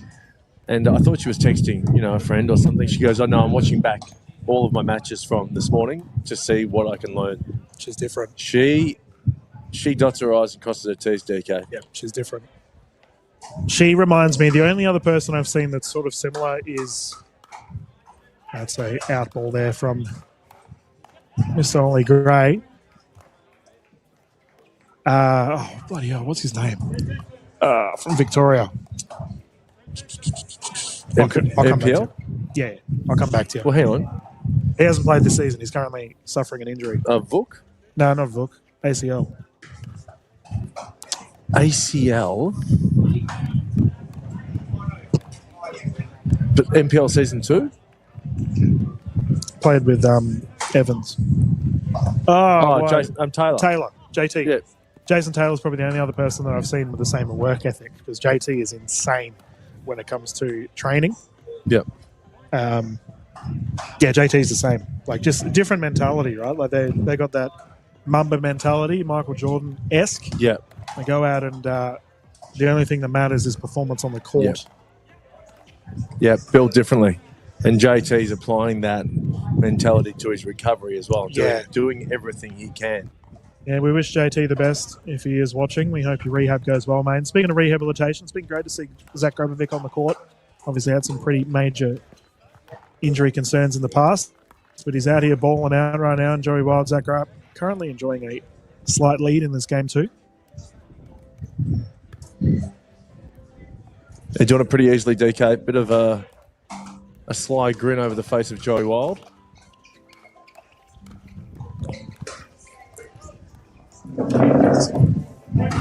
ATP, he's just missed it. Zach Grab really loves to take his time with the ATPs. Likes to let them drop as low as possible.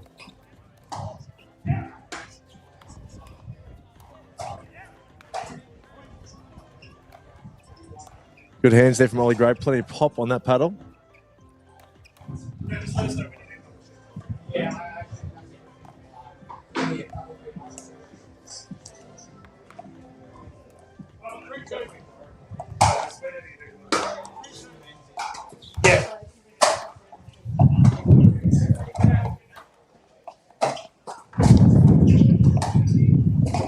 Nice hands there from Zach.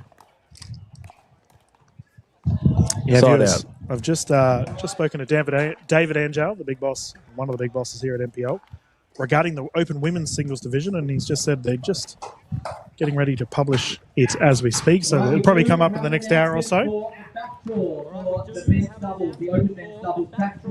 Matty K, Ollie Gray doing better here. Yep. Semi-final number 1 of the back draw, Lockie Donnelly and Jose Delgado versus Tom Lashford and Ryan Simmons. And semi-final number 2 on court 2, Josh Trier, Nicholas Malaganias versus Ben Beard and Alex Tran. Well, remember yesterday, Alex DK, Tran versus Josh and Nick, Lockie and Jose versus Tom and Ryan. Good luck, gentlemen. the wind got so strong in the afternoon that you wanted to play with it at your back. Yep. Whereas in the morning, you wanted to play into the wind. Yep. And I think that might be happening again today. I have to say, Kuznetsov's really starting to lift here. Seen a couple of good strikes from his paddle.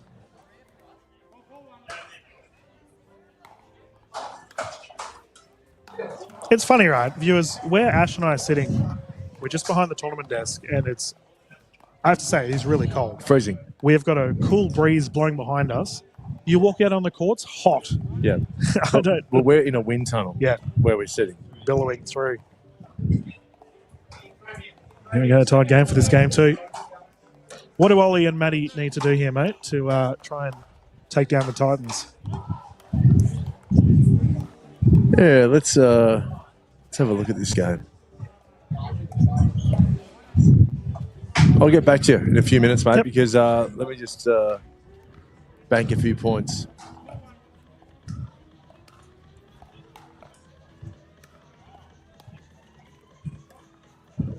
Yeah, I think maybe go to Zach. I don't know. He's played a lot of pickleball yesterday and today.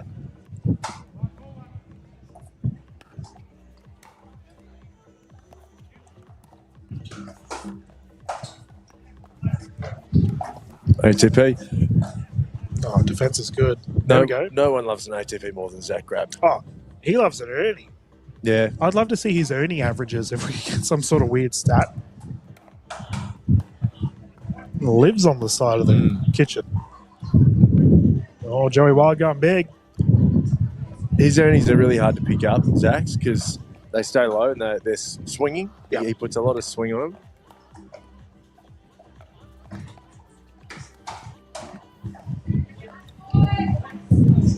And there you go. Oh, shot. Geez, you were talking about should you target Zach. It's a terrifying proposition when you have to go to Zach Grabb. No, maybe that's not even correct, but I just think you've got to try a few things. If it doesn't work, mix it up. Just that you're up against Joey Wild. Like, what can you do? I would almost say to Ollie Gray, because he's the one with the hotter, faster hands out of the two, in himself and Matt Kuznetsov. Just go for it. If you get something that's line ball, bang. I feel like you've got a red line there. Yep. There's that Ernie we're talking about. That was a great defensive effort there from Dan Kay, but Joey Wild, rattle like a book, side step to the right, puts it away with ease. We have a timeout here, viewers. 8-4 scoreline for Wild and Grabovic, and I'll see if I get a score update for you all at home regarding our other semi-final that's going on. Oh, please. Using ladder, once again, you can see all the results on the... you got a fan in the booth there, mate. Can give you all a bit of an idea of what's happening. So, yep, can confirm Masand Sterling have beaten Miyoshi and Gonzalez in 2 games, 11-5, 11-7. They will take on the winner of this match for the gold medal. Well, that augurs well for Zach and Joey, because I think they can take care of Vish and Rob, and I reckon Kenta would have been just a bit more of an unknown proposition. What I love about that is if Wild and Grabovic do go through, it'll be a double right-handed, left-handed combination for that battle. A lot of fast hands in the middle of the court. It will be very exciting indeed.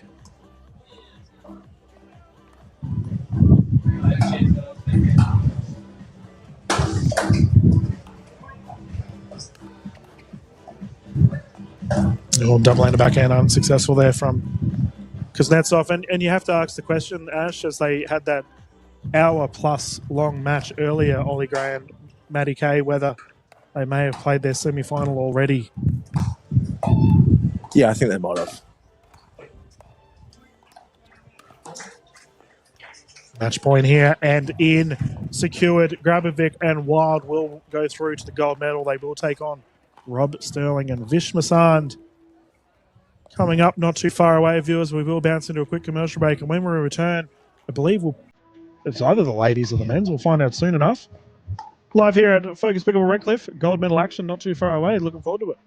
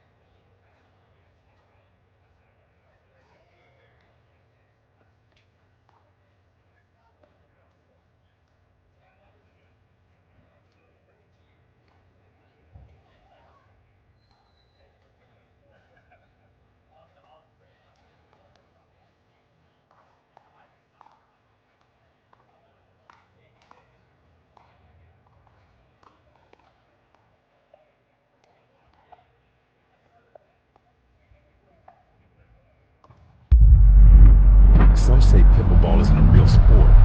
They couldn't be more wrong. This isn't just a sport, it's a movement, a lifestyle. the dawn of a new era in competition. It's fast, it's electric, a game of inches decided in milliseconds. Pickleball is not just a pastime, it's a battle of precision, power, and passion. At the center of it all is the jar, the epicenter of pickleball, where sport meets spectacle and every event becomes a memory you'll never forget. These are the athletes redefining what's possible, the stars of today, the legends of tomorrow. This is their stage, and they're showing the world why pickleball is the sport to watch. From iconic venues to unforgettable moments, the National Pickleball League transforms every event into something bigger, louder, unmissable. But this isn't just for the pros, it's for everyone. Pickleball connects us in ways no other sport can. The world's fastest growing sport, a league built to elevate it. Pickleball isn't just a game anymore, it's a revolution, and it starts with us. NPL, Pickleball, Elevate. NPL, let's go! Some say pickleball is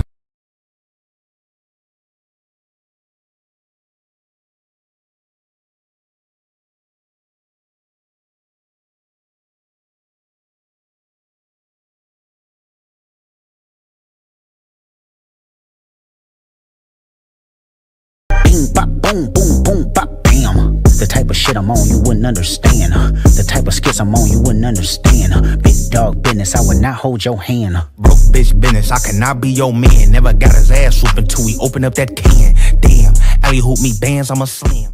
Bing, bop, boom, boom, boom, bop, bam. The type of shit I'm on, you wouldn't understand. The type of skits I'm on, you wouldn't understand. Big dog business, I would not hold your hand. Broke bitch business, I cannot be your man. Never got his ass whooping till we open up that can. Damn, alley hoop me bands, I'm a slam.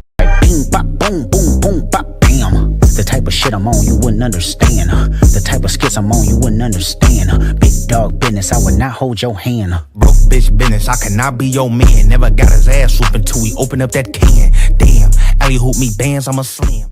Bing, bop, boom, boom, boom, bop, bam. The type of shit I'm on, you wouldn't understand. The type of skits I'm on, you wouldn't understand. Big dog business, I would not hold your hand. Broke bitch business, I cannot be your man. Never got his ass whooping till we open up that can. Damn, alley hoop me bands, I'm a slam. Bing, bop, boom, boom, boom, bop, bam. The type of shit I'm on, you wouldn't understand. The type of skits I'm on, you wouldn't understand. Big dog business, I would not hold your hand. Broke bitch business, I cannot be your man. Never got his ass whooping till we open up that can. Damn, alley hoop me bands, I'm a slam. Bing, bop, boom, boom, boom, bop,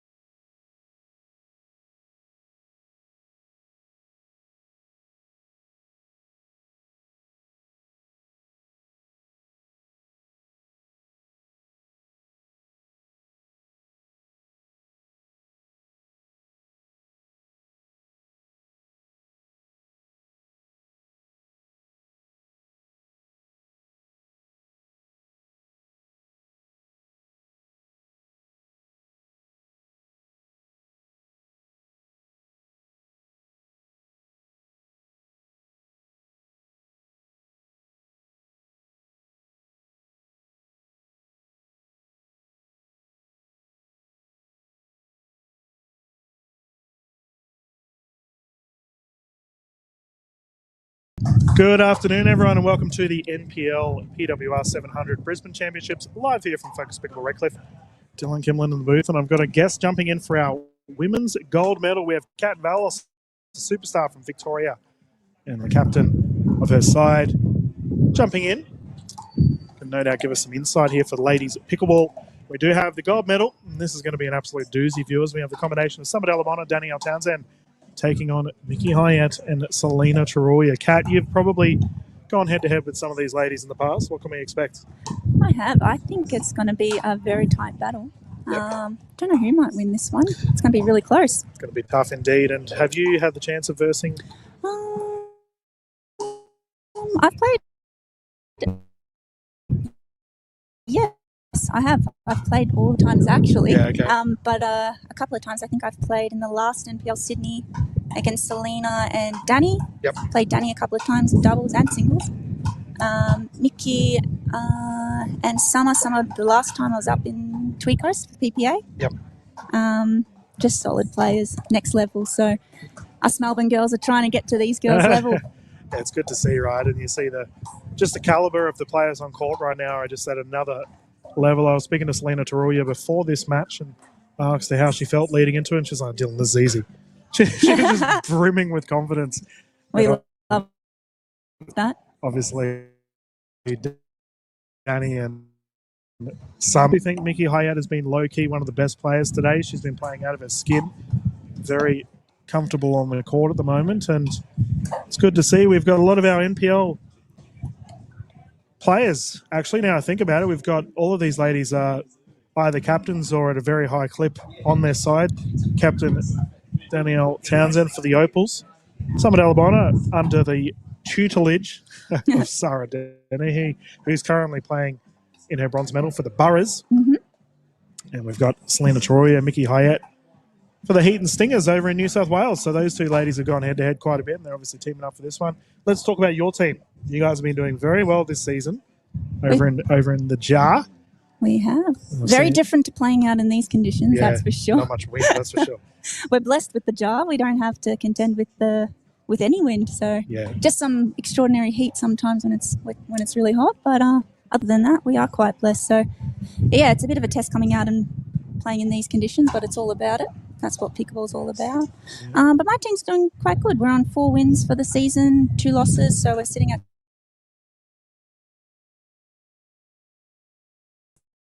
second.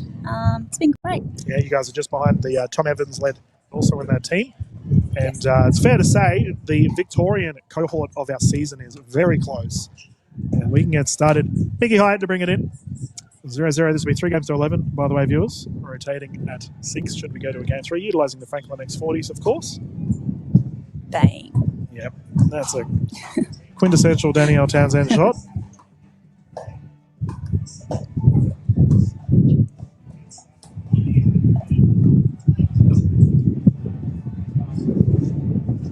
Oh, and again, again, yeah. I mean, if it's not broken, don't fix it. Townsend down the middle, first points on the board. Now, Kat, if you were taking on the combination of Delabona and Townsend, what would you be considering for a strategy? Make balls. Just pray. Like, I don't know. Probably have to go something like try and bring them out wide. Try play down the middle. Then probably not going to overpower them. Pretty solid with their resets and getting back the ball. So. Yeah, the wind is also ferocious at the moment. 100%. At the back of Mickey Hyatt and Selena Taruya, and that's a net roll. That stings.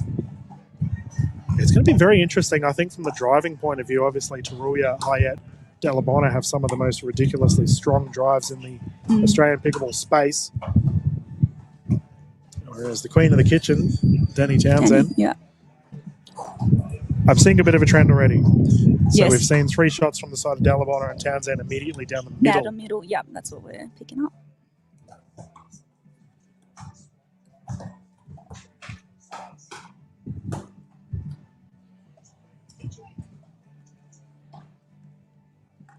There we go.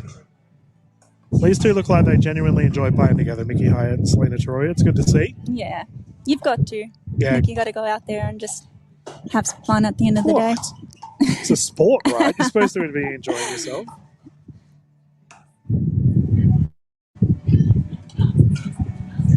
Now, you mentioned the Sydney 400 not too long ago. We did see the combination of Taroya and Townsend. Yes. And you obviously went head-to-head against them, and now we've seen a bit of a mix-up, so now some are teaming up with Danny. Yeah. They've played together before, I assume. I know they've versed each other a lot, Yeah. so it's probably a nice change for them both. As you can hear our wind, viewers, it is very windy, billowing through here at Redcliffe. Official for this game, by the way, Kylie Dunn. Good to see Kylie on the courts. Harvey Bay legend. I wanted to go to Harvey Bay. You've never been? No. They have some of the nicest courts in Australia, Harvey Bay. Yeah. Very solid pickleball location. Swing and a miss. Well left. Summer Delabona and Mickey Hyatt are probably up there as some of the most calmest people on the pickleball court. I know, they're quite chill. I think they wear the same glasses, maybe. They did in Sydney. Yeah. Yeah, Ash and I were saying they just look like the Blues Brothers. Like Yes, they look yeah, exactly right. very Very chill, very cool. Just a couple of queens. dominating on the court, and they have a close one at the moment. Oof. Nice. Yeah, we say they're calm and collected, and then Summer Delabona does that. Absolute rocket. Is it intimidating going up against ladies of this caliber, especially when they're whacking the ball at you? Yeah, absolutely, I think. And sometimes in these conditions too, sometimes you can just question whether you're playing the right ball, whether to go harder, whether to play soft game. Yep. Yeah, I think it's hard. But yeah, definitely when you're playing these girls.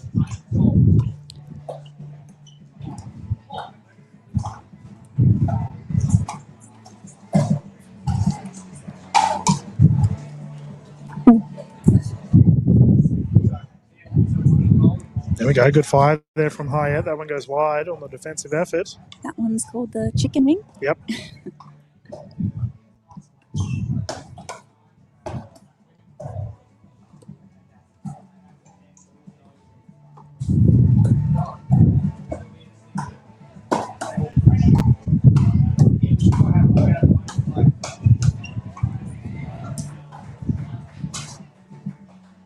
Oh, what a rally. Taroya and Hyatt lifting, hands battle. That was a 10-shot rally at absolute pace down the middle of the kitchen.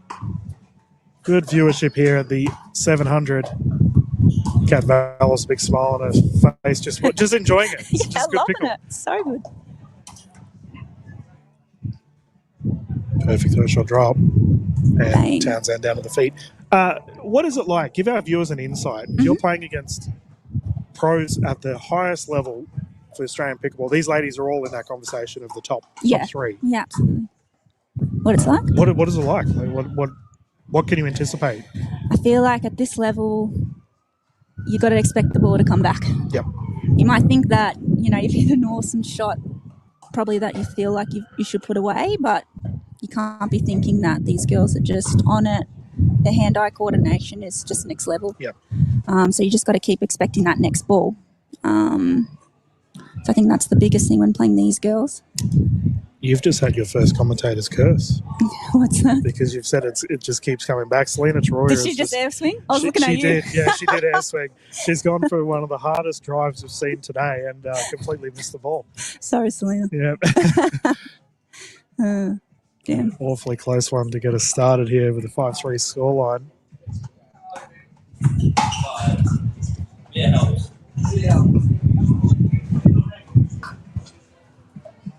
Oh, returning error. Yeah, a bit too much oomph on that one.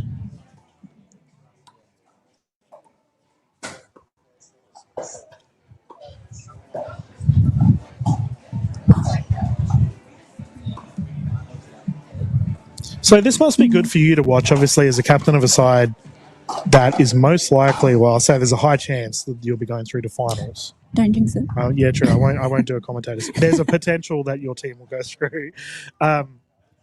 these 4 ladies, there's a good chance that they will all go through as well. Yeah, that's right. So for you must be sitting here like, okay, I can see some things here that I might use in my matches. For sure. Also inspired. Yeah, true. You know? Yeah. But no, it's great. But also different combinations, I think, as well. These players all on separate teams, my understanding. Oh, what a drive. Great shot. Delabonna, excellence once more. The signature backhand. She's got the best double-hander backhand in Australia. I praise it probably too much on the broadcast, but that is why. Painting lines with it. And let's look at the scoreline for a second, Kat. My goodness, they're out for a screamer. Who did you play with today? I played with Izzy Papajan. Oh, yeah. My other commentator protege. Good old Izzy. She's been in here in the booth a couple of times. Love Izzy. First time playing together. Yep. Haven't played together before. Was fun. Was different. Yep. Papajan's a good egg. Yeah, 100%. Very, very vocal character on and off the courts. Speaking of vocal characters, look at Eben here with the bloody camera on the right side. He's, mate, you're in the way of the referee. Kylie gets priority over you. I mean, if there's an out wide ball there and someone goes for an ATP. I swear, he actually has no fear. There's been multiple times where he's like right next to the court taking photos. I'm like, Eben, you're going to cop a ball. Eben Storty, viewers, by the way, the man behind all of the NPL social media. He's a genius when it comes to it all. Mm-hmm. He's out putting his body on the line. Firefight. There we go. Taroya responding.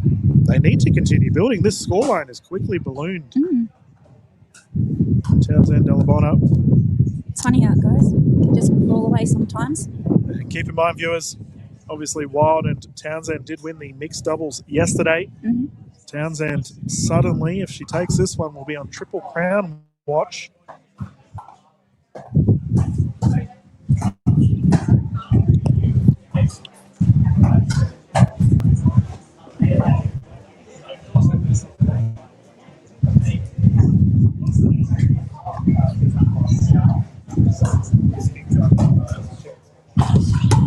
Yeah, that's all right. We'll swap to my laptop. Dang. There's a break in play, let me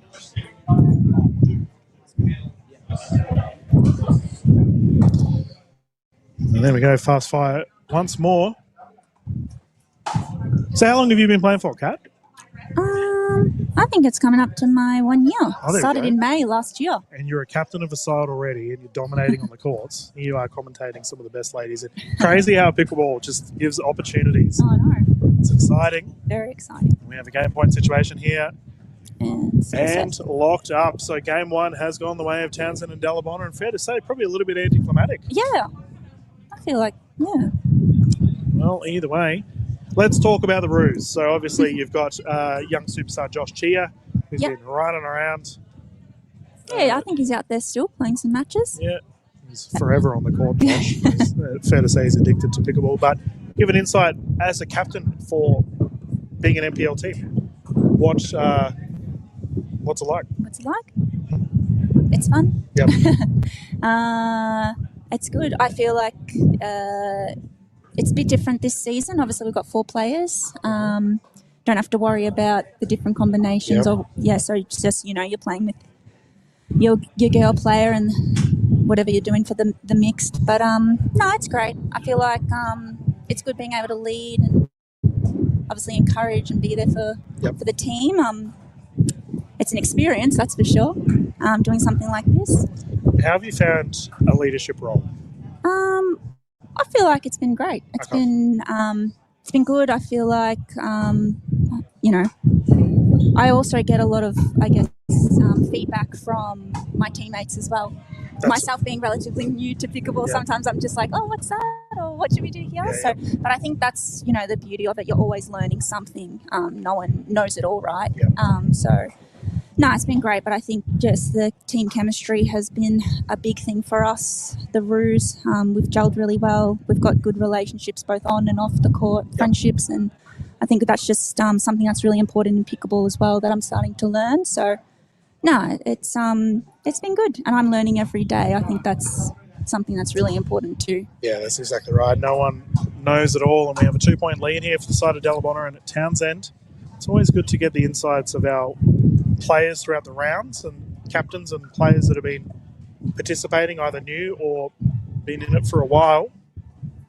Remember, viewers, you can catch all of our NPL rounds via the Green Zone. We will be getting underway with the second half of our season. Next weekend. Next weekend. We're back.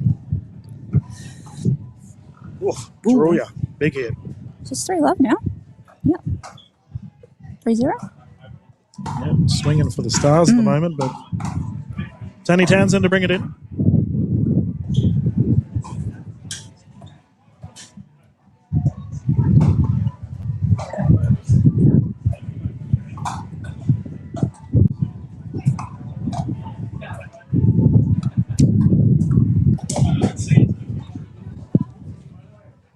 And I do wonder, with the wind at their back, whether Townsend and Dalabona will... Well, it's obvious with the scoreline. The wind isn't bothering them. No, either end, really. Yeah, we can see that some of Dalabona's taking the left. And have you found playing women's doubles? Did you try attempting a stack today or just play traditional? What was the go? We did a bit of everything. We tried a bit of everything. So, yeah, I feel like it probably depends on who you're playing with, how you're feeling on the day, something like that. I guess when you've got a pairing that has played a lot more together, you probably know the sides that you're going to take, is my feeling or understanding. But I guess, yeah, it could be different when you're playing with someone new. Yeah, okay. Trying to still figure it out a little bit. Fair enough. Yeah, or tactics-wise. Yeah, that's the interesting part, right? Like, because a lot of our people that watch, they're either up and coming to try and get to the pro scene, or they're people that have played at high level that they're just enjoying it. Yeah. You know? And obviously the tactics element of the game is something, when we look at the pros, it's a different level, right? Yeah.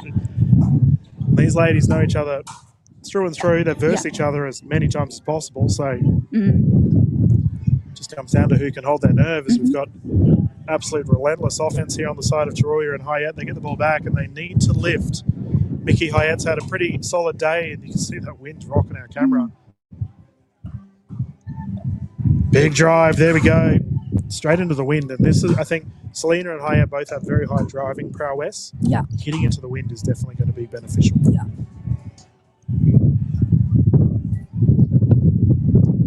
Bang. Yep. That backhand. Yeah, it's funny, even down this end, because you got the wind behind you, sometimes you're thinking, should I just tap it? Yeah. Yep. But then even so, like, the wind is so hard out there that sometimes that's just the balls are flying. That's crazy.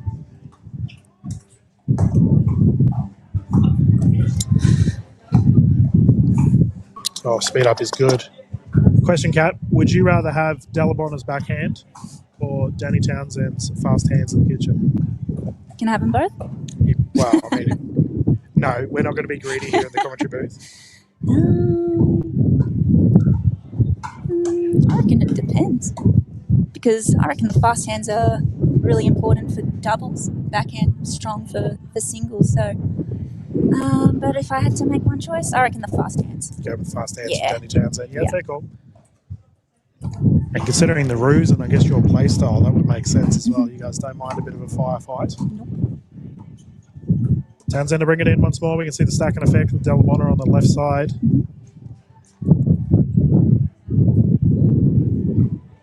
And Danny does like playing on the right. She has such a strong backhand presence in the kitchen fights. They're enjoying a very healthy lead here, viewers. Remember, this is a gold medal. Scoreline's probably a little bit on the unexpected side right now, considering the sheer quality on display. That's a great shot there from Troy down the middle.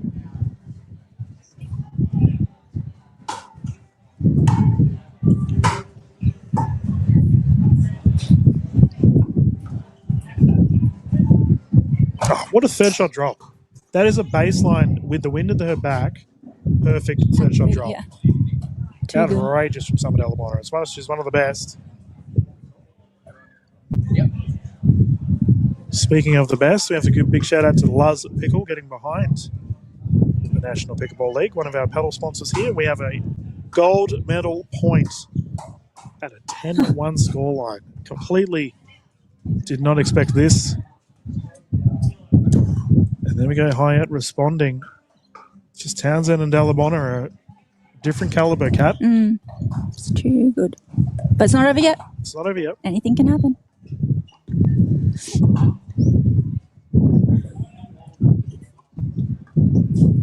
Unfortunately, when you're hitting it to a Danny Townsend of the kitchen, it's hard to get it back.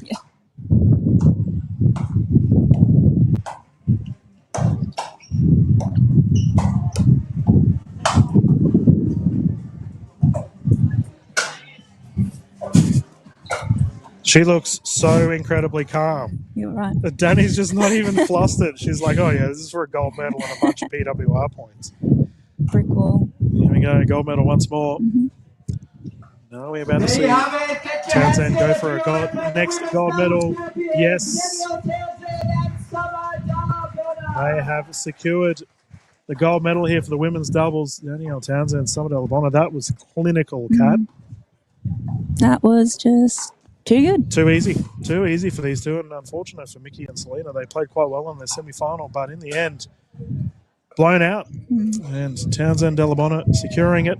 Townsend on Triple Crown watch, viewers. But they've got a bit of a dance move going on the sidelines there, as we've got to see how they're going to go in the singles. These two are going to go head-to-head most likely. Viewers, thank you for jumping in the booth, Kat. Thank you. Thanks for having me. That was very quick, but always a pleasure. We will have a bit of a commercial break, viewers. I believe we have the gentlemen getting on soon for their gold medal. We will have the combination of Wild Grabovic taking on Massand and Sterling. Quick commercial break, and then we will continue once more. Thank you.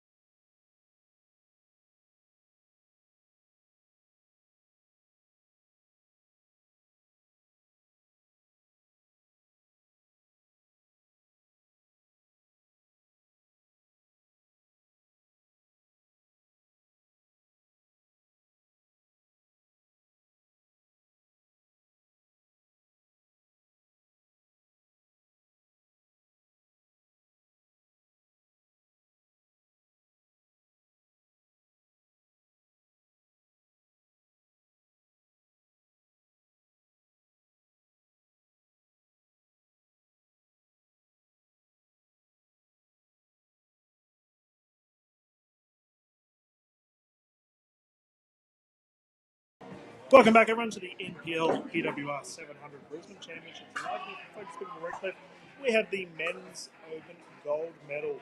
Close to the camera, we have the combination of Grabovic and Wild taking on Vish Massan and Rob Sterling. 3 games to 11, win by 2. He wasn't back on his 40s.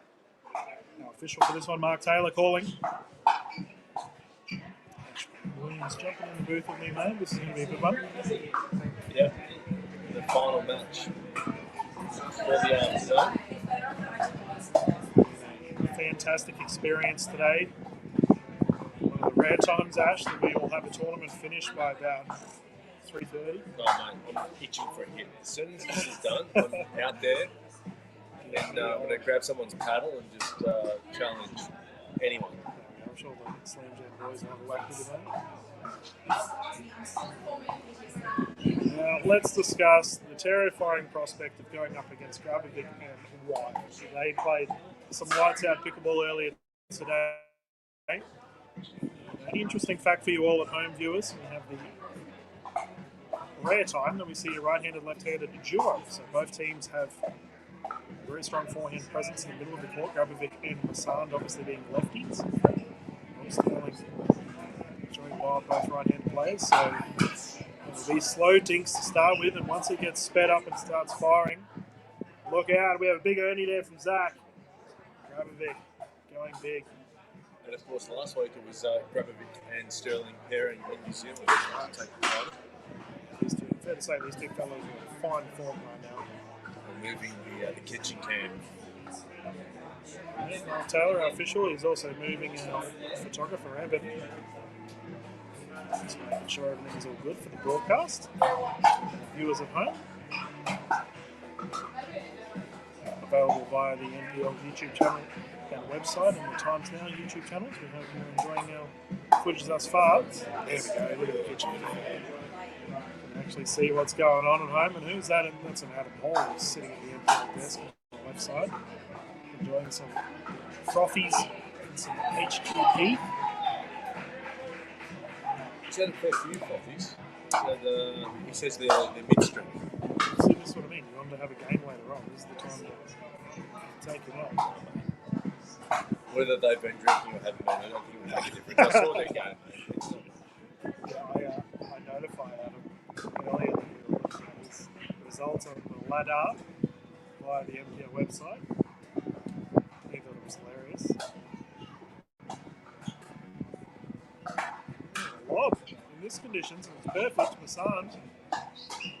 I like that. Sterling special, and it's long. Yeah, it's one of the most unorthodox backhand strikes of the ball, Rob Sterling. I actually put out a social media question to our Australian Pickleball community earlier this week, Ash, and I asked, it was the fumble of the year that Rob Sterling wasn't drafted by any side. Big Ernie there from Zach, and we've got 2 on the board already. Overwhelming response, 100% of the voters said yes, Rob Sterling should be on a professional team. Many of our leagues around Australia. It's hard to see why not, considering how well he's playing at the moment. Incredibly reserved individual, Rob. Vish Massan.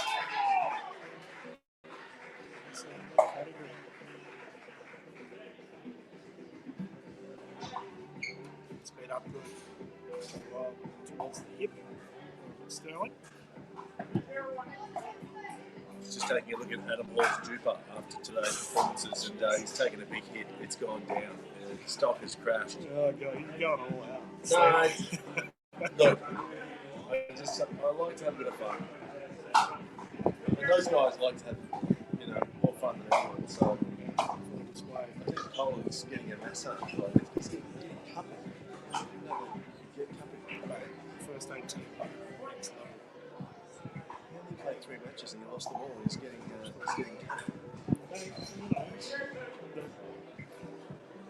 I don't know. I don't have any excuse. And they're enjoying the services that are being provided.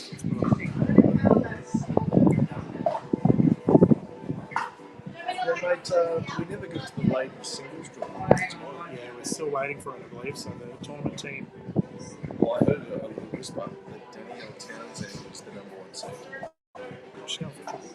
And I heard Mickey kind of say, oh no, does that mean I'm going to have Summer in the semi-final? So, there's big money on offer tomorrow and today. Well, it's an interesting discussion piece for you as how our seeding works is that it's PWR points come first, and we do rating second. So Townsend obviously been racking up the PWR points in the PWR format, so it makes sense why she's the top seed. But unfortunately for our ladder at the moment, we don't have the draws available, so I can't give the information you so desire.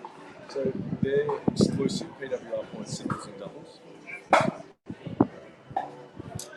Well, I know that they're affecting seedings, so in this instance. What I'm saying is, like, you know, you've got PWR points for singles, and then you have your PWR points for doubles. Yeah, I'm not entirely sure. Once Mr. Shell comes back, that's a question we can ask him.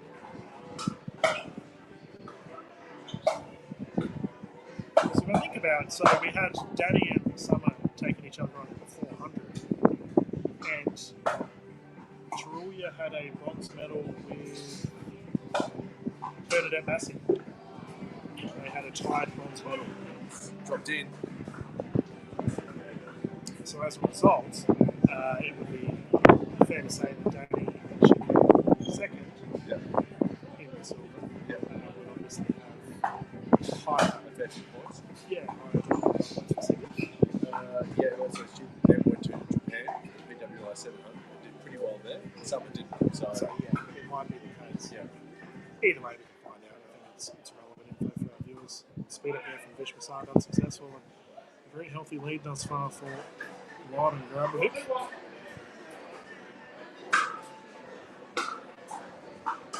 Geez, I wish I could go to Japan to play pickleball.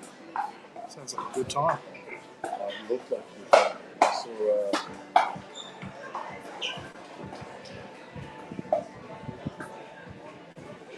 She's been rallying.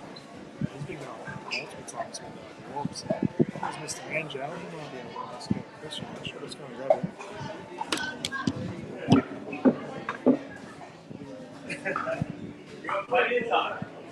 good ball control there from Joey. 4-2.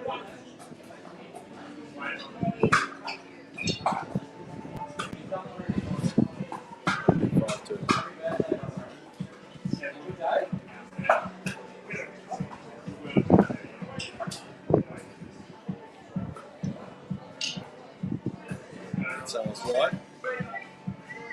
Zach and Joey right up to a pretty handy start here in the first game of the men's final. Bit of time in. I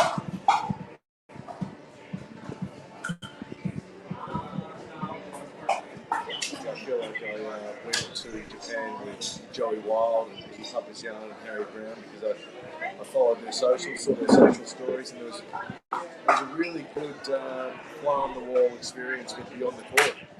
The Instagram account run by Joey Wild's wife, Tatiana. She filmed all of the viewers in on what it's like in Japan, and it looked like a really good tournament. Geez, she does Beyond the Court. She's so good. It's very fast. I can confirm, viewers, that PWR points is individualised per event. So singles, mixed, and gender has its own point scheme.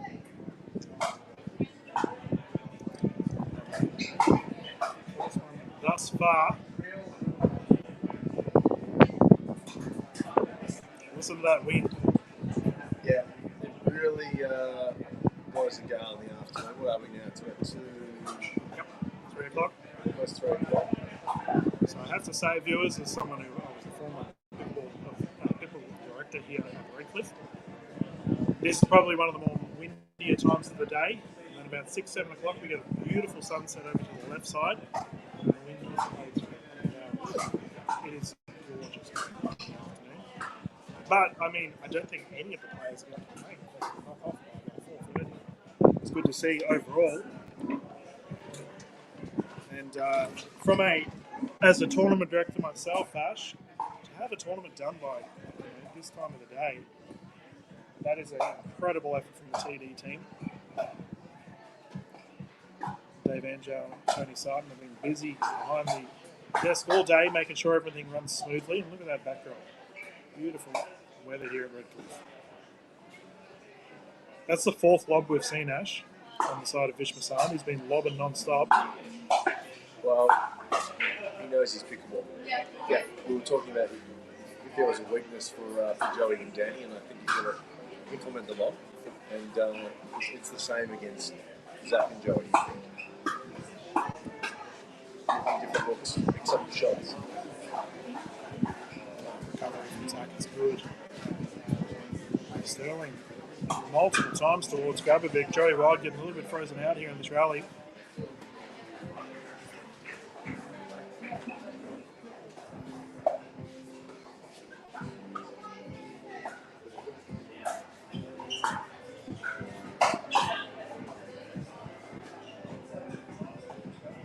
Terrific rally here. Lots of dinking on display. And the Ernie to finish. Well done, Zach Grabovic. Good movement. Did everything right there. Kept the ball alive, a lot of reset patterns. Finished with a classy Ernie. Read the plays really well in his own.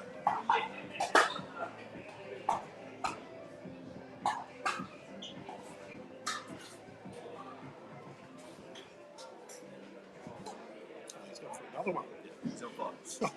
Yeah, I think if you're going to go for the lob, the end where Rob and Vish are is where you do it. You're into the wind, a bit more margin for error. You won't get a lob with the wind. You want to get that up and down in time. Joey and Zach are running right at the moment. The boys in green are having a field day for our gold medal. And Sterling and Massan must respond. Constant on our kitchen cam here. Thankfully. Oh my goodness, we just watching Sesame Street. How many times have we seen Ernie in the past 5 minutes? Well, perhaps that wind is helping that Ernie. It's just holding the ball up ever so slightly and gives them a bit more time there for their Ernie. I guess. Not sure why we're sticking on the kitchen cam though. Thankfully, the boys have been putting on a show for us. You missed that.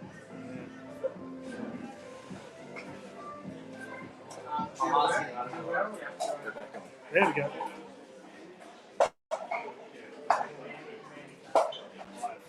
Thankfully, that passage of play we did have a bunch of earnings, so it made it very interesting. But we're back to the normal version here for you. Oh, he looked like he thought about the ATV, didn't go for it.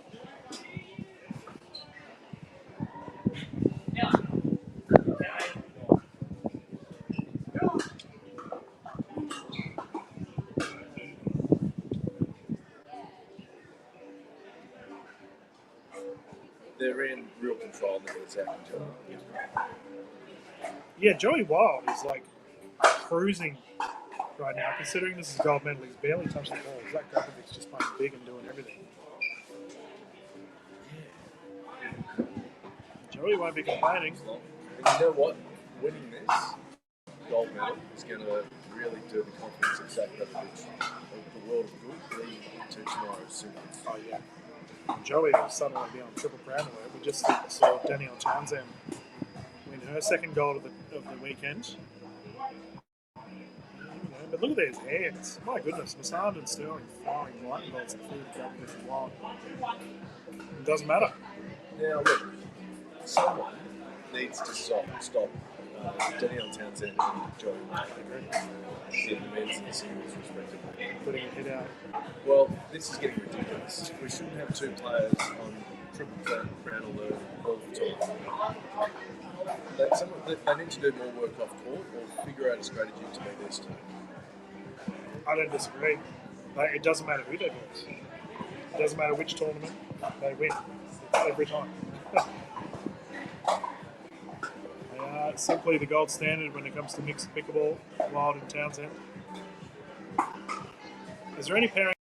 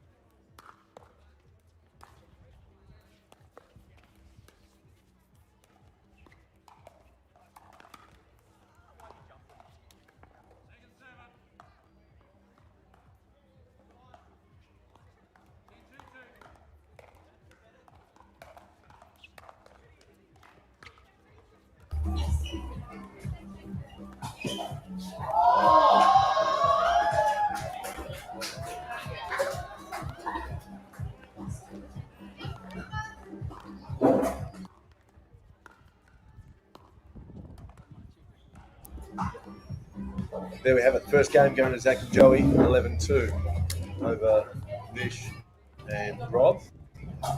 Doing it rather easily. Ash was an outrageous way to finish the match there from Grabovic. But let's continue that train of thought, Ash, regarding the... we were talking about who's going to stop Townsend and Wild.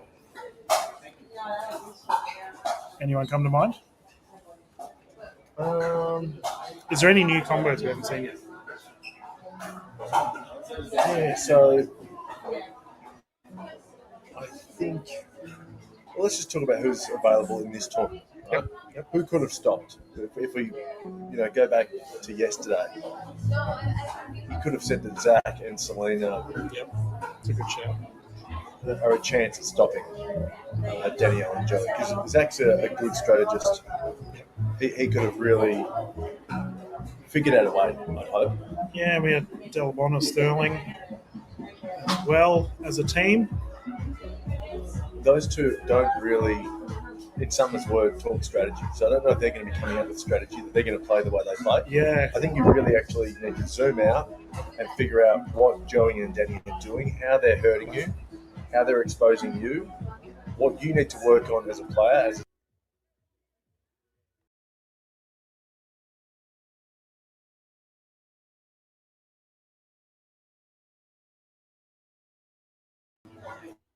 I think if you threw say Zach's playing with Joey, let's say it's Book and Rob Stewart.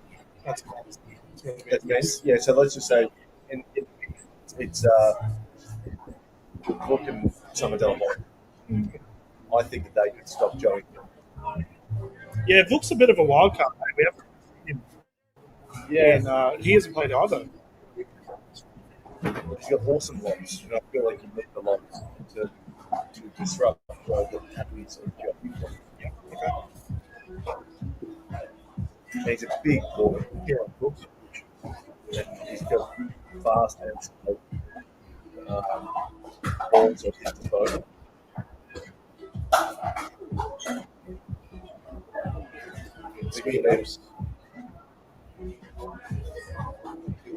They're going to need a good start here. Well, I think they're obviously trying to play a bit of game, Joey and Zach, and they love that. Joey especially, he's very comfortable.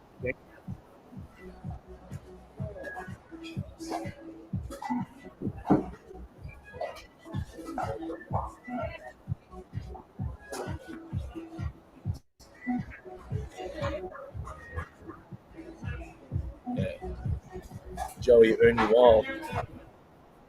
These boys have been living on the side of the kitchen. It's been good. I'd love to know if any can. They're both on I think Zach's on before. Yeah, 3. I've just selling unsuccessful. Rob's had a pretty quiet game thus far.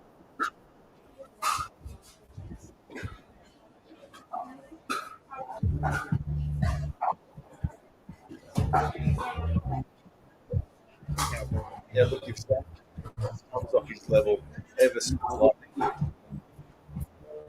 that would be fortuitous there for Rob and Vish. They'd be praying for that.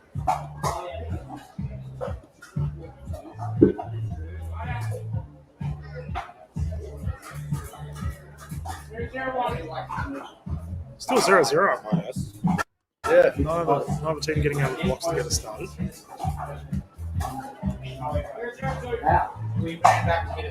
That stinks. Missing a serve.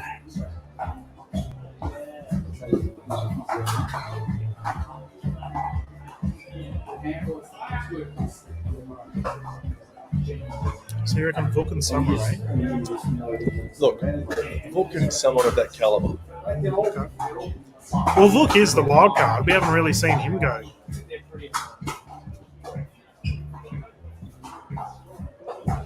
What about Tom? Tommy Evans. Well, he can do it for sure, but he's got bigger fish to fry at the moment. He's a busy man, that's for sure. He'll be back next week for the NPL rounds, however.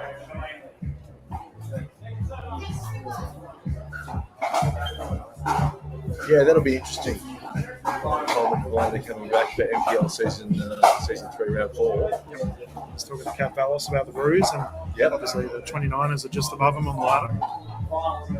They're playing they've got a good draw, so they're playing the Tide in round 4, and they're also playing the Rangers. Okay. And I've heard a little whisper that the Rangers are going to be, they're already usually depleted. I've heard they're going to be missing their captain, Henrik.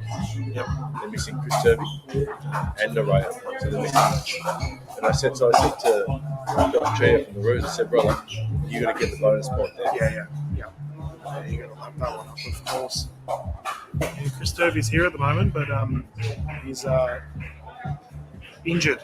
He's just come down the bench this weekend. Wish him the best.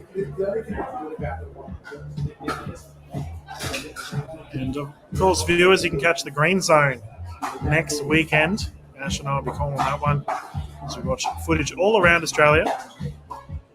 It's a lot of fun. Different experience, of course. Gets down so well for a big fella, Zach.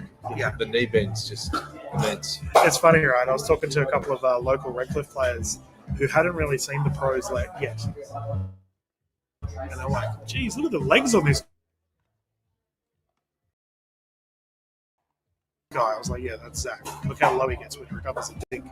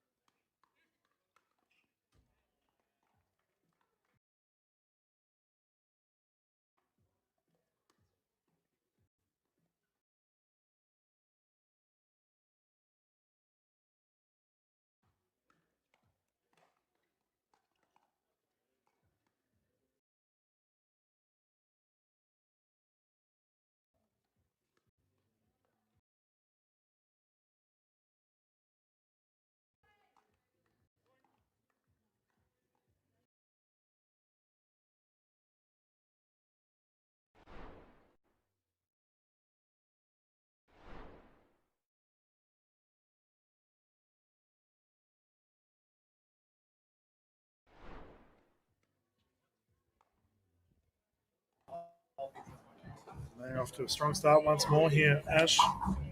Wild and Grabovic. Been a pretty good weekend for them, though. Particularly good weekend for Joey Wild. Yep. That's a big pocket full of cash. It hasn't been locked in yet. Sterling and Hassan still have an opportunity here.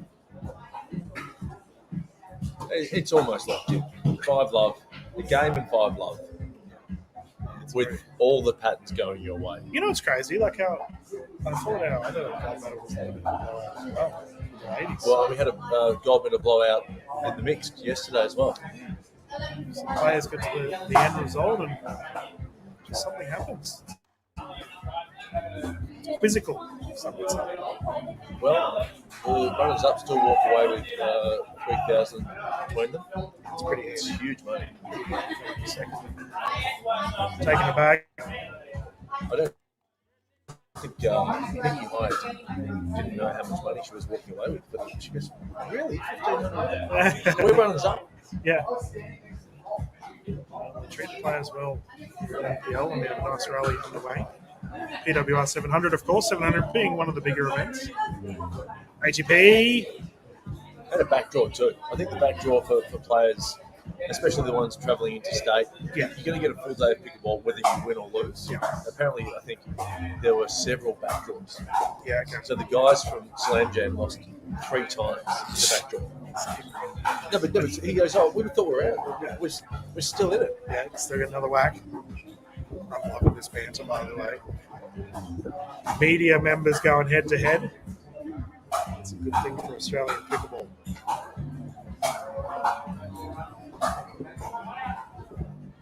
Zach, too big, too strong, down the feet. Sterling unable to defend.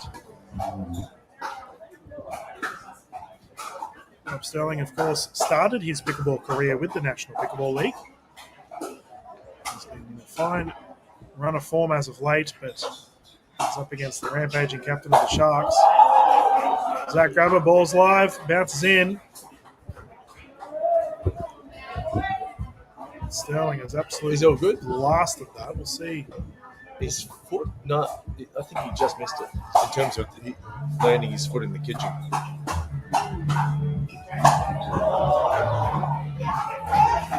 Sterling. He's firing up. Yeah, this is a grumpy Rob Sterling. Oh my goodness. We never see this from Rob. Quiet as a mouse. Good. Get angry, Rob. The people want to see it. We saw cranky Summit Alabama in the PWR Sydney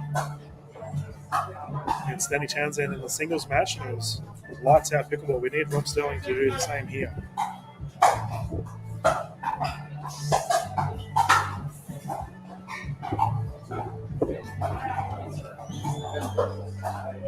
You're not getting that back. No.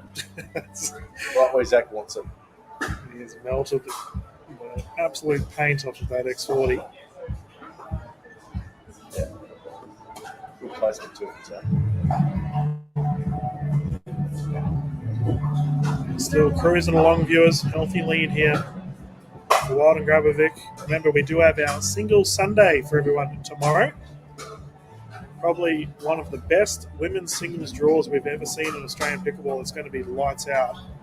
Who's your, underdog for tomorrow in the latest singles? How do you even call it underdog? Well, someone who, hasn't gone super deep, but might surprise us tomorrow. Mild Waters. Yep. Good. I really hope she does go deep. She deserves it. I'd like to see Aiko do well as well.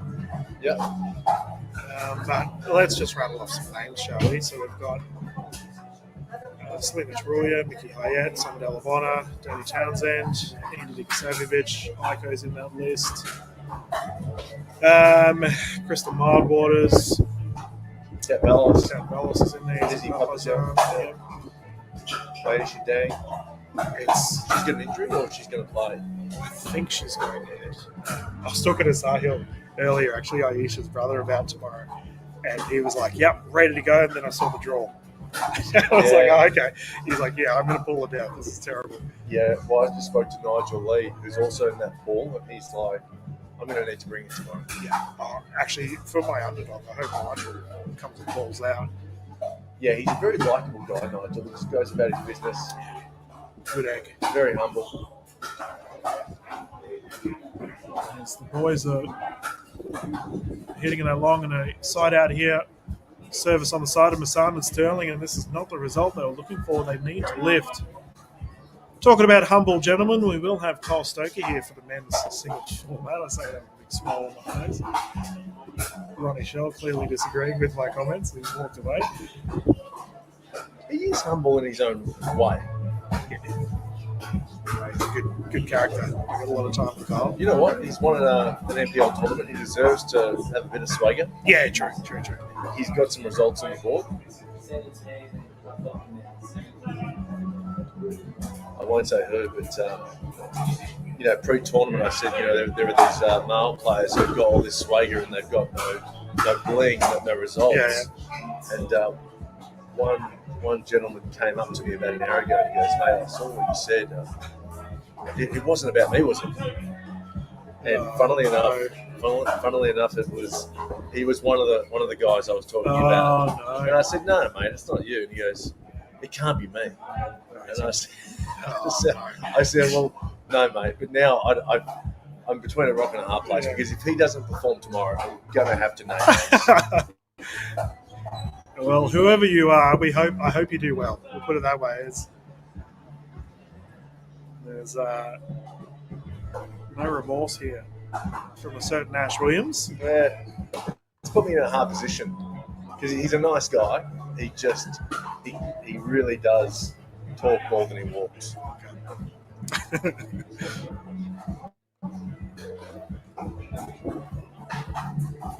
And he's had a very ordinary day today as well in the men's doubles. Oh, that's no good. Not what we want to hear. To be fair, it has been mighty difficult to get results, as we can see right here. Rob Sterling, Vish Masan, two of the best in the business, are struggling against some rampaging Grabovic and Wild. I think Zach's had a great game though, Ash. Yeah, this is going to really pump him up, pump up the big legs of Zach for tomorrow. I've heard too that the Reef in NPL next round, they're going to be bolstered by Ludovic and Shaki. Oh, Lou Shaki's back? Yep. It's good to hear. Oh, there he is. That's early number 17 for Zach Grab. From the mouth of Josh Nipris, who's pumped to have Ludovic back. Yeah, well, he's had depleted reserves all season. Yeah, so. I feel for the Reef, mate. They're the butt of a lot of jokes. No, I think Jesperson and Nipris have popped it on the chin and just gone about it the right way. Yeah. They're young fellas too in their own right.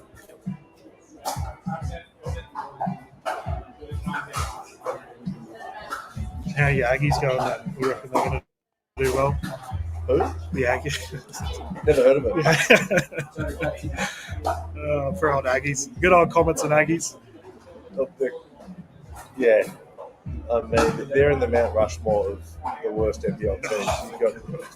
You've got the Reef, the Aggies and the Comets, and the Rangers. That's your Mount Rushmore. Hey, the Comets have been doing all right. I wouldn't be...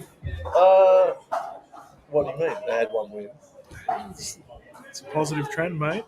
All you can do is look up, and we have, speaking of looking up, we have a match point and a gold point here. So I think Grabovic and Wild. Look, it's a bit of fun.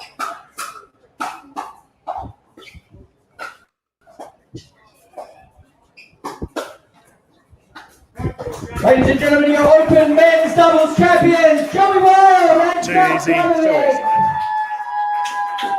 Zach Grabber and Joey Wild have been clinical, very similar to the ladies' event that we just watched. Congratulations to all medalists today in the men's doubles, the women's doubles, and the 19 plus. I thought Zach was the MVP. Very quickly to our medal presentation. Get everyone home well before 4:35, depending where you're driving. Some of you might be home before 4 very exciting. p.m. And let's Another fantastic talk about that. So for our singles Sunday, we do have all of our singles kicking off tomorrow. We will probably start at 9 o'clock. I imagine the broadcast tomorrow morning. Whatever you are doing tomorrow, must watch this Pickleball. It's going to be some of the best singles action we've seen we'll see you there for our medal presentation around the country. shortly. But pretty much our tournament's done for today. Yeah. It's, what is it, like 3 o'clock? Yeah, 3:15 here in Redcliffe, and we're done for the day. This is very rare, but I'm not complaining. No, because we can plug into the election coverage or the AFL, one of those two. Yeah, they're both probably going to be boring. I think they'll both be blowouts. I think the doggies were killing the ball last minute. But either way, viewers, we will wrap things up here for our broadcast. As you can see, I don't know, they're removing furniture. It looks like in the background. I don't know what the boys are doing. Getting medal presentations ready is my guess. All OH&S relevant, of course, but we'll close things down until we give them an Ash Williams in the booth. We've had a lot of fun here. 9 a.m. tomorrow. 9 a.m. We've got the confirmation from Mr. Shell. Single Sunday is going to be elite. Look forward to